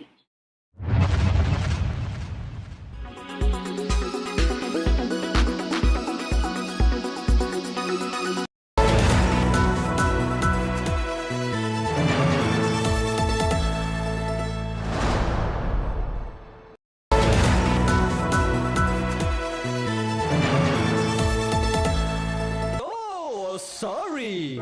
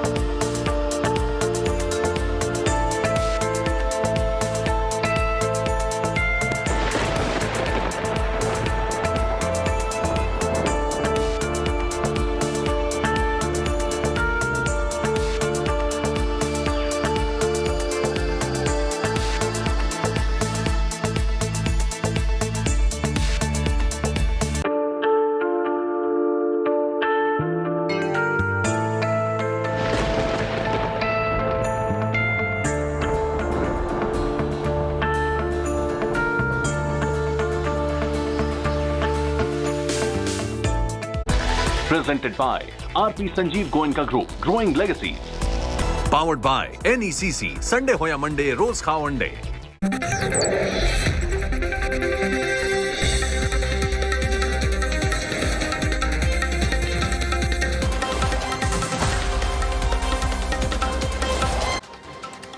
Good evening and welcome. You're watching the news track. I'm Rahul Kamal. Cyclone Biparjoy has hit the coast of Gujarat. On the news track tonight for the first half an hour, we'll be looking at the progress of the cyclone. These are live satellite images which give you a sense of how this cyclone is raining its fury currently in the areas of Dwarka, Mandia, Nalia, Jamnagar, Gandhidham. And as I scroll forward on the timeline, you will see how this cyclone will keep moving further inwards.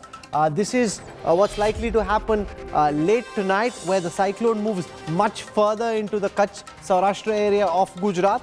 And then let's take a look at what happens in the morning. These are the images expected in the morning, where the eye of the storm comes in much further.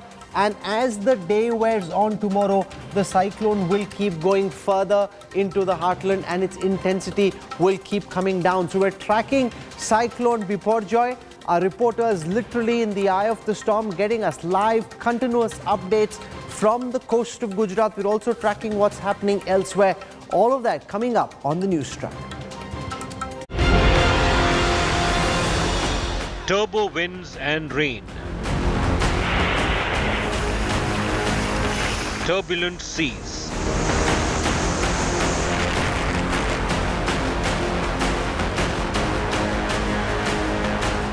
In fact, look at the wind speed. It is very difficult to even face this. इस तरीके से हवा की रफ्तार यहाँ पे चल रही है, हम खड़े नहीं रह पा रहे हैं। लगातार आप एक बिल्डिंग के सामने आ गए हैं, लेकिन यहाँ पे खड़े रह पाना, आंखें खोल पाना भी मुश्किल हो रहा है। 8 other states on high alert. Cyclone Biparjoy Landfall. Big focus on News Track. I'm going to go across to our reporters who are in the eye of the storm. Before that, here's a look at the headlines I'm tracking tonight. Cyclone Biparjoy makes landfall. Wind speed and rain expected to intensify. Landfall will continue till midnight. 2 dead in the Panchayat poll clashes in West Bengal. Open firing in North Dinajpur. More live bombs recovered. Calcutta High Court pulls up state poll panel over violence. Karnataka government drops chapters on RSS founder Hegdewar and Savarkar from school textbooks. Anti-conversion law also repealed.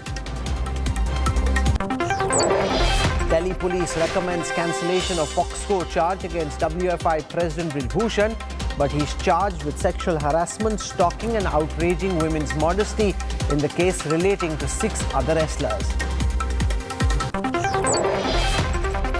India set to get at least 18 Predator drones from the United States. Second mega defense deal after the GE 414 fighter engines will be signed during Prime Minister's US visit next week.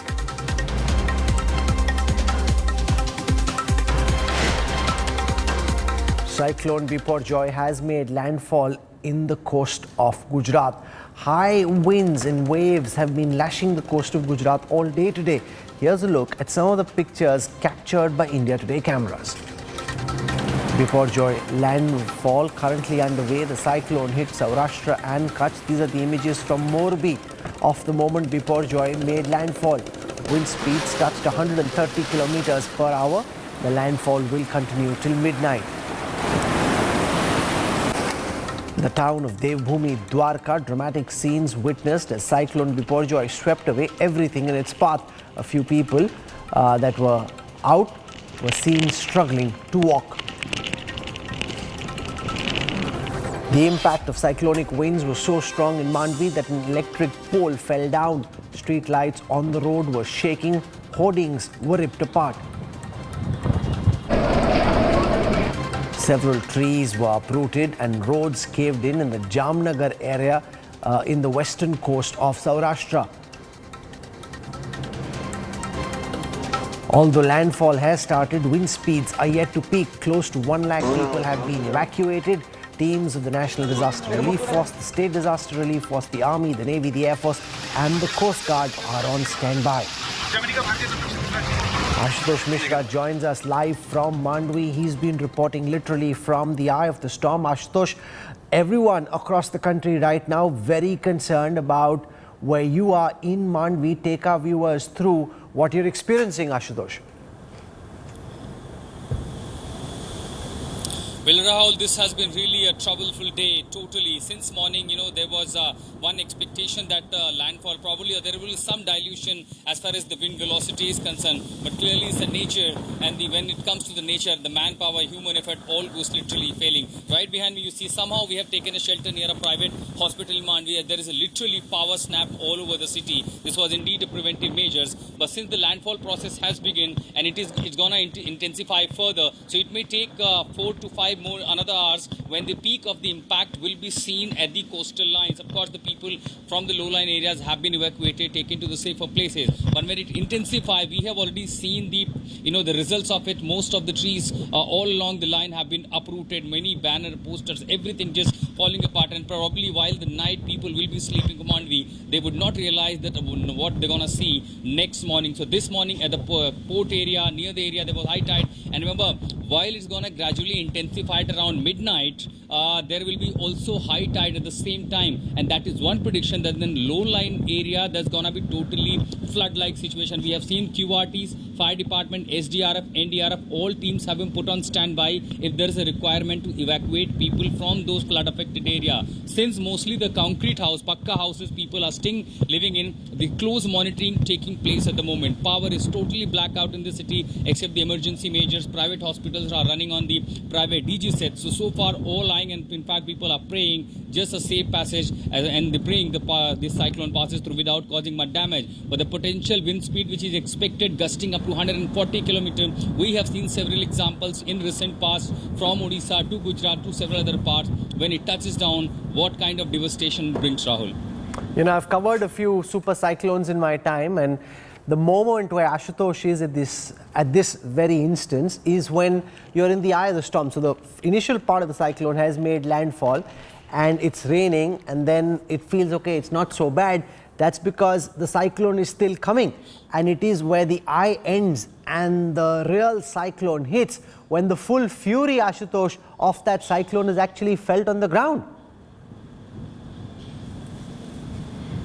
It was very difficult the moment, it was the pre side of the cyclonic activities taking place. I was barely able to stand, and imagine my camera person who's also carrying a live backpack, transmission equipments, camera, tripod, everything. So that literally makes it difficult, almost next to impossible. And for a moment, there have been several instances, Rahul, when suddenly the wind speed was so high, though it was barely for a second, they were literally feeling that we could be falling down near the creek area. So that was really one of the worst experiences, and it reminded me the severe, as severe cyclone as it was in 2019 in Odisha, when the hotels near this Puri line were totally devastated. Even at 20 kilometers of the radius, several bus shelters. So the way we have seen the wind speed, and it's kindly gonna intensify further, we will see literally almost a havoc created by this cyclone in this area. But it is going to be really a long and a painful night for the people of Mandvi who are praying for their safety. Of course, they are in a safe shelter. Many have been, in fact, venturing out.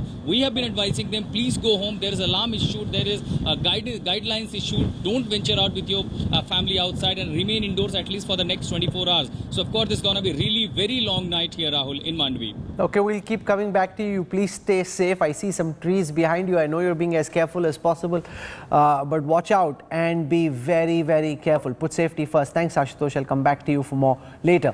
India Today has the maximum reporters on the ground tracking Cyclone Biparjoy. They were in Kutch and Saurashtra when the cyclone made landfall. Here's what their cameras captured the moment the storm hit.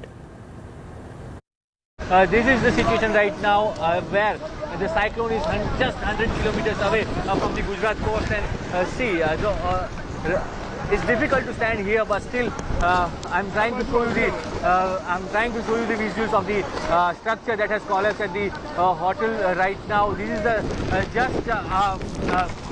this is just in front of the sea, and breeze is going on, rain is there, everything is happening at this moment while cyclone is 100 kilometers away.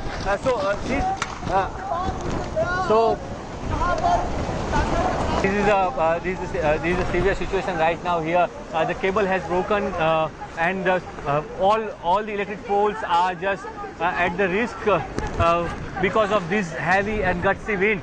So this kind of situation normally occurs when the heavy wind is there. So still the other part of the structure, they are trying to removing it from here. जिस तरीके से landfall होना शुरू हुआ है, चक्रवात का ये लैंडफॉल है और देखिए हम मांडवी में मौजूद है। लैंडफॉल हो रहा है यहाँ से करीब 90 किलोमीटर दूर जखाऊ के इलाके में ये लैंडफॉल हो रहा है, लेकिन उसका जो इम्पैक्ट है वो मांडवी में भी देखने मिल रहा है और तेज़ हवाएं चल रही है। 110 के आसपास की जो रफ्तार है वो यहाँ पे तेज़ हवाओं की रफ्तार मानी जा रही है और उससे जो नुकसान होना है, लोगों को बार बार ये कहा जा रहा है कि लोग अपने घरों के अंदर रहे, घरों से बाहर ना निकले क्योंकि तेज़ हवाएं चलेगी और ये तेज़ हवाओं का जो दौर है ये देर रात तक चलेगा। The effect of Cyclone Biparjoy can be clearly seen in Jamnagar. You can see we are right now in Bed area and a huge tree has completely fallen down and blocked this particular road and the wind speed is still so high. This huge tree and the electric pole have fallen on this particular house. The good thing is that no one inside that house, so nobody is injured. But look at the conditions right now. The bike is under it, the utensils of this particular house, but this huge tree and the electric pole came down on this house.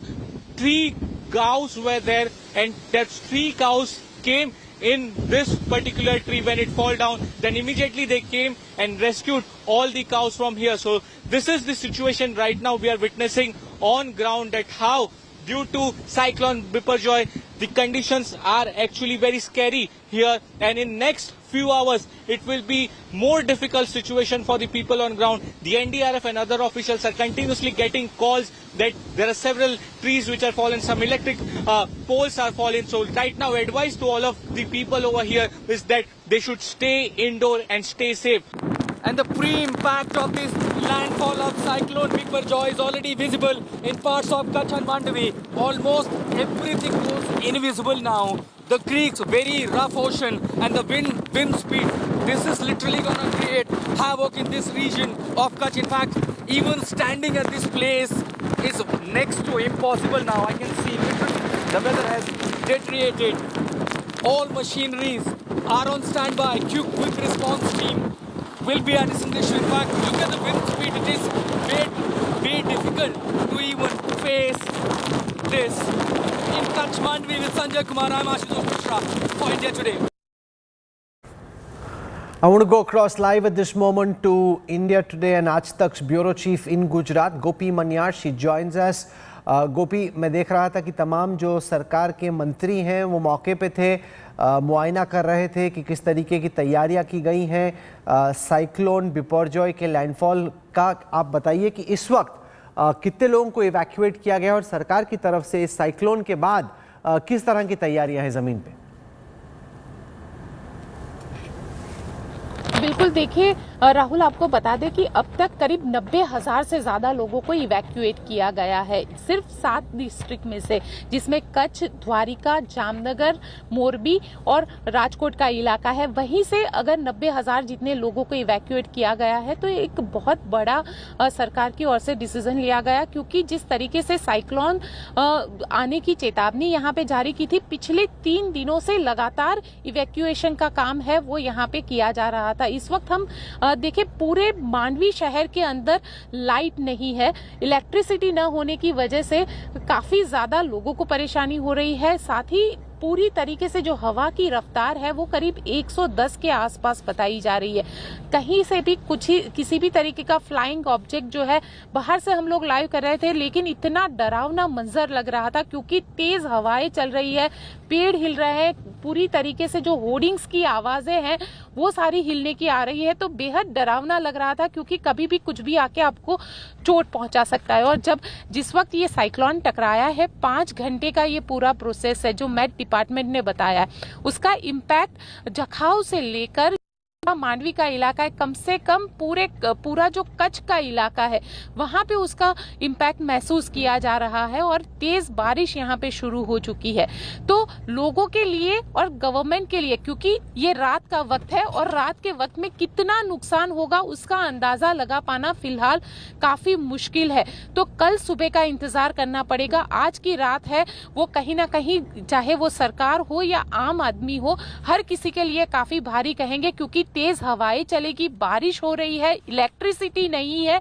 वैसे में कितना नुकसान होगा, किस तरीके से होगा, क्या होगा, ये सारी चीजें लोगों के जहन में बेहद डरावनी रहेगी और कल सुबह इसका अंदाजा लगा पाएंगे कि कितना नुकसान हुआ है। रिस्टोरेशन की अगर प्रोसेस करनी है तो किस तरीके से करनी है, क्योंकि पूरी टीम, इलेक्ट्रिसिटी हो या सड़क की टीम हो या फिर जो जल विभाग की टीम हो, ये सारी टीम को कच्छ के अंदर डिप्लॉय कर दिया गया है। मेडिकल इमरजेंसी के लिए एम्बुलेंसेस को डिप्लॉय कर दिया गया है। तो ये सारी चीजों को लेकर फिलहाल तैयारी पूरी कर दी गई है, लेकिन रात का वक्त है, साइक्लोन टकरा रहा है, रात के 2 बजे तक ये पूरी प्रोसेस चलेगी। तो कल सुबह पता चल पाएगा कि साइक्लोन की वजह से नुकसान हुआ है वो कितना नुकसान हुआ है। Rahul, Gopi, we'll come back to you for more later. Please stay safe. That's my top concern at this moment. Makarand Kulkarni joins us. He's a meteorologist with SkyMet Weather. Mr. Kulkarni, welcome. Can you give our viewers a sense of how this cyclone is proceeding at this moment? I was told that the wind speeds are slightly lesser than what was initially expected. How far into India's heartland will the impact of this cyclone be felt, and by about what time? So cyclone, as now you know, it has made a landfall in Kutch basically. So earlier it was category 2 cyclone, and while making a landfall it became category 1. So that is one good thing for us, that the wind speed has reduced. However, right now some parts might see calm winds type of situation. But in night, majorly the Nalia, Gandhigram, that particular part will see winds near 80 or 100 kilometers per hour also, which is below the cyclone, which is south side of the Saurashtra and Kutch region. And inside this will go to Khandwa, and then it will enter slight Pakistan, and it will convert into low and it will go to Rajasthan.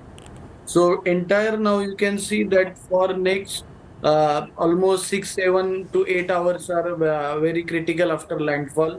The winds will be very high, and after it crosses, there will be torrential rains also will continue after this cyclone. So we have to be prepared for that right now. You know, the other big question, of course, is your assessment about the impact this could have on the monsoon, because the monsoon is massively tracked all across. Given that there is such a massive cyclone coming in, to what extent does this impact the speed at which the monsoon is moving towards the heartland? So it's a good thing that you asked this question, because now only people are asking regarding cyclone. So see, whenever there is a cyclone in near onset of monsoon, onset gets delayed. Like there was one cyclone in Bay, so our onset got delayed. Now in general, delayed by how many days? Pardon? Delayed by how many days? For this cyclone also, because of this cyclone, the monsoon is not progressing at its speed. So what will happen when this cyclone will, now it has made landfall, when it will be converted into low, the monsoon will start rising towards Mumbai and Maharashtra part, but the rest part of India will not get much rainfall. That is our assessment right now. So the monsoon will, the onset is weak. We will not see very heavy rainfall. The rainfall will increase in southern parts of India like Kerala and Karnataka part, but rest part of India will not get much rainfall, at least till end of this month. So I understand the part where you're saying, Mr. Kulkarni, that the monsoon gets delayed. Could you try and tell me how many days does it get delayed by? Secondly, does the nature of the monsoon change? Because a lot depends on the kind of monsoon India will see. So does it stay the same as was expected, which is supposed to be a near normal monsoon, or could the cyclone impact the kind of monsoon India sees? Yes, cyclone definitely impacts the monsoon, as I told also, and particularly when cyclone near onset will definitely impact, because you see it's like a dawn which is moving here. So if you see the cloud satellite images, the clouds are just concentrated near that cyclone. So so the entire this energy right now, this is with cyclone, and it has taken lot of energy from our Arabian Sea. So a monsoon will be it looks like for next 15 days the rain activities will not be much. There will be rainfall here and there, but not like monsoon rainfall like MP, our Odisha, Maharashtra, also some part, the central part of India, which we call core monsoon zone, will not receive expected rainfall at least till next 15 days, till June end. No, so what I was trying to understand before I conclude is, if the monsoon's progress is getting delayed, you've made that point, till about the end of June, but does it change what happens after that? Will these places still receive the kind of rain they would have received ordinarily had the cyclone not happened, or does the cyclone also impact the kind of rain that Delhi, Punjab, Haryana, Uttar Pradesh would now receive in comparison with what they would have received had the cyclone not happened? That's my question. So cyclone will not go till Punjab, Haryana. Right now, it will be just southern part of Rajasthan. It will affect Jodhpur, particularly district. The low will go there, and it will bring some rains over there, but it will not go to Punjab, Haryana, and those parts of India. Okay, that wasn't the question I was asking. What I was asking was that will this cyclone impact the kind of rainfall in the monsoon that the other Indian states will get? You've said it will delay the arrival of the monsoon to these states. What I'm trying to understand from you is, let's assume Delhi, as an example, was to get 100 units of rainfall ordinarily in this monsoon. Now that this cyclone has happened, does that 100 units change to 80 units or 60 units, or does it still stay 100 units? That's essentially my question. Cyclone, and repeatedly telling, it is impacting the progress of monsoon, but it's if we see the monsoon is 4 months business, and cyclone is maximum 4, 5, 6 days. So it will not impact after its landfall. Its importance is over. But till that, the damage what it has done is, it has stopped the progress of monsoon. Now monsoon should have gone till MP and above, so which is not the case right now. Understood. Definitely it has impacted, and what damage it has done is already done now. Okay, Makarand Kulkarni for joining us. Thank you very much. So you're predicting like a 15-day delay in the progress of the monsoon. That is significant, and of course the kind of destruction that we'll see because of the impact of Cyclone Biparjoy. We'll keep tracking that very, very closely. For a moment, I want to shift attention away from the meteorologist and go across to Dwarka. Brajesh Doshi joins us, and as I do this, I want to go across and show you where the cyclone is at this moment. Live images of where the cyclone is at this moment, and then I want to go across to Brajesh Doshi. He's in Dwarka at this moment. This is where the cyclone will be at 9 p.m. tonight. Here you are, 1 second. There you go. So this is where the cyclone will be at 9 p.m. tonight. The eye of the storm coming in, and then as we progress further through the night, head towards the morning, the cyclone comes in much further. So by about by about 9, 10, you can start feeling the impact in the morning of the cyclone inside Rajasthan as well. Brajesh Doshi is in Dwarka, a very significant Indian city. Brajesh, we've looked at what's been happening in Mandvi, we've looked at what's happening in Jamnagar. Give our viewers a sense of the situation on the ground in Dwarka where you are. Brajesh. See, Rahul, right now the situation is getting worse because there is a heavy wind and as well as the rain is heavily downpour is here. So that's why it's difficult to stay at this ground. But I'm trying to give you the details regarding this is the situation of Dwarka. I will ask my cameraman to show you some scenes outside the beach area because the lights are not here. The power cuts are here in Dwarka, in Jamnagar and in Kutch. As a precautionary step, government has shut down the power supply for next 24 to 48 hours. So people are staying at home and they have to be in the home without lights. If they have generator, then they can use their generator for the light. Otherwise, all people have to stay without light and they have to be in home because on one side there is rain and one side there is heavy wind, gutsy wind are there. So this is the situation right now in Dwarka. A similar situation in more than severe situation in Kutch because the cyclone is reaching towards Kutch. So that's why and it's hitting around Kutch Jakhau port. So how much it will damage or how much the damage is done, it will be we will get the information by tomorrow morning. Right now the situation is not so good. The sea is rough from the morning itself. So these kind of situation, these kind of scenes are everywhere near the coastal area, be it Pobandar, be it Jamnagar, be it Dwarka or be it Kutch. So this is the normal situation because of the cyclone right now. It's very difficult to stay in the evening when I was reporting from here, the same spot, there was a wind speed of around 80 kilometers per hour and it was difficult to stay on the ground.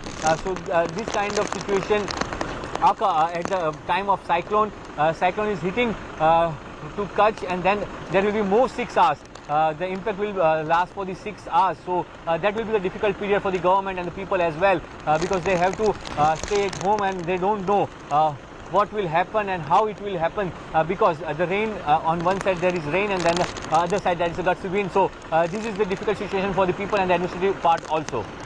Thanks, Brajesh. We'll come back to you in just a moment for more. And if you could just give me a sense of what everyone is doing there, Brajesh. You know, all the people in Dwarka where you are, where are the people in the areas where the maximum fury of the cyclone will be felt? Have they been taken in? Are they still in their homes? Are they inside Pakka homes? What kind of preparations has the government made on the ground, Brajesh? See, Rahul, in Dwarka, more than 10,000 people have been evacuated from the low-lying area from last couple of days. So all the people who were living in the low-lying area, they have been evacuated to the shelter homes of the government. More than 40 shelter homes have been created for temporary due to this cyclone. So they are staying there for next 24 to 48 hours. Because of the effect of the cyclone, and they cannot go to their home till the government authorities will allow them. So they are right now at the shelter homes. Government has made all the preparations for them, be it food or be it water supply or be it the electricity. Though electricity is not right now because of the precautionary measures, they have shut down the power supply. But on the other side, I would like to add that Army, Navy and Coast Guard, they are also on the standby mode because the Okha port is just 30 kilometers away from the Dwarka and it is also near to the Kutch. So 50 ships of Coast Guard and 7 rescue helicopters are there in Okha and they are just waiting for tomorrow morning. If needed, they will rescue some people if heavy rainfall will continue till night. So if there will be flood-like situation, Army, Navy and Coast Guard, they are on standby mode in Okha. Thanks, Brajesh Doshi, for joining us from Dwarka. I want to go across to Jamnagar. Jamnagar is where Reliance Industries has its massive refinery, a lot of heavy-duty industrial equipment over there. Saurabh Akhtania is joining us from there. Saurabh, this is where we have very high-value industrial installations and largely they'd be secure, but I'm very curious to know what the current situation in Jamnagar is. What can you tell us?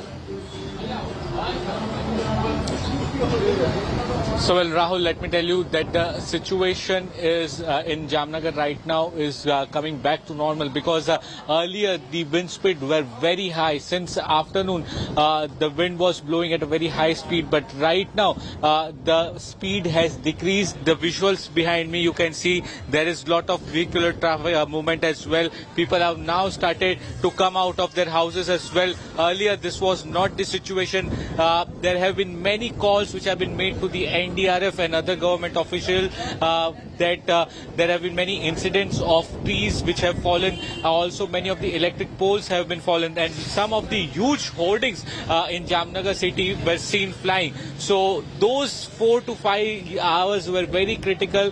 The NDRF officials are over here. They were spread across several places in Jamnagar. Remember, half of the Jamnagar still does not have electricity. That electricity was completely cut down, because if the electric poles were falling on that particular time, then people could have died due to electric current. I was one of that spot in Bed, wherein in one house itself a huge tree and an electric pole both fall on one particular house. So the situation was pretty much grim at that particular time, but right now things are trying to get back at normal. But how much discussion? Saurabh, I just want to tell you and our viewers that anybody who at this time thinks that things have become normal is actually making a big mistake. And let me try and explain this. So think of this as the eye of the storm.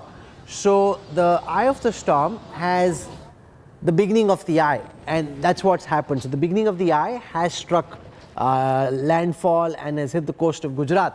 Then you're in the middle of the eye, and when you're in the middle of the eye, it almost feels exactly what Saurabh Akhtani is describing at this moment, that there is a vacuum, that suddenly there's no wind. There's a lot of wind as the storm was coming in, and then there's nothing, and you feel, okay, maybe it wasn't so bad, maybe things aren't so bad after all, and this was a bit of hype.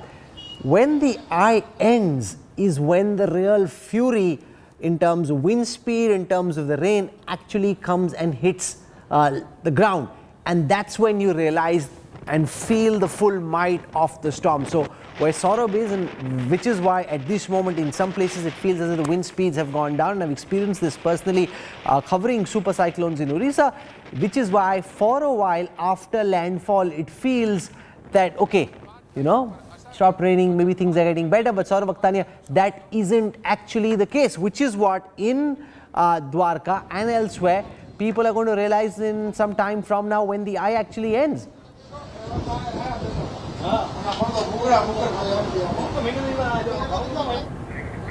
Okay, there is obviously a lot of disturbance there in the area where Saurabh Akhtani is. We'll go back to him for more, but remember, if at this moment it feels as if there's a vacuum, it's because you are in the eye of the storm, which is why it is called being in the eye of the storm. The massive storm is actually coming at the back, and I can show it to you on the image as well, which is where the storm really is, and therefore that's what you need to be really mindful of. So just 1 second, let me come to this particular moment. Here we are at about 8 p.m. So the moment you're in the eye of the storm, you feel as if there's been a suction, which is where the winds are coming from the back, and that's where the full might of the cyclone actually hits you. What we want to do right now is, for a moment, turn our attention to Prime Minister Narendra Modi's massive visit to the United States next week. And just before that, it's now come into public knowledge that India and the United States will be signing a landmark drone deal. The $1.8 billion deal will give India 18 lethal Predator drones. The weaponized hunter-killer drones will give India a big boost in its surveillance and military intelligence capabilities. This is a hunter-killer that the Indian Armed Forces have been wanting for a very long time, but for various reasons, on account of cost, on account of the absence of transfer of technology, India hadn't been able to place an order yet. Now the decks being cleared, the formal announcement will be made when Prime Minister Narendra Modi is in the United States, and this weapon acquisition will be a big game changer for the kind of capabilities India has against China and against Pakistan.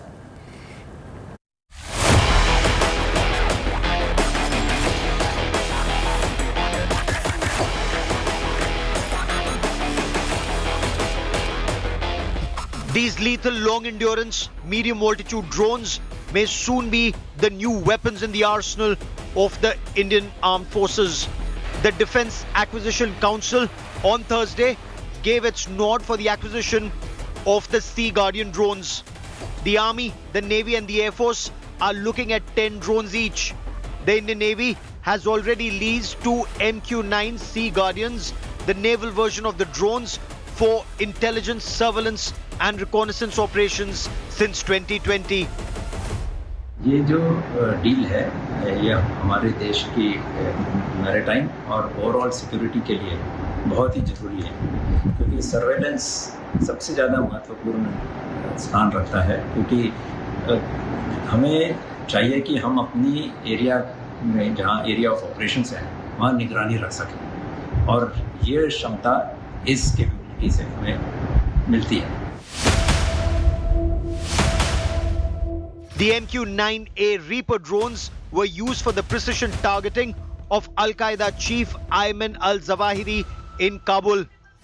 These unmanned combat aerial vehicles, apart from a number of sensors, cameras and radars, are also capable of carrying 4 Hellfire missiles for precision targeting of high-value targets. Both the Army and the Air Force are looking at these drones for high-risk operations to destroy strategic assets of the adversary without risking the lives of pilots. These hunter-killer drones can carry 4 Hellfire missiles. They're also capable of carrying 2 laser-guided bombs and 2 joint-action direct munitions or JDAMs. These drones can fly at an altitude of 40,000 feet and remain airborne for over 36 hours. They're also capable of loitering in the sky, scanning the ground below for the enemy. The MQ-9B Sea Guardian drones come with both maritime surveillance, reconnaissance and anti-submarine warfare capabilities. The drones are capable of providing over-the-horizon surveillance and reconnaissance support both to warships and surface units. With increased Chinese presence in the Indian Ocean region, coupled with Chinese aggression along the LAC, these UCAVs will help keep an eye on the adversary both in the Himalayas and in the Indian Ocean region, and take out strategic targets when needed. Bureau Report, India Today. Ahead of this massive visit, I spoke to the new US Ambassador to India, Eric Garcetti, on Prime Minister Narendra Modi's visit and the next stage in India's relationship with the United States, which is being called the most important, the most critical relationship at this moment in the world.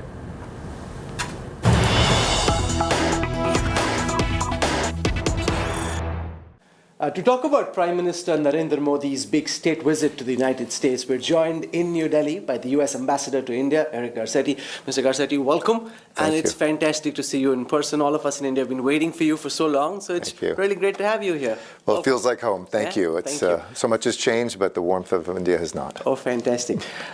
We've seen a massive build-up to Prime Minister Narendra Modi's visit. The National Security Advisor, Jake Sullivan, was here. Do you want to give our viewers at India Today a sense of what they should expect? What do you hope would be the big takeaways of the Prime Minister's state visit to the US? Well, I think it's a historic visit, but it's also at an historic moment, an historic time, not just in the friendship between the United States and India, but even in the world, the global challenges we face, everything from climate change to war. How do we have what I call the 4 Ps? Peace, prosperity, our planet, and people. And I think this visit will focus on how India and the United States can be a force for good in each of these, creating more peace, building more prosperity, protecting our planet, and connecting our people. The US Defense Secretary was here. The National Security Advisor has been here. Yes. Some of the key outcomes are being kept guarded, but can you give us a sense of what people should expect in terms of the key announcements that are likely to be made during the Prime Minister's visit? Well, I think no surprises to all of your viewers and to folks who have been watching this relationship. We've been deepening our military cooperation, whether that's defense production, our technologies, our training. All of that is a really important piece of deterring bad actors, but also strengthening our own defense in the Indo-Pacific region. Second, you're going to see, as we just saw with the National Security Advisor's visit, technology. How can India, which is brilliant on technology, and America, which has cutting-edge universities in technology, use technology as a force for good? So I think you'll see things around how do we ensure that our cell phones are used to protect us and connect us, not to oppress us? What can we do to have critical minerals move forward so the supply chain is diversified? And what can we do to lessen some of the trade wars that even at a small level we've seen burn for decades between the US and India? And then I think when it comes to the people-to-people, we're going to see, I think, some agreements to move forward on climate at work. We're going to see agreements on education, and hopefully some good things that will connect our people with fewer wait times for folks who are looking to travel to the United States, whether it's as students or whether it's as immigrants. That's a big issue here. People Absolutely. Waiting for visas. And a priority of mine. Oh, great. Fantastic. Hopefully you can resolve some of those niggles. Prime Minister Modi has been to the United States earlier. This is his first state visit, though. Yes. Do you want to give us a sense of how important this is in the U.S. scheme of things, this relationship with India and this particular moment? I think this is the most critical relationship growing in the world today. And I think that this visit reflects that. I know the Prime Minister came as a young man, talks about how he looked at the White House, and now to come back as leader of the most populous country in the world, the largest democracy in the world. I hope that this will really be a chance for people to see these are two countries that don't just do big things, we have values underneath them, the foundations of the things that we stand for, pluralistic societies, making sure that, like this interview, we have a press that informs us, looking at the ways we can empower women, take the poor and move them into the middle class, how technology can help us have opportunity. That will really be highlighted, I think, in a beautiful way, not just to improve India and the United States, but imagine what India and the United States can do together for the rest of the world. India-US ties are deepening at a time when tensions between Washington and Beijing and New Delhi are increasing as well. How do you see the India-US dynamic play out in the context of China trying to rise as a superpower and try and dominate its neighbors and the rest of the world? Well, I think that we share those values, that we should have a free Indo-Pacific region, freedom of the seas, that we should have protection of basic democracy and human rights. I think that we see our relationship not based on any third party. And I know India wants to have more peaceful relations with China. The United States wants to have more peaceful relations with China. But in the meantime, if we see any country out there acting against rule of law, acting against our interests, I think we have a deep friendship and in many ways a strategic partnership that says we will be there for each other in times of need. You know, you've come to India at a time when this massive visit's happening, and everybody's been waiting for your confirmation to happen for you to come here. How's your stint in India been so far? Because whether it's the Anthony Blinken, whether it's Jake Sullivan, whether it's the Defense Secretary, you had massive visits happening at a very high level. So you literally been thrown into the hot seat. I think every ambassador around the world, American ambassador, is jealous of how much attention India is getting. I mean, to have a visit of the Prime Minister at a state visit, to have our president come for the G20 2 months later. They just saw each other in Japan. Hopefully they'll see each other even later in the year. This is, I think, indicative that India is hot, America is hot, and that Indians love Americans and Americans love Indians.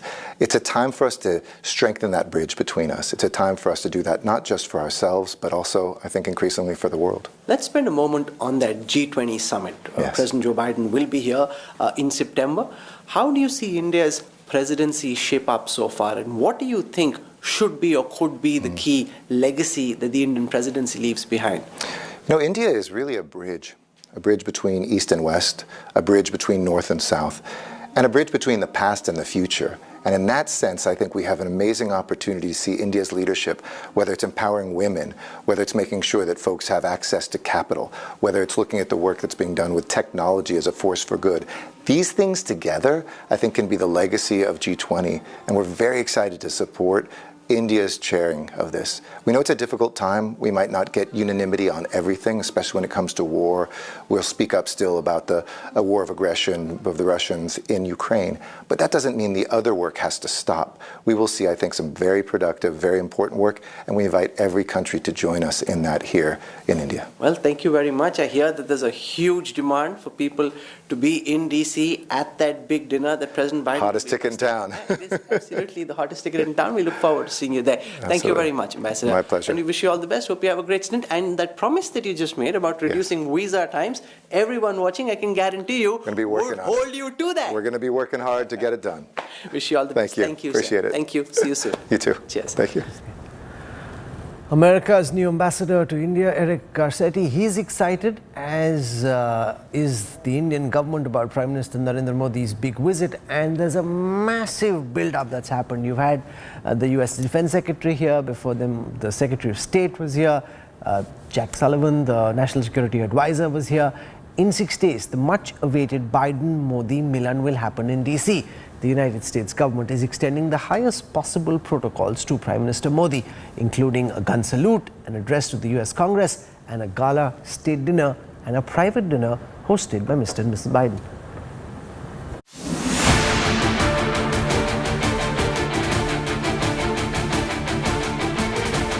A diplomatic engagement of the highest significance in 2023. The world's most powerful nation set to extend the highest protocols to Prime Minister Narendra Modi on his official state visit starting June 21st. Military honors, gala dinner, summit talks, and an address by the leader of the world's largest democracy to a joint session of US Congress. Prime Minister of India will be the first leader in independent India to address the US Congress twice. In my conversations with many of the congressmen and senators, I can certainly tell you that there is a lot of excitement amongst them. They want to hear about the India story, and they want to hear about Prime Minister's vision and his thinking. An Indian initiative his government launched in 2014. Prime Minister Modi is scheduled to lead the International Yoga Day himself at the United Nations Secretariat in New York on June 21st. Under the leadership of the Honorable Prime Minister Modi, who's really been pushing international recognition of yoga and supported the International Day. So the Honorable Prime Minister will be leading this session of yoga at the UN, at the United Nations, at the Secretariat on the 21st of June. I think it'll really be a very, very big deal. He travels to Washington the same day. The Prime Minister is likely to attend an education event with First Lady Jill Biden. The day ends with a private dinner with President Biden and his family. An official welcome for the Prime Minister at the White House in Washington, D.C. the next day. A 21-gun salute in honor of Prime Minister Modi. A bilateral with President Joe Biden follows, with defense, tech partnership and climate change in focus. At Capitol Hill, the Prime Minister scheduled to address the joint session and became the only Indian Prime Minister to get the honor twice. His speech will be keenly watched for his geopolitical import. The Prime Minister will be back at the White House in the evening for the state dinner. In attendance will be some 250 guests representing the diversity of the Indian American community. Here that there's a huge demand for people to be in DC at that big dinner that President Biden will be hosting. Yeah, it is absolutely the hottest ticket in town. We look forward to seeing you there. Vice President Kamala Harris and Secretary of State Antony Blinken will host a lunch on June 23rd for Prime Minister Modi at the State Department. During his US tour, Prime Minister Modi will address two diaspora gatherings, one of them at the prestigious Kennedy Center in Washington, D.C.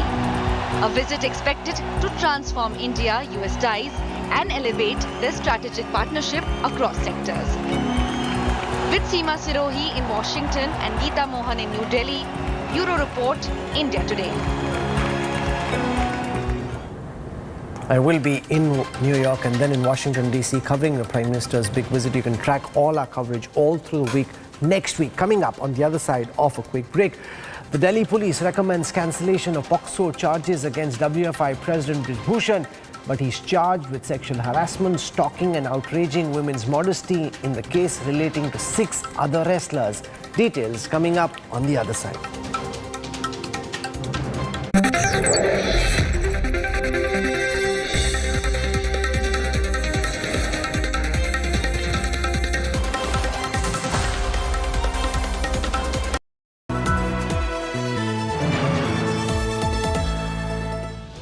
where the software engineer meets the smart market analyst, meets the talented photographer to create the big dream.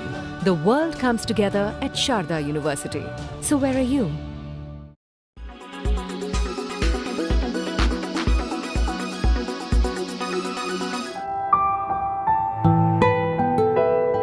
Pranav Salkar saw his mother struggle to get water after coming back from work every day. The nearest source of water was half a kilometer away.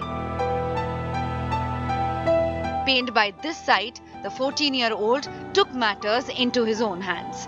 He started digging a well, and in 4 days, he struck gold. त्याला मी एक सूचना दिली होती का इथे कोण कण थोडंसं पाणी लागतो का आपण बघूया. नंतर आम्ही मग कामावर जायची सुरुवात केली. मग त्यांनी मनापासून सुरुवात केली खोदायला. त्याच्याकरता त्यांनी खोदता 3-4 दिवस त्यांनी लावले आणि पाणी लागलं. Pranav's parents speak fondly of their son's efforts. They recount how he had made a ladder to dig out soil from the pit. आम्ही मजुरी करतो आणि संध्याकाळी येतो काम करून. मला त्रास होतो म्हणून माझ्या मुलाने विहीर खोदली 4 दिवसात. मला आनंद वाटतो. ते पाणी तुम्ही वापरता का? त्या पाणी आम्ही वापरतो. Kelve village in Palghar gets piped water thrice a week. To Pranav's parents, who work as labourers, the well is a relief. And it goes without saying, Pranav is now a hero in his village. Bureau Report, India Today.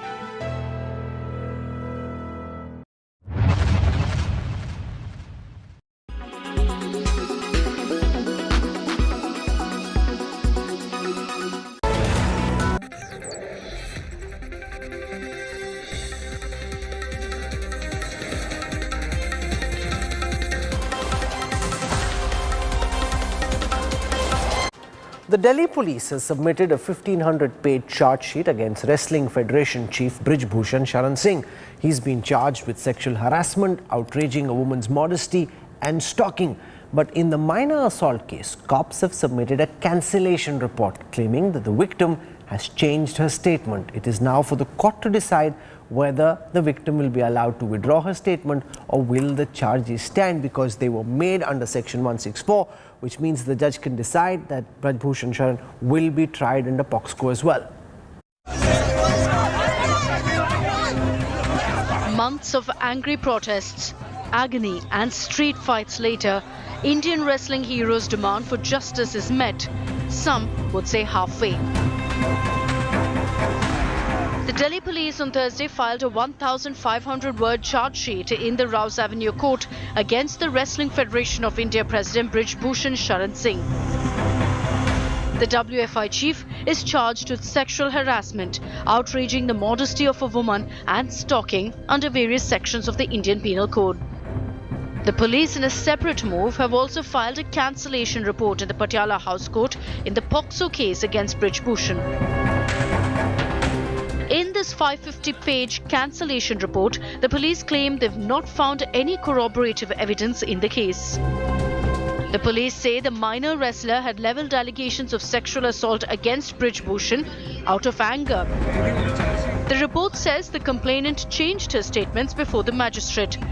The police have recommended closure of charges under POXO, or the Protection of Children from Sexual Offences Act, against Brij Bhushan. Wrestlers की complaint पर case register हुआ था, उसकी investigation complete हुई है, तो उसके बाद हमने इसमें चार्जशीट है कंसर्न कोर्ट में फाइल कर दी है. इसमें सेक्शन 354, 354A और D इनके तहत हमने ब्रिज भूषण है उनके खिलाफ, और मिस्टर विनोद तोमर हैं उनके खिलाफ भी 109, 354A, 354 एंड 506 IPC में चार्जशीट दाखिल कर दी है. The charge sheet provides some comfort for champion wrestlers Bajrang Punia, Sakshi Malik, Vinesh Fogart and their supporters, though their main demand of arresting Brij Bhushan is not met so far. The opposition has accused the Narendra Modi government of protecting Brij Bhushan, who is accused of sexual assault. एक अवयस्क लड़की इतने बड़े आदमी के खिलाफ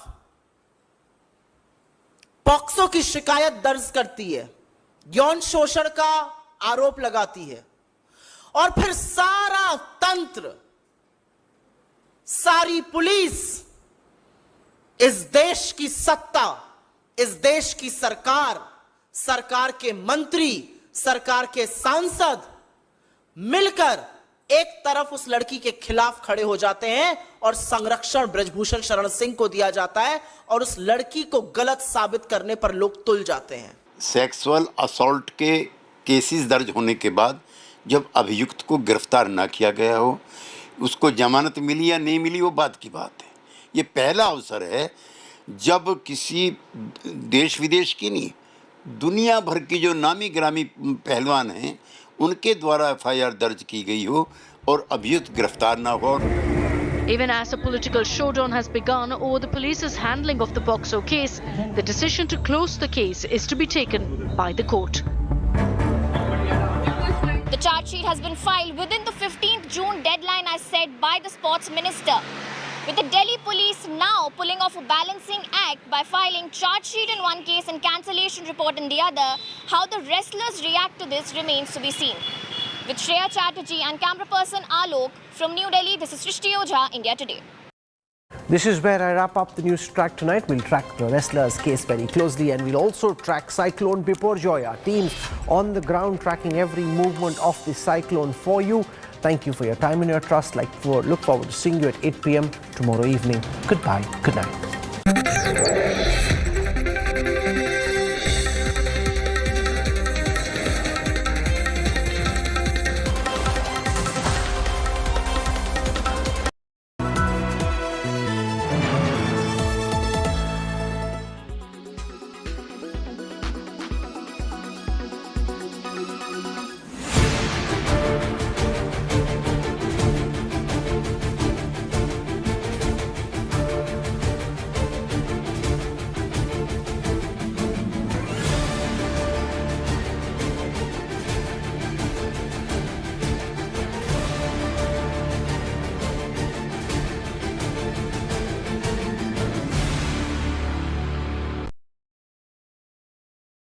Weather forecast now. Delhi, maximum 42 and minimum 29 degrees. Mumbai, maximum 31 and minimum 28 degrees. Kolkata, maximum 45 and minimum 31 degrees. Bangalore, maximum 33 and minimum 22 degrees. Chennai, maximum 36 and minimum 30 degrees. Hyderabad, maximum 39 and minimum 27 degrees.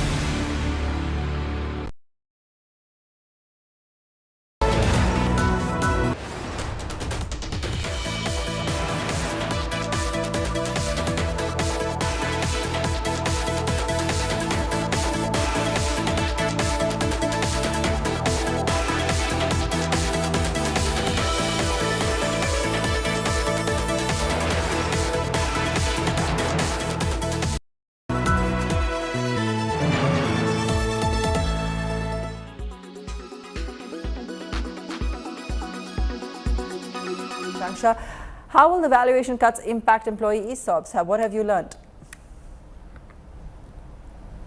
Well, in very simple terms, ESOPs are basically equity in the company in which the employees are working. This is granted to them in the form of remuneration by the company. So what happens is, at the time when the ESOPs are granted, they're granted to employees at a rate which is called the strike rate, which is usually lower than the market rate at that point in time. And moreover, the ESOPs, the strike rate of the ESOPs depends on the valuation of the company at that point in time.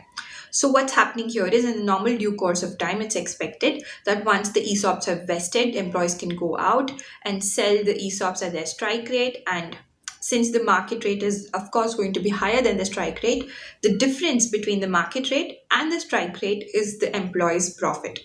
But now, in situations like this, where the valuation of the company has reduced, it's most likely that when these employees go out with the strike rate at which they had received when the valuation was high, and when they try to sell their ESOPs, the difference between the market rate and the strike rate is not going to be as much as they were expecting before at a higher valuation, which means their monetary benefit and profit is also going to reduce. So that's how the valuation of ESOPs has changed with the devaluation or the reduction in the valuation of these companies. How do you think employees are likely to react to this, Akanksha? Well, there are two likely scenarios in which this is going to play out, at least in the short term. For starters, it's going to be extremely difficult to retain talent which is already working at these companies. It's because these employees had a set monetary figure in mind when, they had gotten these ESOPs. They thought that this is the amount.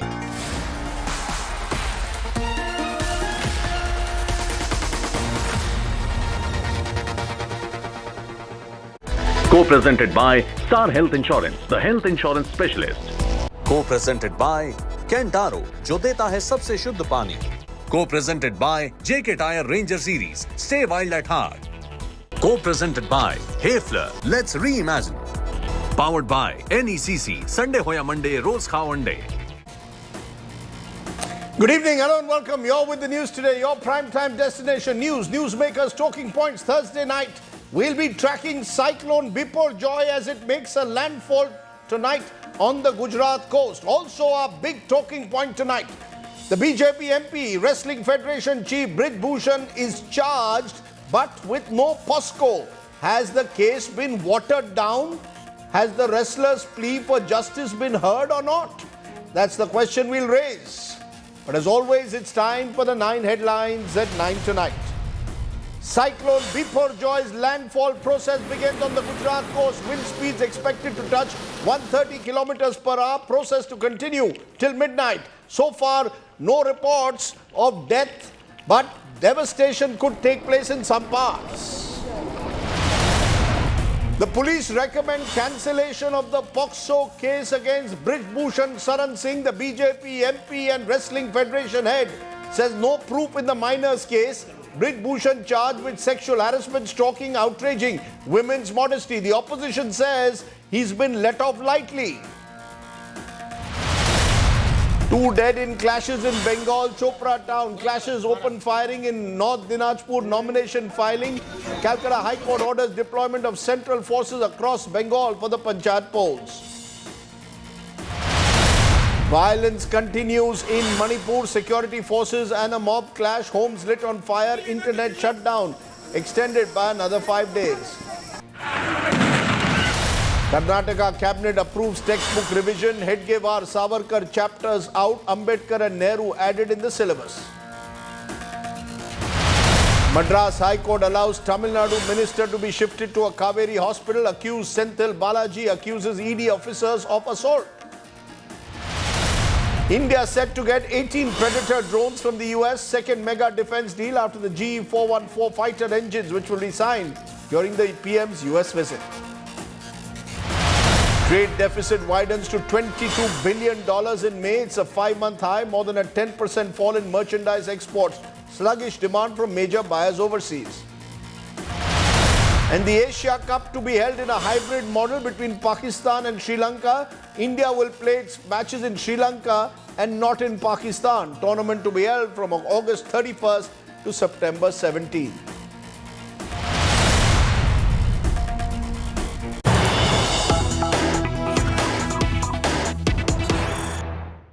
But the big story that we are breaking this evening, Cyclone Biparjoy's landfall process is now underway. Biparjoy will complete its landfall by midnight along the Gujarat coast. Power has been disconnected in Mandvi, Mundra and Nalia. Strong winds and heavy rainfall is lashing the Gujarat coast. 15 ships, 7 aircraft, 3 helicopters are on standby as there is a massive relief operation been launched to ensure that the casualties are minimum, destruction is minimum. So those are the visuals coming in earlier this evening as the cyclone made a landfall with heavy rain and winds lashing the Gujarat Saurashtra coast. Let's go straight across to our reporters who are literally there on ground zero. Brijesh Doshi is in Dwarka, Ashutosh Mishra, Mandvi. I hope, of course, both of you are very safe above all else. First you, Brijesh, you are in Dwarka. Tell us what you are seeing around you. Kya dikh raha hai? What are you seeing? See, right now I'm at Dwarka. I'm reporting from the same spot from last 4 hours and the situation is not changed a little bit. The wind is gutsy. Now the only change is that the rain is here. So now a dual effect, the gutsy wind and gutsy wind as well as the rainy atmosphere. So this is the difficulties people will face once the cyclone hits the land area. So cyclone has hit the no reports of any death.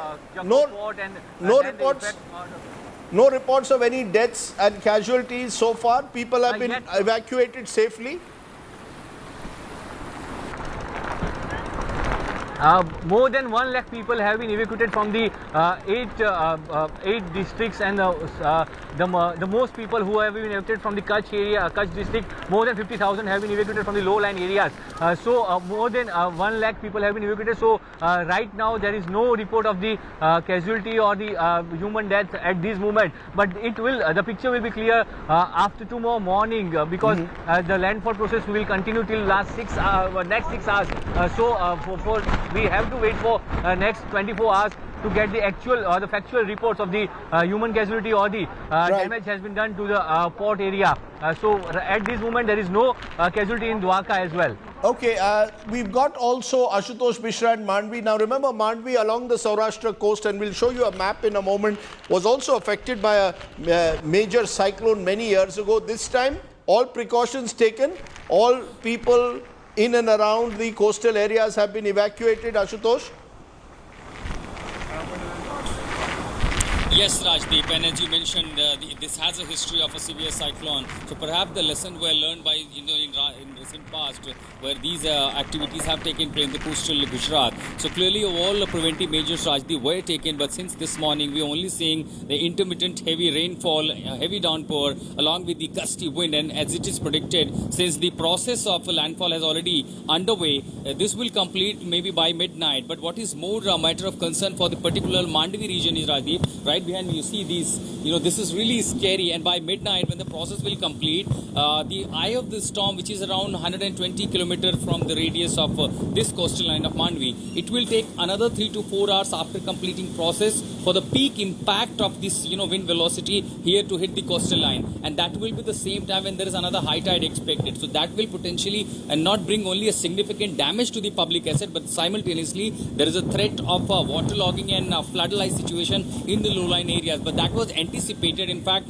all the agencies and administration carried out a risk assessment process, and by following that, peoples were evacuated from the worst affected areas, from the low-lying areas. But for now, the power is snapped all across the city. We have taken shelter near a private hospital. In fact, they are using private generators to keep the operations in and the other medical facilities to continue. But for now, indeed, it's very scary outside. We have seen huge number of trees literally falling down. There are multiple poles, connections all off, and of course, since everything will happen by midnight.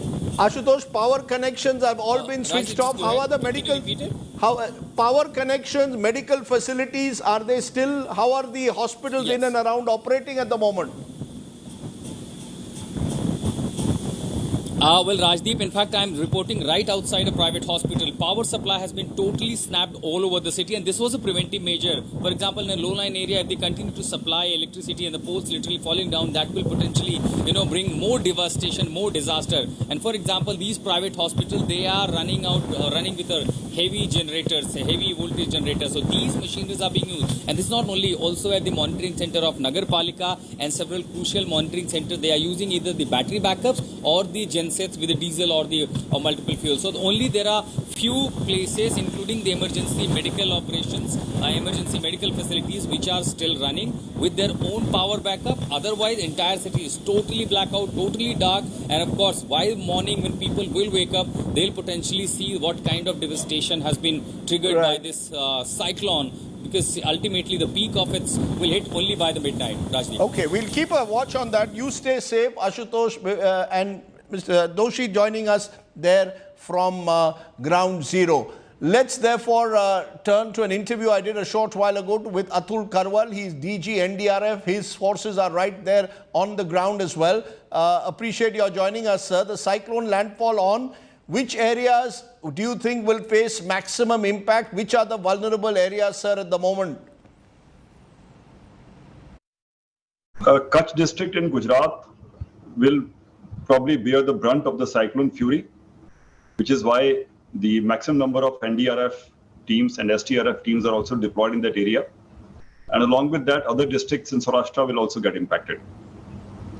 But how prepared are you? We know that a number of forces are out there from the NDRF, state disaster management force as well. Now, Odisha has set an example, sir, with its attempt to create a zero casualty cyclone handling. Is the West Coast as prepared as the East is, sir? Yes, I'm sure we are. We have been a part of the briefings which have happened over the past few days in preparation to face this natural disaster. And government of Gujarat has done their homework in great depth, to the extent that the salt pen workers have been evacuated.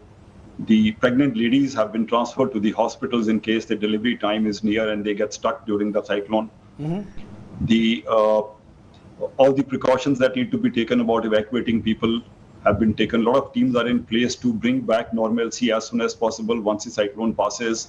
So all these things have been taken care of in great depth. So I think we are fully prepared. What appears to have also happened is a massive evacuation exercise of people, sir, who live along the coastline. Nearly 90,000 people, according to one estimate, evacuated. Can you tell us a little bit more about those efforts, the number of people you have out on field, just to give a sense of the scale of magnitude of the work being done at the moment to rescue people? Now the number of evacuated people has gone to more than 1 lakh, and we have 18 teams in place in Gujarat. Initially, we had planned to put 12 because that was the estimation which state government had given us, but we pumped in more teams, knowing that if we have reserves at hand, they would be useful in a worst case scenario. So we have 18 teams on ground from NDRF and 12 from the STRF. By when do you think, Mr. Karwal, can we say it is all clear that the cyclone has passed over, the worst is over? How long will that take, sir? Difficult to do that. The cyclone has been moving at slightly varying speeds through today also. So now it's moving in at about 6 kilometers an hour, and it's still about 100 kilometers away from the possible point of landfall, which is between Mandvi and Karachi, little north of Jakhau port now. So slight change, it's shifted slightly north. As per the IMD forecast, it will pass away till about midnight. And immediately after that, the action of the response teams will start to bring back normalcy, clearing roads, restoring power, etc. So it depends on the speed of the passage, on the damage it causes, and then on the recovery phase as we will handle it as fast as possible. You know, you just mentioned the challenge that you will face once the cyclone passes over around midnight. That is presumably when we will all get to know the real extent of damage being done. And you will need to plan rescue, relief, rehabilitation if needed. Is that the next big challenge? How prepared are you for that, to actually restore power, as you said, roads which are damaged? How long is this? Is this going to be a long haul over the next few days? I think the whole process is challenging because the initial efforts go a long way in preventing loss of property and lives. The mitigation measures which were taken in the last few days will bear a lot of fruit, because if we have taken people out of harm's way, we will minimize the loss.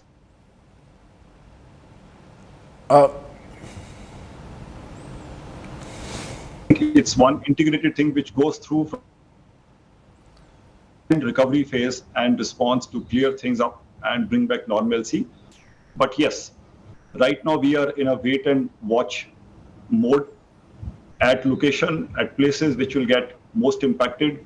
And as soon as they start getting impacted, we will start doing our response to the best of our abilities and getting people out. If during cyclone hit also people have got stranded, we will still go and evacuate and rescue them. And yes, certainly after it passes, we need to get into action to bring back normalcy fast. You know, Mr. Karwal, in recent years, we've seen the number and frequency of cyclones in the Arabian Sea increasing. Do you think cyclone-prone areas on the western coast will now need more infrastructure for handling such natural events, especially in view of the rising number of cyclones in the west coast of the country? That infrastructure is quite in place. Even now, Gujarat has moved the evacuated people to about 1,500 shelters. So the number of shelters is not in shortage, and the evacuated people have been adjusted comfortably in those. The frequency of cyclones in Arabian Sea is less than Bay of Bengal. In spite of that, the infrastructure is good and is adequate even as of now, though we can keep looking at improvements based on experiences like this. So would you say we have a more integrated system now in place that can meet these challenges from cyclones, whether it's on east or western coast? You've got a SOP that's fully in place now? Yes, we have improved quite a lot over the last 2 decades since the super cyclone hit us in Odisha, which caused the loss of 10,000 lives. Now the loss of lives is much less, and every time when we handle a situation like that, we look at how lives were lost and try and bring in improvements. But compared to the earlier cyclones, the loss of life is down by 99%. It's only about 1% lives to the number of lives which used to be lost earlier that we are suffering now, and we'll try and bring that figure down as well. Well, that's very reassuring. Mr. Karwal, you've taken time off from your busy schedule monitoring what's been happening on the ground to join us. Thanks very much for joining me. Let's hope and pray that the situation normalizes as soon as possible. Let's turn from the cyclone in the Gujarat coast to the cyclone in the national capital, where the wrestlers' protest today took another twist, as the Delhi police submitted a 1,500-page charge sheet framing charges against the accused BJP MP and Wrestling Federation boss Brij Bhushan Saran Singh. However, in the assault case of a minor, the police has submitted a cancellation report claiming that the victim has changed her statement. What this means effectively is that the serious charges of sexual assault against a minor have been dropped. Does that mean that Brij Bhushan Saran Singh has got away? Well, a political showdown has already erupted over the case once again. We'll look at that in a moment. First, take a look at the story today. Months of angry protests, agony and street fights later, Indian wrestling heroes' demand for justice is met. Some would say halfway. The Delhi police on Thursday filed a 1,500-word charge sheet in the Rouse Avenue court against the Wrestling Federation of India President Brij Bhushan Saran Singh. The WFI chief is charged with sexual harassment, outraging the modesty of a woman and stalking under various sections of the Indian Penal Code. The police, in a separate move, have also filed a cancellation report in the Patiala House Court in the POCSO case against Brij Bhushan. In this 550-page cancellation report, the police claim they've not found any corroborative evidence in the case. The police say the minor wrestler had levelled allegations of sexual assault against Brij Bhushan out of anger. The report says the complainant changed her statements before the magistrate. The police have recommended closure of charges under POCSO, or the Protection of Children from Sexual Offences Act, against Brij Bhushan. Wrestlers की complaint पर case register हुआ था, उसकी investigation complete हुई है, तो उसके बाद हमने इसमें चार्जशीट है कंसर्न कोर्ट में फाइल कर दी है। इसमें सेक्शन 354, 354A और D इनके तहत हमने ब्रिज भूषण है उनके खिलाफ और मिस्टर विनोद तोमर हैं उनके खिलाफ भी 109, 354A, 354 एंड 506 IPC में चार्जशीट दाखिल कर दी है। The charge sheet provides some comfort for champion wrestlers Bajrang Punia, Sakshi Malik, Vinesh Fogart and their supporters, though their main demand of arresting Brij Bhushan is not met so far. The opposition has accused the Narendra Modi government of protecting Brij Bhushan, who is accused of sexual assault. एक अवयस्क लड़की इतने बड़े आदमी के खिलाफ POCSO की शिकायत दर्ज करती है, यौन शोषण का आरोप लगाती है और फिर सारा तंत्र, सारी पुलिस, इस देश की सत्ता, इस देश की सरकार, सरकार के मंत्री, सरकार के सांसद मिलकर एक तरफ उस लड़की के खिलाफ खड़े हो जाते हैं और संरक्षण बृजभूषण शरण सिंह को दिया जाता है और उस लड़की को गलत साबित करने पर लोग तुल जाते हैं। सेक्सुअल असॉल्ट के केसेस दर्ज होने के बाद जब अभियुक्त को गिरफ्तार ना किया गया हो, उसको जमानत मिली या नहीं मिली वो बात की बात है। ये पहला अवसर है जब किसी देश विदेश की नहीं, दुनिया भर की जो नामी ग्रामी पहलवान हैं उनके द्वारा FIR दर्ज की गई हो और अभियुक्त गिरफ्तार ना हो। Even as a political showdown has begun over the police's handling of the POCSO case, the decision to close the case is to be taken by the court. The charge sheet has been filed within the 15th June deadline as said by the sports minister, with the Delhi police now pulling off a balancing act by filing charge sheet in one case and cancellation report in the other. How the wrestlers react to this remains to be seen. With Shreya Chatterjee and camera person Alok from New Delhi, this is Srishti Ojha, India Today. So let's raise the big questions tonight. The wrestlers' plea for justice, has it really been heard finally? Will Brij Bhushan face justice or not? Have the charges against him been watered down? Is Brij Bhushan a villain or is he a victim? Let's raise those questions. Anjali Bhardwaj is a social activist who's been actively involved in supporting the women wrestlers' cause.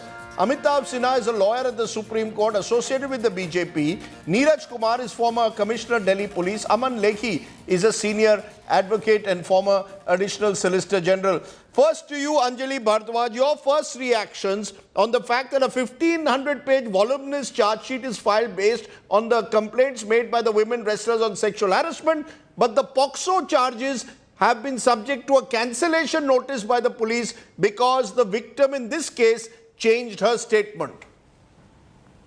Yes, Rajdeep, I think the cancellation report in the POCSO case is indeed very, very unfortunate. It has been very clear that there was a need to immediately arrest the accused, given the fact that he is politically powerful, the huge imbalance of power. On the one hand, the accused, who is a member parliament, he's a Bahubali, it's very well known, and he was also the chief of the federation. And on the other hand, this minor and these wrestlers, these players. So what should have been done was not done, and it is something that has caused considerable apprehensions, and I think those apprehensions have been proven correct today. No, but the statement was, no, 1 minute, Anjali Bhardwaj, you're saying that, are you saying that Brij Bhushan Saran Singh should have been arrested on the 5th of May, and I'm putting now the timeline. On the 5th of May, the Delhi police recorded statements of 7 wrestlers who alleged harassment. On June 3rd, Home Minister Amit Shah met the wrestlers part midnight. On June 6th, it emerged that the minor wrestler has given a new statement, withdrawn the charges. The original charges were made on the 5th of May by the minor. Are you saying that right on the 5th of May itself, Brij Bhushan Saran Singh, the moment the minor claimed that she had been sexually harassed and a complaint was filed under POCSO, he should have been arrested right away without inquiry?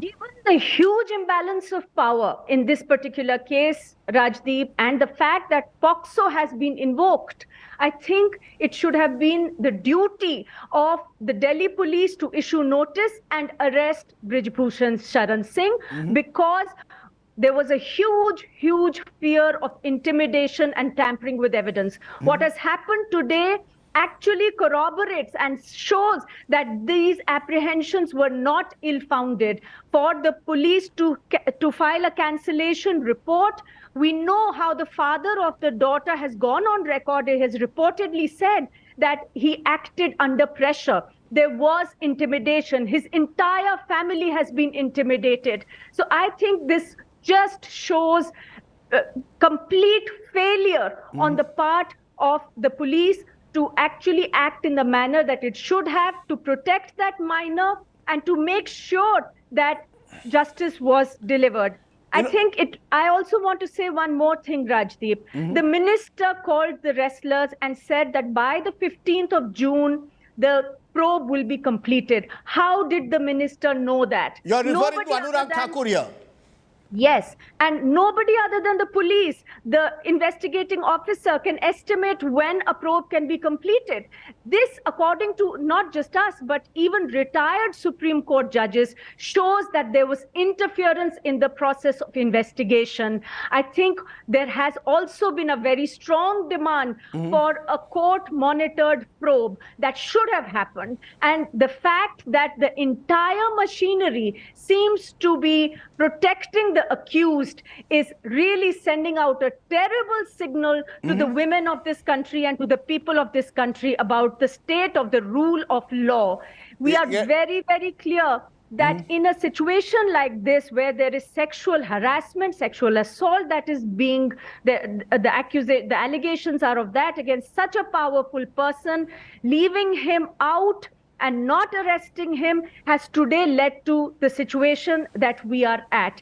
And let me stop you. Let me stop you because, you made the point. You believe that this case, there has been undue pressure, intimidation on the minor's family. Her father has gone on record. He has given interviews to Hindi newspapers and suggested that he was fearful for his daughter's safety. However, in the actual FIR, it is suggested that the girl is now, in the cancellation notice, has made another statement saying she was targeting Brijbhushan Sharan Singh for other reasons.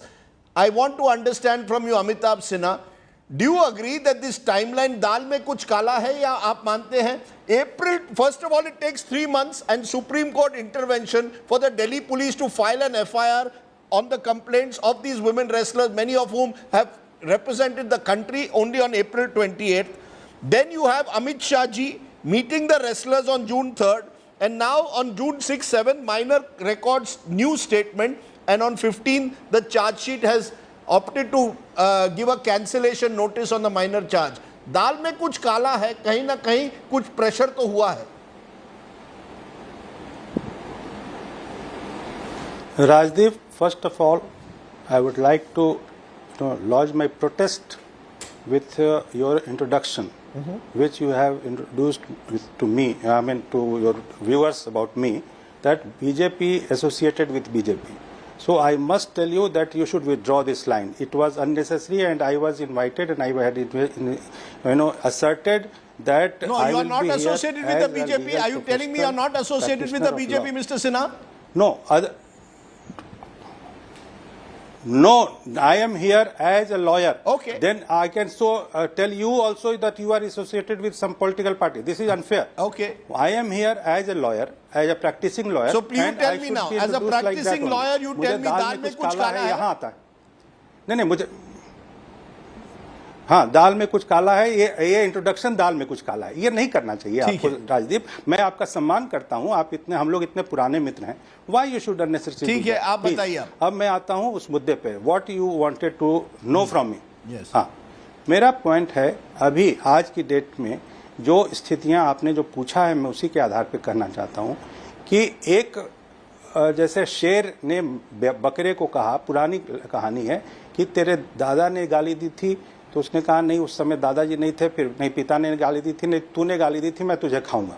अभी अभी Bhardwaj madam थी, उन्होंने कहा कि कैसे कह दिया sports minister ने कि 15 जून तक इस चार्जशीट फाइल होगी। प्रेशर था कि एट अर्लीस्ट फाइल होना चाहिए। तो आपस की एक मीटिंग में जो कई घंटे चली, उसमें जैसा मुझे बताया गया कि उसमें प्रेशर बनाया गया और वो लोग जो कि स्ट्रीट्स के थ्रू जस्टिस चाह रहे थे, मैं इस बात से असहमत हूँ।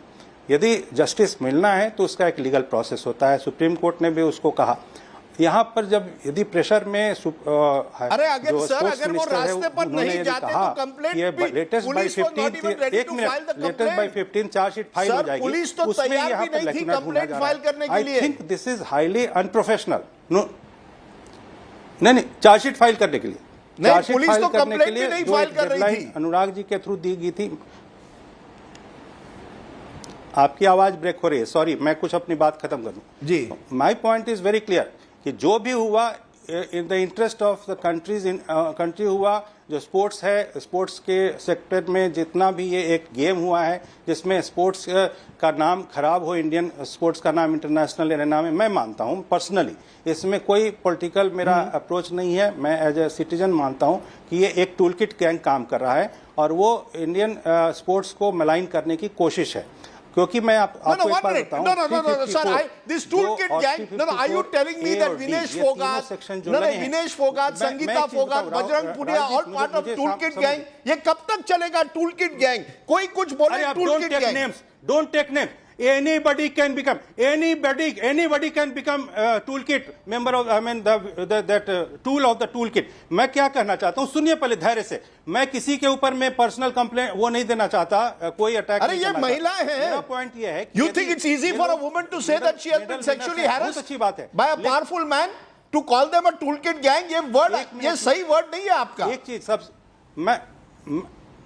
मैं इंसिस्ट करता हूँ, yes, because the entire process was hyped not in India but outside India also। और उसमें विदेशी जो प्लेयर्स हैं वो इन्वॉल्व हो गए, यहाँ के पॉलिटिकल पार्टीज इन्वॉल्व हो गई, जो हमेशा से ये मानती है कि भारत को मैलाइन करना ही उनका सबसे एकमात्र उद्देश्य है। और मैं लास्ट में एक चीज कहना चाहूंगा लास्ट में कि देखिए इस सब चीजों में आज मैं मानता हूं कि जो सबसे बड़ा उनका प्लान था कि पॉक्सो एक्ट अपने आप में डिमोलिश हो गया। मुझे ये जानकारी है कि वो उसमें उस बच्ची का जो भी जिस भी लड़की ने उस पर कंप्लेंट फाइल की थी उसको विड्रॉ करने के कई फैक्टर्स हैं। अब उसको आप चैनल में यदि दोहरवाएंगे तो उस बच्ची का अपना जो बेइज्जती होगी। मुझे जो मिली है जानकारी कि उसके आधार पे कि वो लड़की जो है उसके स्कूल के सर्टिफिकेट के हिसाब से she is not a minor.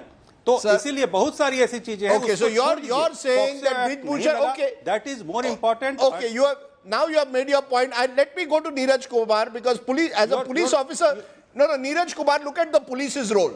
The wrestlers go on protest in January. It requires a Supreme Court intervention for the police to even register the complaint, eventually file an FIR. There is a complaint made under the POXO Act at that time. The police doesn't act on that and query. Does not query Mr. Brijbhushan Saran Singh for weeks, although under the POXO Act, technically he can be arrested right away.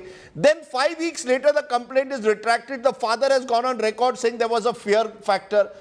Please, did the police give enough time for whoever wanted to intimidate perhaps the young woman wrestler so that Mr. Brijbhushan Saran Singh got away?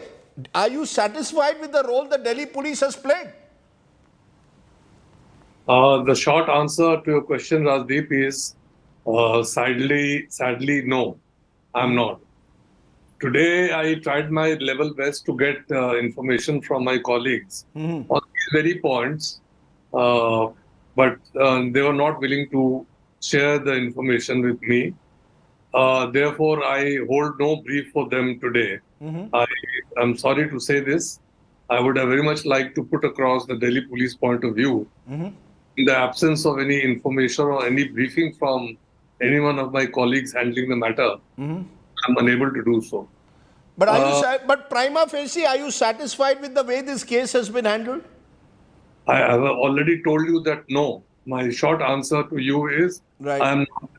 Because the impression that has gone is that even to get a case registered, you have to approach the Supreme Court for a direction, right, or process of law to begin. Okay. Therefore, I'm not satisfied. I think as one of the leading police officers of the country, for you to say that you're not satisfied with the way the police has handled this is, I think, an important statement which I think should be registered right away. Aman Lekhi, your view as a senior advocate, former Additional Solicitor General, are you satisfied with the way the law has played out in this case? Or is there a fear that when you have a powerful person involved, he will always get away? Well, Rajdeep, I feel that the process has been disgraced, and whatever disparagement which is there in public domain about the police conduct is wholly justified.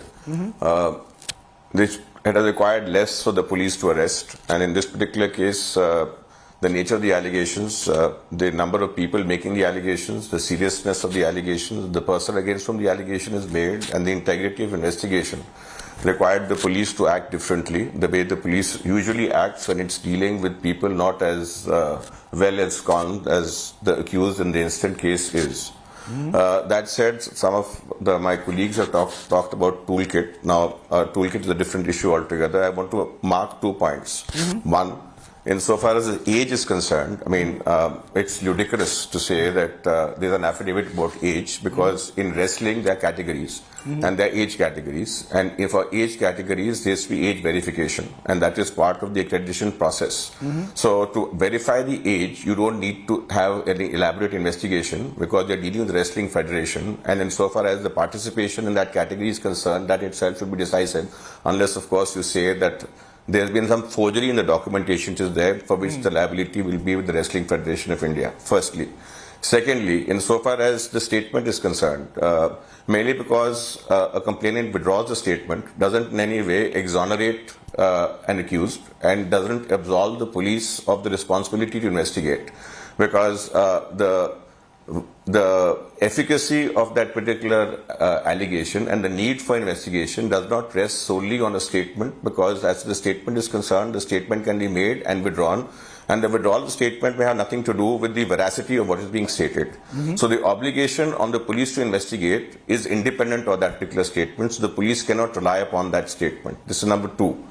Number 3, and very significantly, insofar as the father is saying, now the father is saying intimidation. When the father is saying intimidation, that itself is a marker in the context in which the whole thing is unfolded, because as you very correctly pointed out, there was a delay even in the registration of the FIR. Because when there's a delay in the registration of the FIR, the battle of perception is lost. I'm not saying that the police did it willfully, but the question is, it is reasonable to presume that the police was reluctant. And that reluctance is absolutely evident in the delay in the registration of the FIR itself. Right. Now, when you choose not to register an FIR, and therefore for that reason are reluctant to investigate, then insofar as the bona fides of the process is concerned, that become inherently suspect. And your willingness to actually go after the accused is consequently affected. Now, once that is the understanding of the process, then the exoneration by the police is in any way going to be suspect. So you're saying that the court can look at this exoneration, the court could see the exoneration as suspect based on the fact that the witness, that the minor's father has claimed that he was intimidated. The court can relook at it. Am I correct? No, not just that. As far as the court, because this is off the record. Now, what the court can do, and this is a very pertinent point, the court is not bound by what the police says, because as far as the jurisdiction of the court is concerned, is independent opinion of the police. Notwithstanding the police saying there is no case made out, the court can yet disagree. And the court can disagree and take cognizance, taking into account the totality of the cases, 1. The court can order a further investigation, 2. The court can conduct an inquiry or have an inquiry made by another magistrate, 3. Or the court can take cognizance of the complaint itself. So as far as this particular issue is concerned, that's the worth of our rights, and insofar as the substance of whatever we claim to be aggrieved by is in the domain of examination by the court, and is not in any way controlled by the opinion of the police. Okay, I take your point, and that's an important... Mainly because, and this is what I read somewhere... That's an important point you're making, that it is not the opinion of the police. The court can take cognizance of the complaints that were filed in the period, the manner in which it was done. You know, Anjali Bhardwaj, right through this case, I have heard people saying, where is the evidence? You know, what is the evidence they have? We have now got witnesses that include referees coming on record. We've got others from the Wrestling Federation, other women who have corroborated what some of these girls, wrestlers have said. 1,500-page charge sheet. Do you believe that that original charge sheet made by the women wrestlers will stand the test in a court of law? How confident are you that the evidence will stick? Ajdeep, what we've been seeing is the police asking for video evidence, for audio evidence, all sorts of things, including trying to recreate the scene of crime, and at a time when Brij Bhushan Sharan Singh was reportedly present at his residence at the scene of crime. So I think this is a very important question. It is very clear that in cases like these, the kind of allegations that have been made, what is the kind of evidence, the photo or audio or video evidence that the police expects to get? Is anybody going to do this in public? Is there somebody going to be making a video of this? Are these women expected to do a video or an audio recording while they are being molested and while they are being stalked?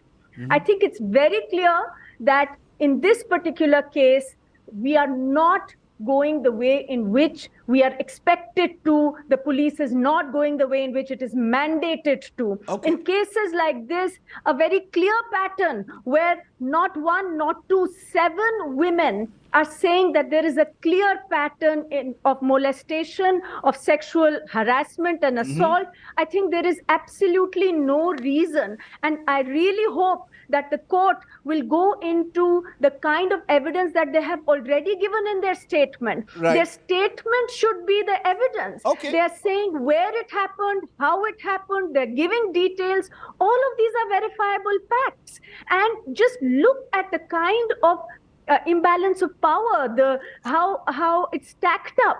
And Rajdeep, I also want to say here that this entire thing about toolkit, I think it's most unfortunate, because as it is bad enough that the system seems to be protecting the accused just because they're politically powerful. And then women are having to do all of this despite such stringent laws existing, the POCSO, other criminal law amendments and so on after Nirbhaya that have happened. Why was there a need for women to come to the street? I take your point, ma'am. I take your point. I am the father of a young daughter as well, and I ask you, Amitabh Sinha, I don't know whether you have a young daughter, but आप मुझे बताइए, ये महिला wrestlers हैं, 1 नहीं 2 नहीं 7 हैं, referees हैं, कई लोगों ने बयान दिए हैं, आप सबको मानते हैं झूठ, और ब्रिज भूषण शरण सिंह जिन्होंने कैमरा पर मर्डर चार्ज के लिए कन्फेस किया है, आप उसको मानते हैं सही? आज इस प्रोग्राम में कोई बीजेपी का ऑफिशियल स्पोक्सपर्सन भी नहीं आना चाहता था. आप मुझे बताइए, आज क्या कहीं ना कहीं इस ब्रिज भूषण को बचाओ? आप टूल किट की बात करते हैं, मैं तो उल्टा कहूंगा, ये तो एक जो टूल किट है वो तो ब्रिज भूषण को बचाने में लगी है. पूरी सिस्टम जो है, यंत्रणा जो है, उसे बचाने में लगी है. क्या आप मानते हैं? आप महिलाओं को बिलीव नहीं करोगे. बेटी बचाओ बेटी पढ़ाओ की बात जो करते हैं वो महिलाओं को बिलीव नहीं करेंगे, लेकिन एक बाहुबली को बिलीव करेंगे. क्या ये सही है? आपको लगता है? What is the message? Rajdeep, I can very well understand your emotionally charged statements and the observations. मैं आपकी बात को पूरी तरीके से समझ रहा हूँ, और जो बेटी बचाओ बेटी पढ़ाओ और ये सारे जो अभी तक के स्लोगन्स हैं वो मैं बहुत ध्यान से सुनता रहा. मैंने वकील होने के नाते, being a lawyer, I have gone through so many cases like this. अभी मैं अपनी पर्सनल, यदि मुझे वो एक मिनट का मौका दें, I have handled a case in a vacation bench of Supreme Court very recently, only last week, and the case was simultaneously charged with rape and dowry, both. उसमें सुप्रीम कोर्ट के जज ने कहा कि how both the charges can be run together, rape और साथ में dowry case था, जो कि the boy and the girl were not married. मैं कई चीज़ें ऐसा करता हूं कि इसमें जो लॉज हैं आज इंडियन सिस्टम में, उसमें जो सर मैं आपकी बात को, मैं आपको सीधा सवाल पूछ रहा हूं, क्या आपको लगता है सब कुछ झूठ है? ये सब लोग झूठे हैं और केवल ब्रिजभूषण शरण सिंह सही बोल रहा है? नहीं, ऐसा मैं नहीं, मैं आपसे पूछ रहा हूं. मैंने नहीं कहा. राजदीप, राजदीप धैर्य रखिए, मैं बहुत गंभीर और संवेदनशील विषय पे बात कर रहा हूं आपसे। आपने यंत्रणा शब्द का प्रयोग किया, यंत्रणा शब्द मेरे साथ भी लागू होता है। मैं एक चीज बताना चाहता हूं आपको, देखिए ऐसी स्थिति में मैंने किसी को निर्दोष नहीं और किसी को दोषी नहीं माना है। चार्जशीट फाइल हुई है, चार्जशीट में सबसे बड़ा जो पॉक्सो कहा जा रहा था, अभी I with all due respect to Aman Lekhi, we are colleagues, see in this situation if POXO act is being considered by the court also, then also this contradictory statement and intimidation charges, देखिए मैंने कभी intimidation charges को नहीं सुना है, लेकिन यदि उसमें और ज्यादा डीप जाएंगे then the age certificate will come up, और उसकी वजह से फिर काउंटर कई केसेज हो सकते हैं उस लड़की पे जिसने कि अपने एज को छुपा के एक गलत स्टेटमेंट दिया। मैं इस पे अभी नहीं ज्यादा जाना चाहता। दूसरी बात, जो इतना टाइम लगा, Neeraj Kumar ji also is a respectable person for me, I know him personally, but he is saying that he is not happy with the Delhi Police Act. I must try to remind him that when that blast case, or terrorist blast case had happened and Delhi Police was being charged, he was I think a special CP or something. I personally tried to help him with entire opinion mobilization in favor of Delhi Police, because Delhi Police is the safest scapegoat. Everybody is trying to just hit him. Neeraj Kumar ji was Commissioner of Police. मैं इतना कहना चाहता हूँ कि 125 witnesses everyone in the system दूध से धुले हुए हैं, everyone in the system दूध से धुले हुए हैं। No, I am sorry, मैं उंगली उठाता है वो टूल किट होता है। I will conclude. I might be sounding a devil's advocate, लेकिन मैं इतना कहना चाहता हूं कि 125 विटनेसेस एग्जामिन करने थे, कोई आसान काम नहीं था, और 125 में 25 were for the chargesheet and 100 were against the chargesheet. मैं इतना कहना चाहता हूं, और लास्टली मैं इतना कहना चाहता हूं, बेटियों की इतनी बात करते हो, 2006 में राहुल गांधी के खिलाफ रेप केस फाइल हुआ, रेप केस, और रेप केस का इन्वेस्टिगेशन क्या हुआ, उस परिवार का क्या हुआ, वो आप लोगों को चिंता नहीं है कि वो सुकन्या सिंह का केस क्या हुआ। Sir, the judge case has gone. Sir, in that case, the judge found the evidence was. Sir, this whataboutery has to stop. In that case, the judge very clearly found that the evidence did not go by the scrutiny of law, was not verifiable. Actually, find the complainant. My limited point at the moment is these are Olympic athletes. These are Olympic athletes who have represented the country, and you don't believe that. Rajdeep, there was no FIR. I am telling you, there was no FIR. So you are not concerned about the FIR at that time. Okay, I will leave it there. I am not going to engage in whataboutery. As I said, I am also the father of a daughter, and I will always believe prima facie, when 7 people come up with the kind of evidence that they have. The fact is, the police could have investigated this far more thoroughly. For now, I will leave it to the courts to decide. मैं judge नहीं हूँ. I am an observer of what has happened over the last 6 months, and I frankly hang my head in shame at times at the way the system in this country operates when it comes to sexual harassment of women. Let's leave it there. Let's turn to Manipur, where again there is reason for us to feel troubled. Over 45 days now since Manipur has been rocked with violence. The northeast state continues to witness fresh spells of the violence. A state minister's house was burned down last night. 9 more people have been killed in the fresh clashes on Tuesday and Wednesday. The Manipur government has extended the internet clampdown. The question is, will the centre break its silence?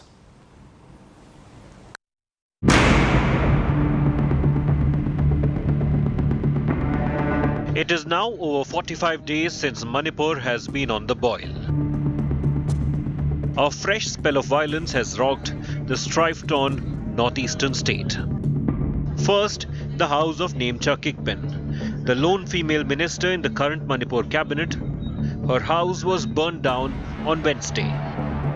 Nemcha is one of the 10 Kuki MLAs who raised the demand for a separate administration. In another spell, miscreants opened fire, leaving at least 9 people dead and 10 injured in Khamenlok village. Monitoring agency should monitor it whether all those activists are in their designated camp or their weapons are deposited or not.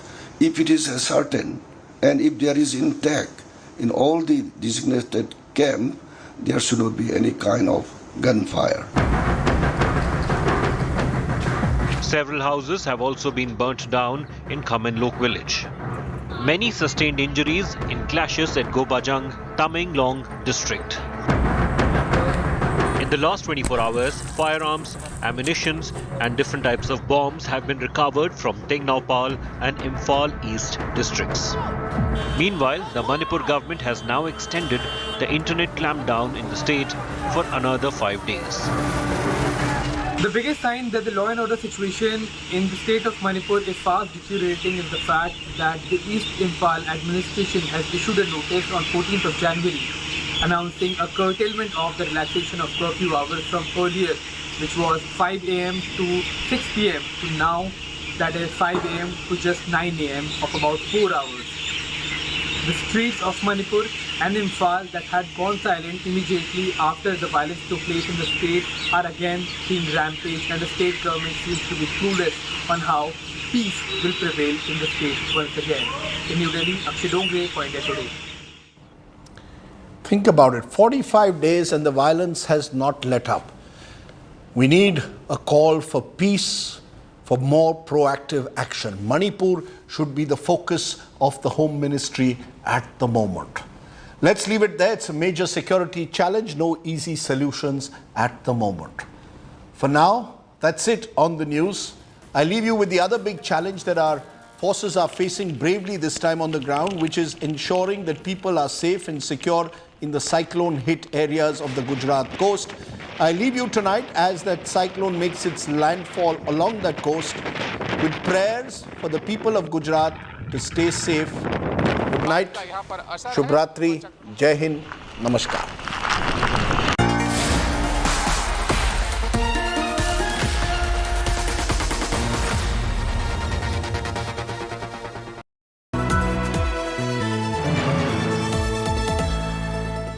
Where the software engineer meets the smart market analyst, meets the talented photographer to create the big dream. The world comes together at Sharda University. So where are you?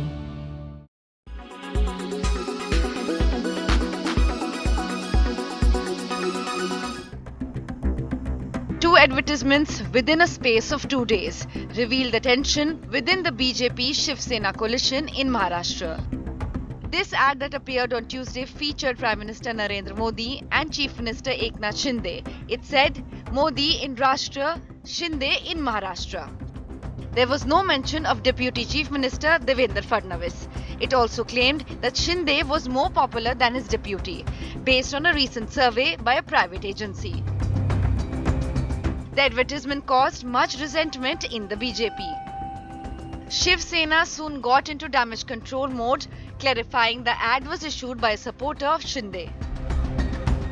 A day later, a new advertisement appeared, this time featuring photos of all leaders, including Shinde and Fadnavis. Shinde जे उत्कृष्ट आहेत त्यांनी देवेंद्रजी त्या ॲडव्हर्टाईजमध्ये compare जे करणे हे ज्याने कोणी केलं असं मला वाटतं. एकनाथजी काही एवढ्या लहान मनाचे नाही आहेत. एकनाथजी काही लहान मनाचे नाही आहेत. एक मोठ्या विचाराचा मोठ्या मनाचा माणूस आहे. एकनाथ शिंदेला जे मी बघतो ते कधी अशा लहान विचारात वावरत नाही. पण ज्यांनी कोणी केली आहे त्यांनी देवेंद्रशी कंपॅरिझन एकनाथजी सोबत करणे हे थोडंसं त्या ठिकाणी अचंबित करणारं होतं.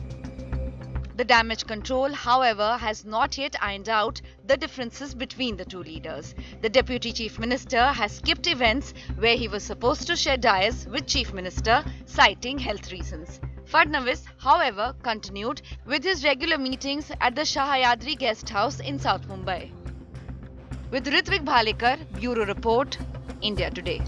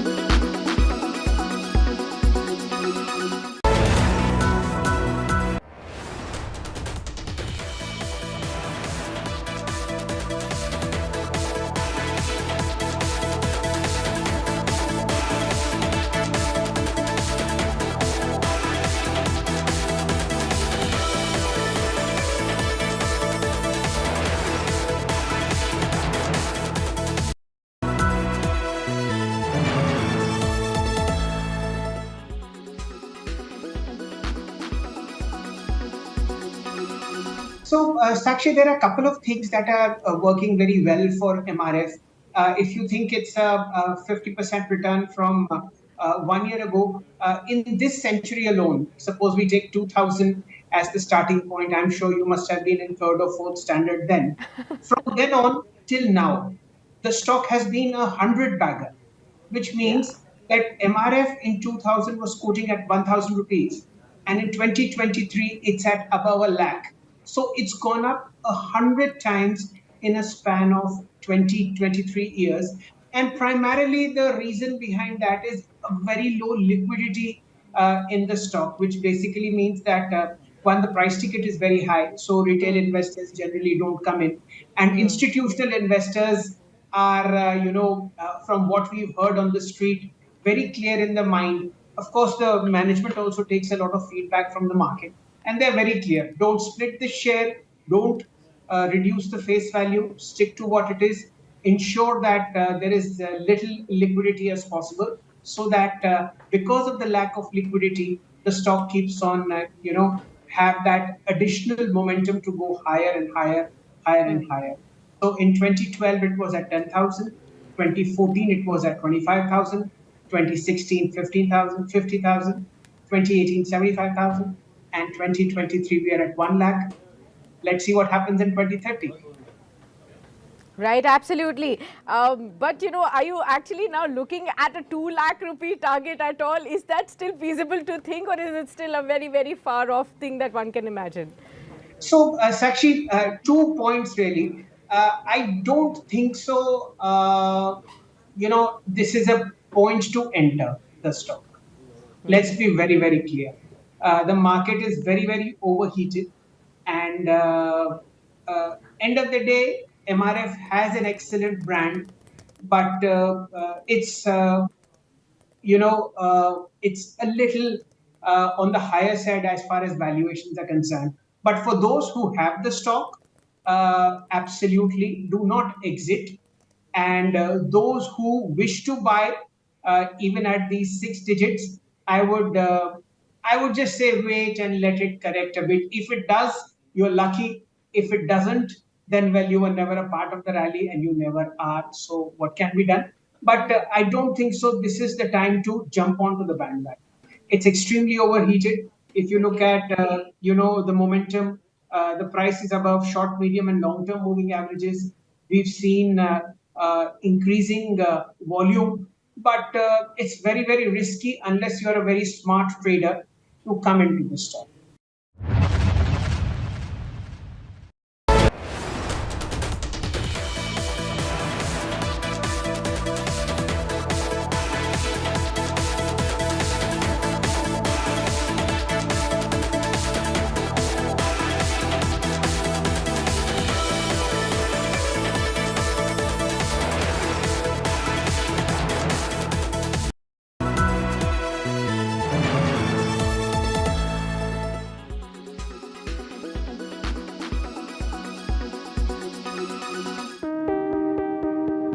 The WHO has put the spotlight on fake sugars, but artificial sweeteners has only been an ever-growing market in India, and outside increase in cases of diabetes and the growing burden of obesity world over has ensured that people turn to alternatives.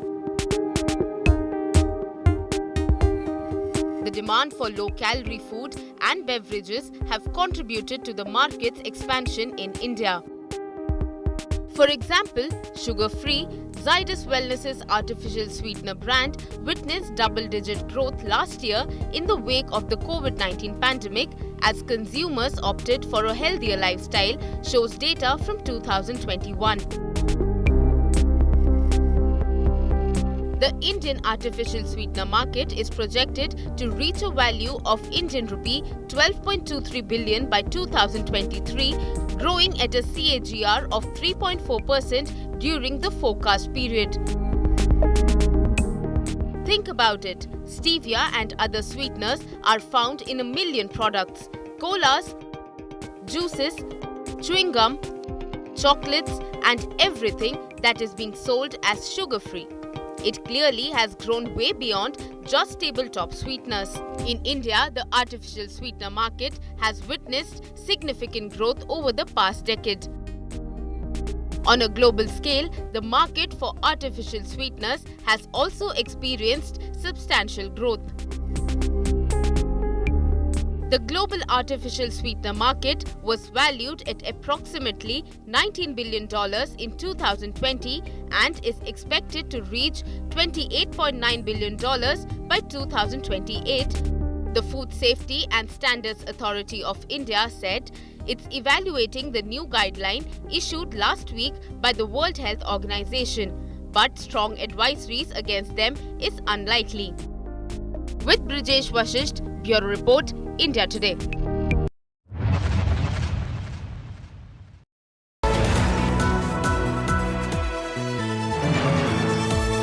Co-powered by Bajaj Allianz Life Diabetic Term Plan. Tata Motors, new forever. Nippon India Mutual Fund, wealth sets you free.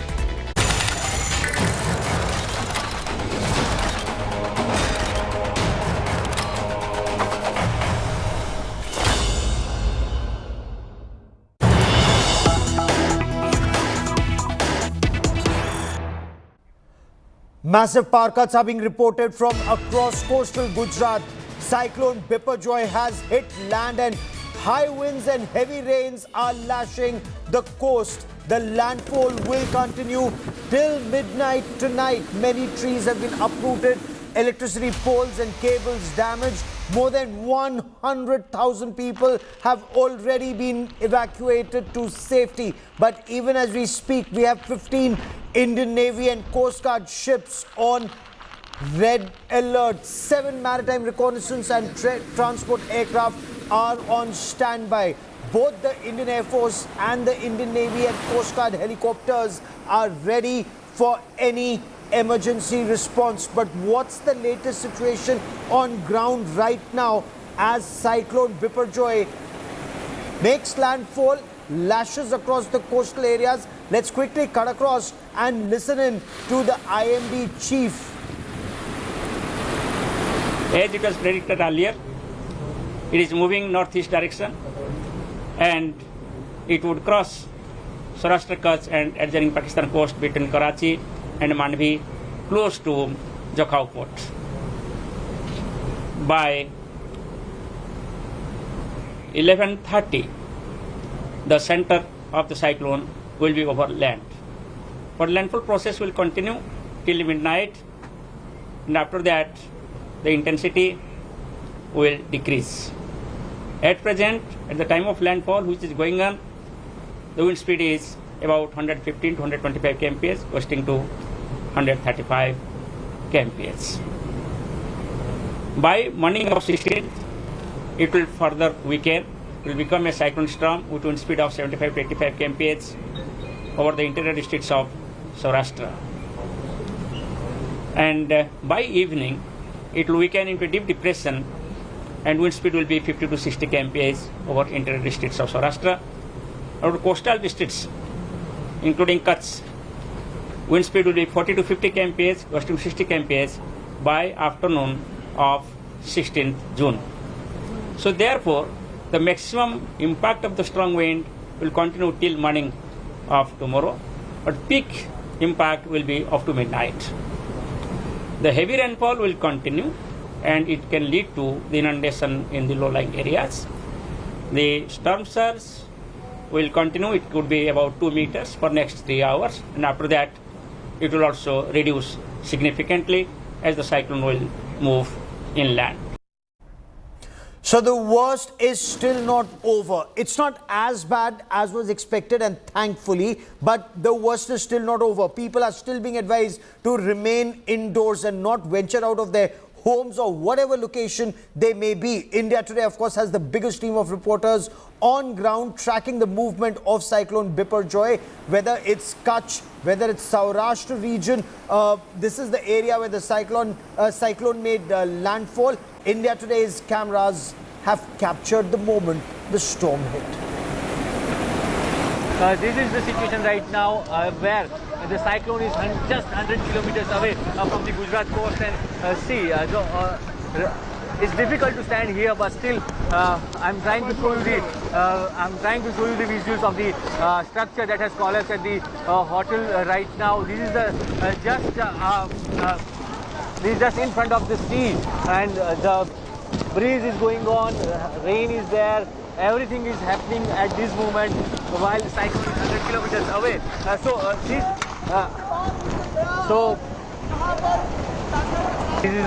This is a severe situation right now here. The cable has broken and all the electric poles are just at the risk because of this heavy and gutsy wind. So this kind of situation normally occurs when the heavy wind is there. So still the other part of the structure, they are trying to removing it from here. जिस तरीके से landfall होना शुरू हुआ है, चक्रवात का ये लैंडफॉल है। और देखिए हम मांडवी में मौजूद है, लैंडफॉल हो रहा है यहाँ से करीब 90 किलोमीटर दूर जखाऊ के इलाके में ये लैंडफॉल हो रहा है, लेकिन उसका जो इम्पैक्ट है वो मांडवी में भी देखने मिल रहा है और तेज़ हवाएं चल रही है। 110 के आसपास की जो रफ्तार है वो यहाँ पे तेज़ हवाओं की रफ्तार मानी जा रही है और उससे जो नुकसान होना है, लोगों को बार बार ये कहा जा रहा है कि लोग अपने घरों के अंदर रहे, घरों से बाहर ना निकले क्योंकि तेज़ हवाएं चलेगी और ये तेज़ हवाओं का जो दौर है ये देर रात तक चलेगा। Let me also now quickly get you a report. India Today's Ashutosh Mishra is on ground zero. He sent us this report. And the pre-impact of this landfall of Cyclone Biparjoy is already visible in parts of Kutch and Mandavi. Almost everything goes invisible now. The creeks, very rough ocean, and the wind speed. This is literally going to create havoc in this region of Kutch. In fact, even standing at this place is next to impossible now. I can see literally the weather has deteriorated. All machineries are on standby. Quick response team will be at its station. In fact, look at the wind speed. It is very difficult to even face this. In Kutch Mandvi with Sanjay Kumar, I'm Ashutosh Mishra for India Today. So electricity has been cut off. People are being asked to stay indoors. What's the latest situation right now? I quickly want to cut across to India Today's Brijesh Doshi joining us from ground zero. Incidentally, Brijesh is using the headlights of his car to be able to report since there is no electricity in this area. Brijesh, what's the latest right now? Gaurav, we are right now at Dwarka, and as you said that we are reporting from the headlight of the car. So this is the situation right now here. I would like to ask my cameraman to show you the situation that there is no power here in the nearby building. So power cut is there all the in the district of Devbhoomi Dwarka from last 24 hours, and it will remain same for the next 24 hours as well because of the impact of Cyclone Biparjoy. So this is the ground reality right now. The heavy and gutsy rain splashes are there, so it's very difficult to stay here on the ground. This is from the last 4 hours. I'm reporting from here only. So this is the situation that's getting worsened hour by hour. So everything has been taken care by the government. Still the effect or whatever the damage has been done by the cyclone will be we will be able to know by tomorrow evening only because of the power failure in most of the districts, and there won't be any kind of data shared right now. So we don't know which kind of casualties has been done or which kind of has there been any preliminary damage assessment done? Any preliminary damage assessment? Any reports that have come in? Is the worst over or is the worst yet to come? It's yet to come because right now everyone is praying that the landfall process must complete by it will completed by 12 a.m. So everyone is waiting for the process completion of the landfall. So that's why there is no report yet. There were trees were fallen, there were electric poles were fallen. So this kind of damage has been done in Dwarka as well. But there is no report of the human death yet. So actual picture of the casualty or the actual picture of the loss or damage in the damage it will be come by tomorrow. So tomorrow evening we will be able to know that how much this cyclone has damaged the Kutch area or the Devbhoomi Dwarka. Okay, so which means before I let you go, which means some lessons have been learnt lessons have been learned from past cyclones, and thankfully more than 1 lakh people were shifted to safety. So fortunately no loss of life. Stay with me for a moment. Let me get our viewers the latest images that we've been getting and the most dramatic images from earlier today. So Cyclone Biparjoy, the landfall is still underway. It hit Saurashtra and the Kutch region. These are some images of Morbi of the moment Biparjoy made landfall. Wind speeds, according to the Met Department, touched 130 kilometers per hour. The landfall will continue till midnight. The town of Devbhoomi, Dwarka. Dramatic scenes witnessed as Cyclone Biparjoy swept away everything in its wake. People were seen struggling even to walk. Of course, the government advising people to remain indoors. The impact of the cyclonic winds was so strong that electricity poles fell in several areas. Street lights not available in most parts. There is no electricity in most parts of coastal Gujarat, and this is by design, and that is why people were asked to remain indoors. Several trees were uprooted, roads caved in Jamnagar. This is the west coast of Saurashtra, one of the worst impacted areas. Wind speeds are yet to peak. Now, close to 1 lakh people have already been evacuated, and there are at least 30 teams, 18 of the NDRF and 12 of the SDRF, along with teams of the Indian Army, the Indian Navy, the Air Force and the Coast Guard that are on standby to be deployed in to take care of any eventuality.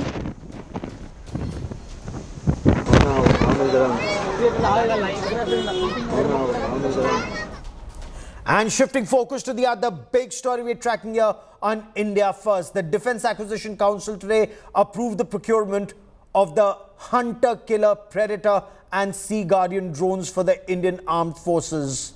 The MQ-9 Reaper versions of these lethal drones were used to kill Al-Qaeda chief Ayman al-Zawahiri in Kabul. The United States and India are in negotiation for the procurement of these lethal unmanned combat aerial vehicles capable of long endurance, intelligence gathering, surveillance and reconnaissance mission.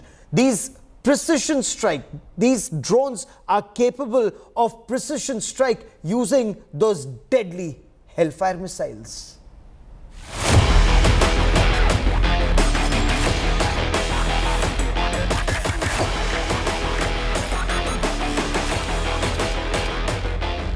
These lethal long-endurance, medium-altitude drones may soon be the new weapons in the arsenal of the Indian Armed Forces.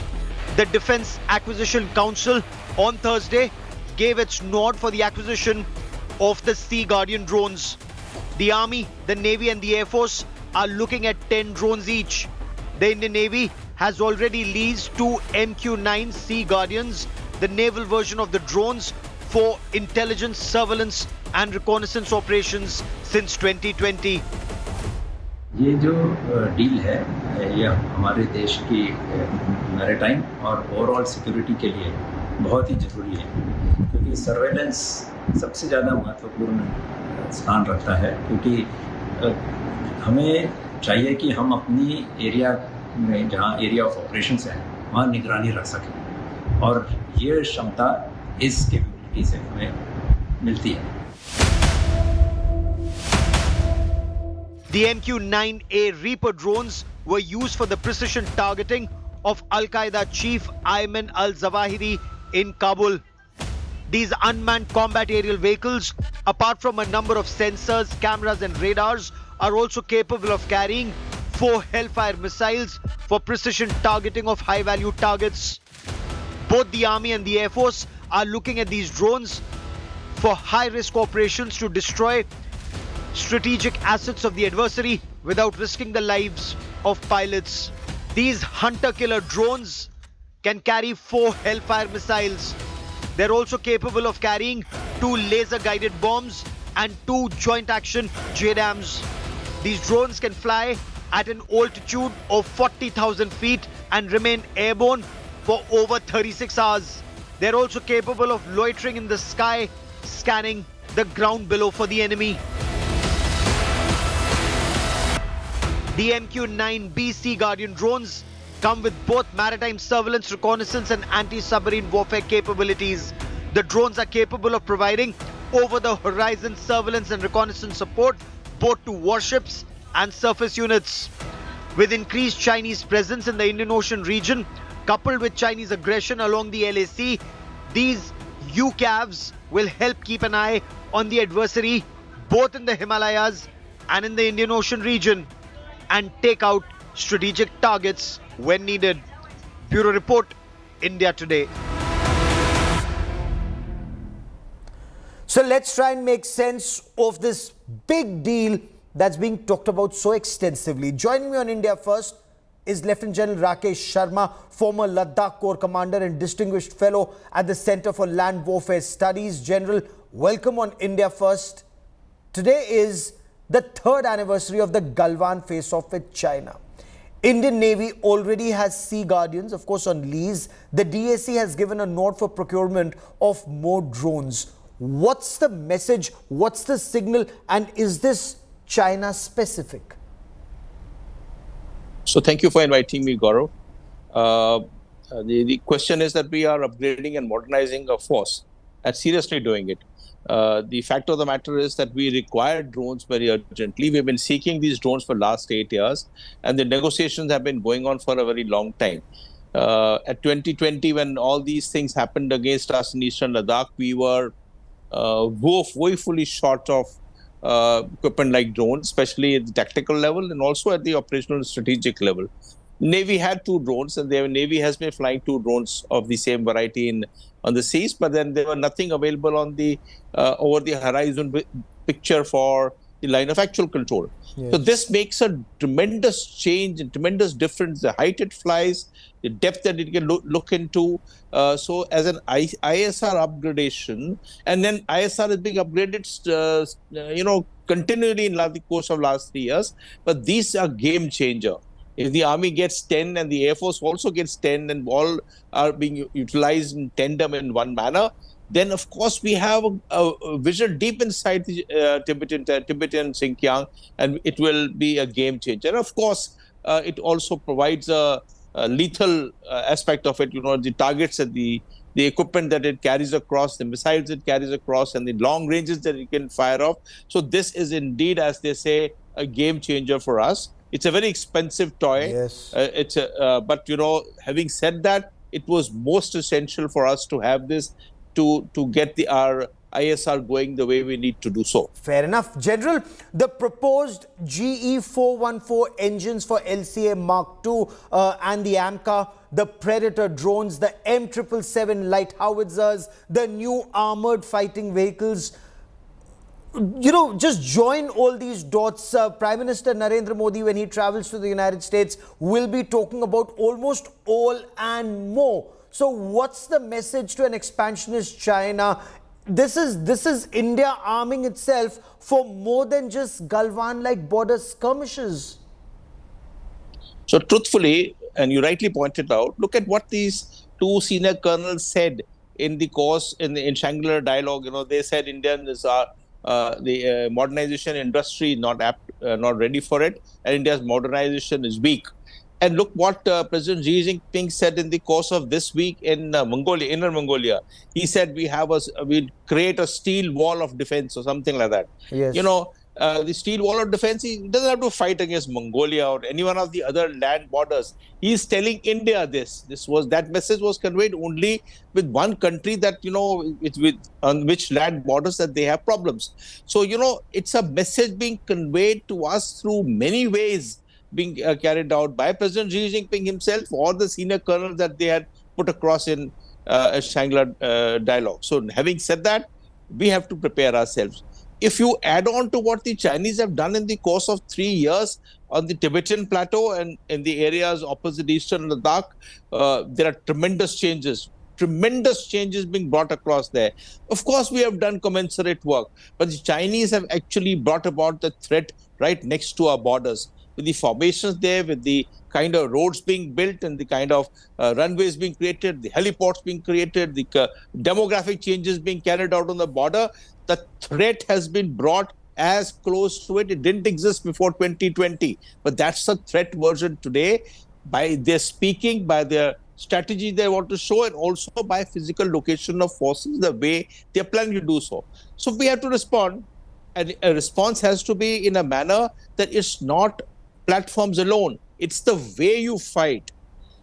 Larger countries have been defeated by smaller neighbors. Look at Afghanistan defeating Soviet Union and United States. And look at what the bigger countries have felt in Libya or Syria or Vietnam or Korea.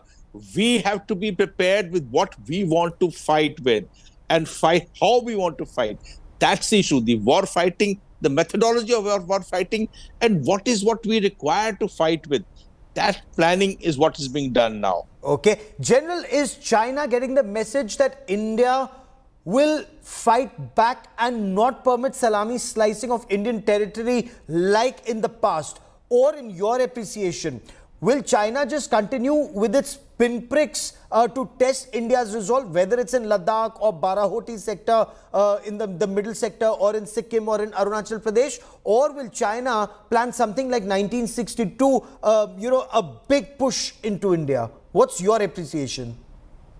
So, you see, what they have tried in the course of in 2020 when they came up, but Galwan is one major event that happened in that period. 700 kilometers of front they addressed between Rakhi Nala and Demchok Nala. Yes. Very large frontage they addressed simultaneously. And so this is Eastern Ladakh. For the benefit of our viewers, the general commanded his corps there. Go on, sir. And 700 kilometers, and they came and nibbled across into the territory, denying us patrolling rights. Look at what he's done now. When the last talks took place, he says, we want another 15 to 20 kilometers of buffer zone in the area towards Burse. So he actually, in Burse area from Rakhi Nala, he has not reached the 7th of November 59 line. So he wants to inch forward in that area also. So he's a dissatisfied country on the borders, absolutely dissatisfied. It comes also across in Yangtze, where he's dissatisfied with the McMahon line there. And then, of course, he does training and exercises in areas in proximity to the borders. Can I briefly interrupt you to ask, he's dissatisfied because he was pushed back, because there was resistance, because he lost life, and because he hasn't succeeded in his aim? Is that why he's dissatisfied? So he's dissatisfied because of all this talk about sovereignty and territorial integrity. It's explicit that, they are stuck into those so-called 7th of November 59 line, which has no sanctity, which is no legality, which is it's absolutely arbitrary line that they drew it, and they now want to move forward to this 7th of November line. And on the McMahon line, right from beginning, they were dissatisfied. They were not accepting McMahon line. Of course, Arunachal Pradesh is another issue altogether. In this century, they can't take on Arunachal Pradesh for any matter. So they are dissatisfied because of this talk about territorial integrity and the land left by our forefathers and all the language that they have spoken in the course of last 5 to 7 years. Having said that, I think we understood in 2020 that this nibbling thing will continue. And if we do not actually get on and pull up our socks to deny any more attempt to nibble at the borders, we will be a loser. And therefore, the first posture change that we did, even before we went across to build up our forces in commensurate levels, was to deny any further nibbling, which, as you mentioned about, is salami slicing. So right from one end of the border to all 4,000 kilometers to Kibitu, it has been denied. Now that nibbling is not possible because we are located there and we are building infrastructure to sustain forces to deny the nibbling. Having said that, it is also a message to the Chinese. Look, you want to come and take on this territory which you claim to be from Chawanlai days yours, fight it out. Fight it out. It cannot be taken by a surreptitious nibbling like what Sun Tzu used to say, acme or skill. That is past. That's past. So now we've realized that China is not a friend. China is a lying enemy. That realization is there. But General, does the defense of our territory from Arunachal Pradesh to Ladakh in the Himalayas? Does it lie in the Indian Ocean? If China presses us in the north, will there be consequences for China at the Malacca Straits choke point? Is that an option? Does China realize that? I'm not too sure about this answer to this question here. You see, there are two different things. There's a territorial border, then there is a maritime frontier. A maritime frontier, Chinese has got strong weaknesses and we have strengths across there. But maritime frontier also has an issue of mercantile trade, which is also sustains countries like Japan or South Korea or countries like Southeast Asia. So all that trade also goes through the same 10-degree channel and the 5-degree channel and the Malacca Straits, through which the navies also pass through. So, you know, a war in maritime frontier has got international dimension. It's a different dimension altogether. It expands it. The Chinese anxiety is certainly there on the maritime frontier. But the maritime frontier has got different connotations altogether. Fair enough. We need to strengthen ourselves even more. Now, Prime Minister Narendra Modi will be the first ever Prime Minister to address the US Congress twice. He will be traveling to the United States on a state visit. This visit is huge, both in terms of its content and in symbolism. The Prime Minister will get a 21-gun salute. He would be hosted by the US President Joe Biden at the White House. There will be extensive dialogue on economic partnership, on strategy, on climate change. We bring you this special report.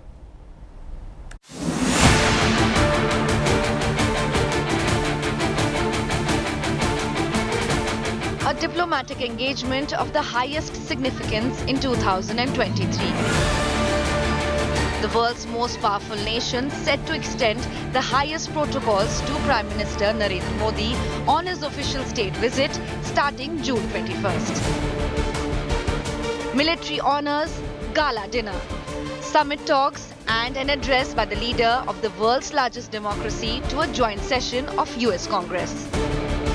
Prime Minister of India will be the first leader in independent India to address the US Congress twice. In my conversations with many of the congressmen and senators, I can certainly tell you that there is a lot of excitement amongst them.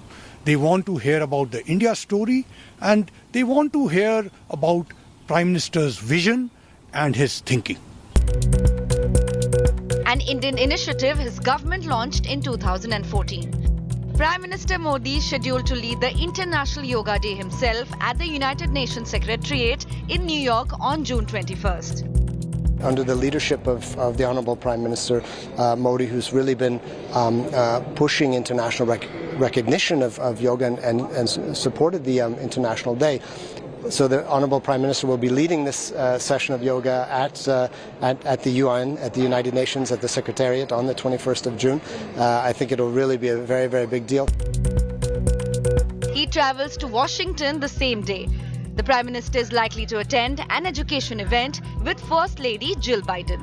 The day ends with a private dinner with President Biden and his family. An official welcome for the Prime Minister at the White House in Washington, D.C. the next day. A 21-gun salute in honor of Prime Minister Modi.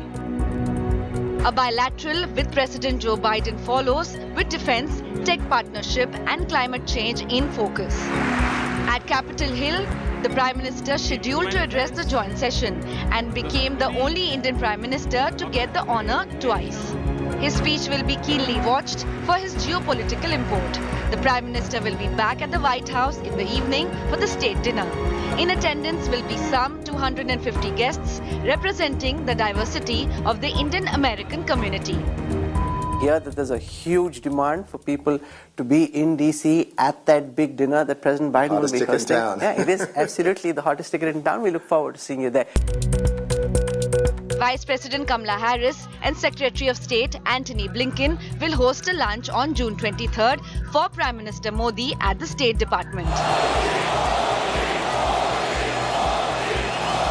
During his US tour, Prime Minister Modi will address two diaspora gatherings, one of them at the prestigious Kennedy Center in Washington, D.C. A visit expected to transform India-US ties and elevate their strategic partnership across sectors. With Seema Sirohi in Washington and Geeta Mohan in New Delhi, Bureau Report, India Today. We will continue to track developments on the story very closely. That is all I have time for on India First this evening. Coming up next is Business Today with Sakshi Batra. Stay with us.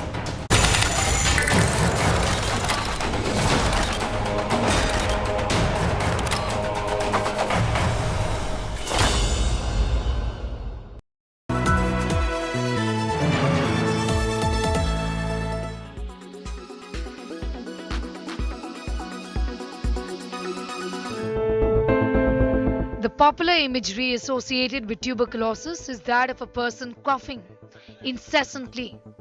But tuberculosis unfortunately affects more than just the lungs. It is a disease caused by the bacteria Mycobacterium tuberculosis. Though it usually affects the lungs, it can also affect other parts of the body such as the kidney, the brain, liver or spine.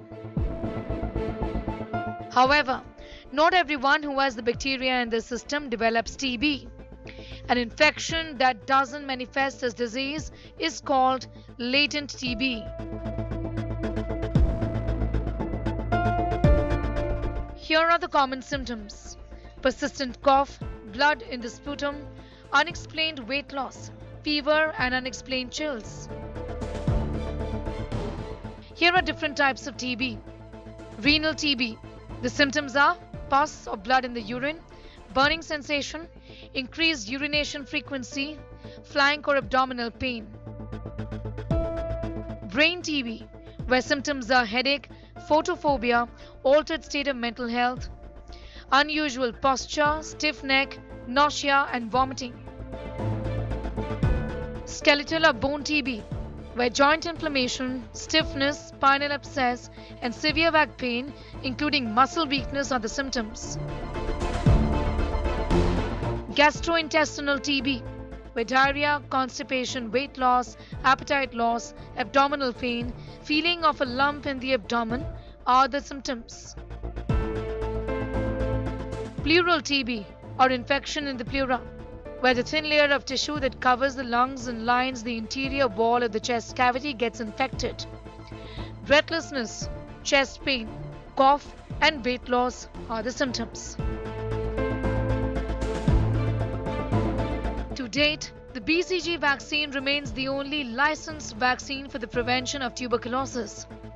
It is traditionally given to newborns, and in that population, it has a protective effect. In India, already the Indian TB Consortium under the aegis of ICMR has conducted trials in 6 states, and they have registered 12,000 contacts of tuberculosis patients. The aim is to prevent the TB disease in the contacts of this patient. So this trial is in run as of now, and we are hoping to get some positive news by 2024.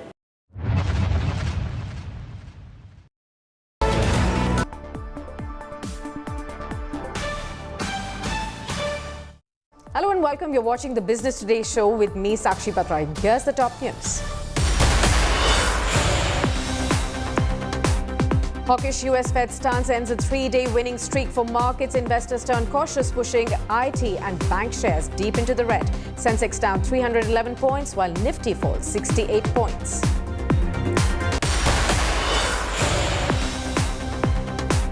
Mixed signals from the US Fed provide some relief as it pauses an aggressive rate hike cycle, but rattles markets with a statement that it will raise rates at least twice by the end of this year.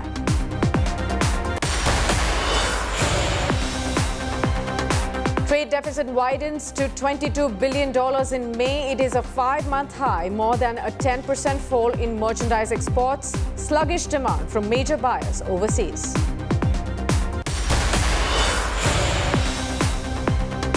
Box office celebrates again with Adipurush releasing tomorrow. Analysts expect better first-day collections than even SRK's Pathan, 3D magnum opus to end 2-month drought. Global superstar Beyoncé blamed for rising prices in Sweden. Economists say the hysteria in crowds from all over the world at her concert in Stockholm led to a 20 basis point rise in inflation in May. Straight on to our first story then. The US Federal Reserve took a pause from hiking interest rates last night. Now, this was the first time in 15 months that the world's largest central bank did not hike rates in order to bring down inflation to its 2% target range. Now, while the decision was in line with what most of the economists had anticipated, several global markets and even gold trimmed gains, with the Fed also indicating that it may resort to 2 hikes this year to further tame inflation. Listen in. We have raised our policy interest rate by 5 percentage points, and we've continued to reduce our securities holdings at a brisk pace. We've covered a lot of ground, and the full effects of our tightening have yet to be felt. In light of how far we've come in tightening policy, the uncertain lags with which monetary policy affects the economy, and potential headwinds from credit tightening, today we decided to leave our policy interest rate unchanged and to continue to reduce our securities holdings. Looking ahead, nearly all committee participants view it as likely that some further rate increases will be appropriate this year to bring inflation down to 2% over time. So that was Federal Reserve Chairperson Jerome Powell talking about further rate hikes will be appropriate going forward from here. But now joining in to discuss what can one expect on gold prices going forward, with me I have Sugandha Sachdeva, Executive Director and Chief Strategist at Acme Investment Advisors, joining right in. Welcome, Sugandha, and so glad to have you on India Today with us. First up, gold prices really hit 3-month low on the MCX after US Fed decision last night. Do share with us, first of all, how do the gold prices really get impacted with the US Fed's move on the rates, and what does the current pause really mean for the prices going forward? Yeah, hi, good evening, Sakshi. It's a pleasure to be a part of your show. In terms of the gold prices, we have seen that prices have inched lower after the Fed's decision to pause interest rates after almost 10 consecutive rate hikes. But yes, it's a hawkish stance which the Fed has maintained, even though the market was expecting that Fed would actually pause its year-long tightening spree. But then Fed has already hinted that they are likely to hike interest rates 2 more times this year. So now they're expecting the terminal rate to be around 5.6% this year, which is currently around 5.1%. So this is certainly negative for gold prices, because rise in interest rates increases the opportunity cost of holding gold, because gold is a non-interest yielding asset. So that is the reason we have seen some pressure coming in on gold prices.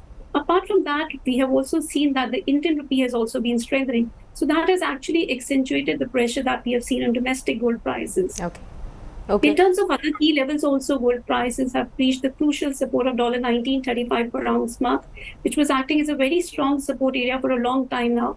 Since prices have pierced that level, the trajectory has been slightly lower only, but then the broader outlook I still feel is very positive, because pause is certainly there after 10 consecutive rate hikes. So that is likely to give some breather to gold prices going forward. And I think the shifting expectations regarding the rate hike going forward also will continue to dictate the direction of gold prices. Right. So, Sugandha, you did say that, the softening of prices could perhaps continue. Gold has already rallied quite sharply this year. It has also reached all-time high levels in India as well. What is your outlook on the gold prices for the rest of the calendar year? Are they likely to remain elevated at the current levels or cool off substantially, both internationally and domestically? I think Sakshi, prices are in an uptrend, and I think this uptrend is likely to persist at least for this year and next year as well, probably. But this year looks very promising, and gold is likely to remain the favored asset this year. So we have a lot of concerns about a global economic slowdown, which is likely to be engineered by these high interest rates. And we are also in a high inflationary environment. So that is another trigger which is likely to support gold prices. Apart from that, after 9 consecutive months of outflows from gold ETFs, for last 3 months, we have seen inflows coming back into gold ETFs globally, and that has been majorly led by American funds. Another major reason which has been supporting gold prices is continued buying spree by central banks.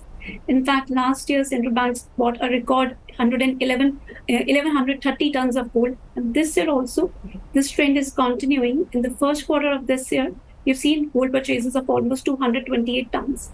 All right. Thanks a lot, Sugandha, for giving us all those insights on what to expect as far as gold prices and the outlook on gold is concerned going forward, and whether these dips could be an opportunity for investors to buy into the yellow metal. Well, markets ended in the red after a 3-day winning streak. Weak global cues weighed on the market sentiments with a hawkish tone of the US Federal Reserve. Despite a rate hike pause, fueled pessimism in the markets. Sensex ended down 311 points and the Nifty slipped 68 points. The top Nifty gainers were dominated by healthcare and pharma stocks like Apollo Hospitals, Divis Laboratories, Dr. Reddy's, Cipla and BPCL. The top Nifty laggards, however, were Hero MotoCorp, Wipro, IndusInd Bank, SBI and Kotak Mahindra Bank. Experts, meanwhile, believe that India continues to be a bright spot in the emerging market space. The benchmarks, the small caps and mid caps have seen a tremendous run-up in recent weeks, leaving investors wondering about the future of the market. My colleague Tanya Aneja caught up with Vivek Bajaj, co-founder of Stock Edge. Here's an excerpt. Some experts are now saying that we are in a bull market and markets have been doing well, and especially in the month of April and May. So how to really make money in this type of market? Actually, you have raised a very important question. This is the billion-dollar question.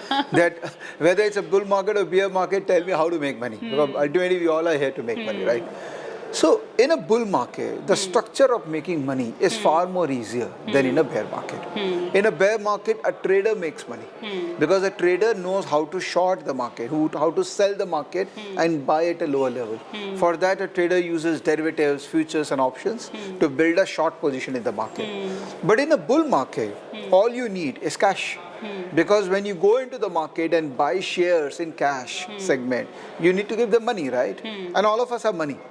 All of us may not have shares to sell, but all of us have money. So currently the structure of Indian market, or for that matter now global equity market, has gone into the bull market because it is a function of the interest rates. Because interest rates have kind of plateaued now and it is expected that it will go down in coming 1 to 2 years, market is very dynamic. So market is saying that because interest rates will go down, I want to go up. So that's why there's a bull market. So everything is so related, the business cycle, the interest rate cycle and the market expectation, everything is so related. So bull market is there. My simple benchmark of bull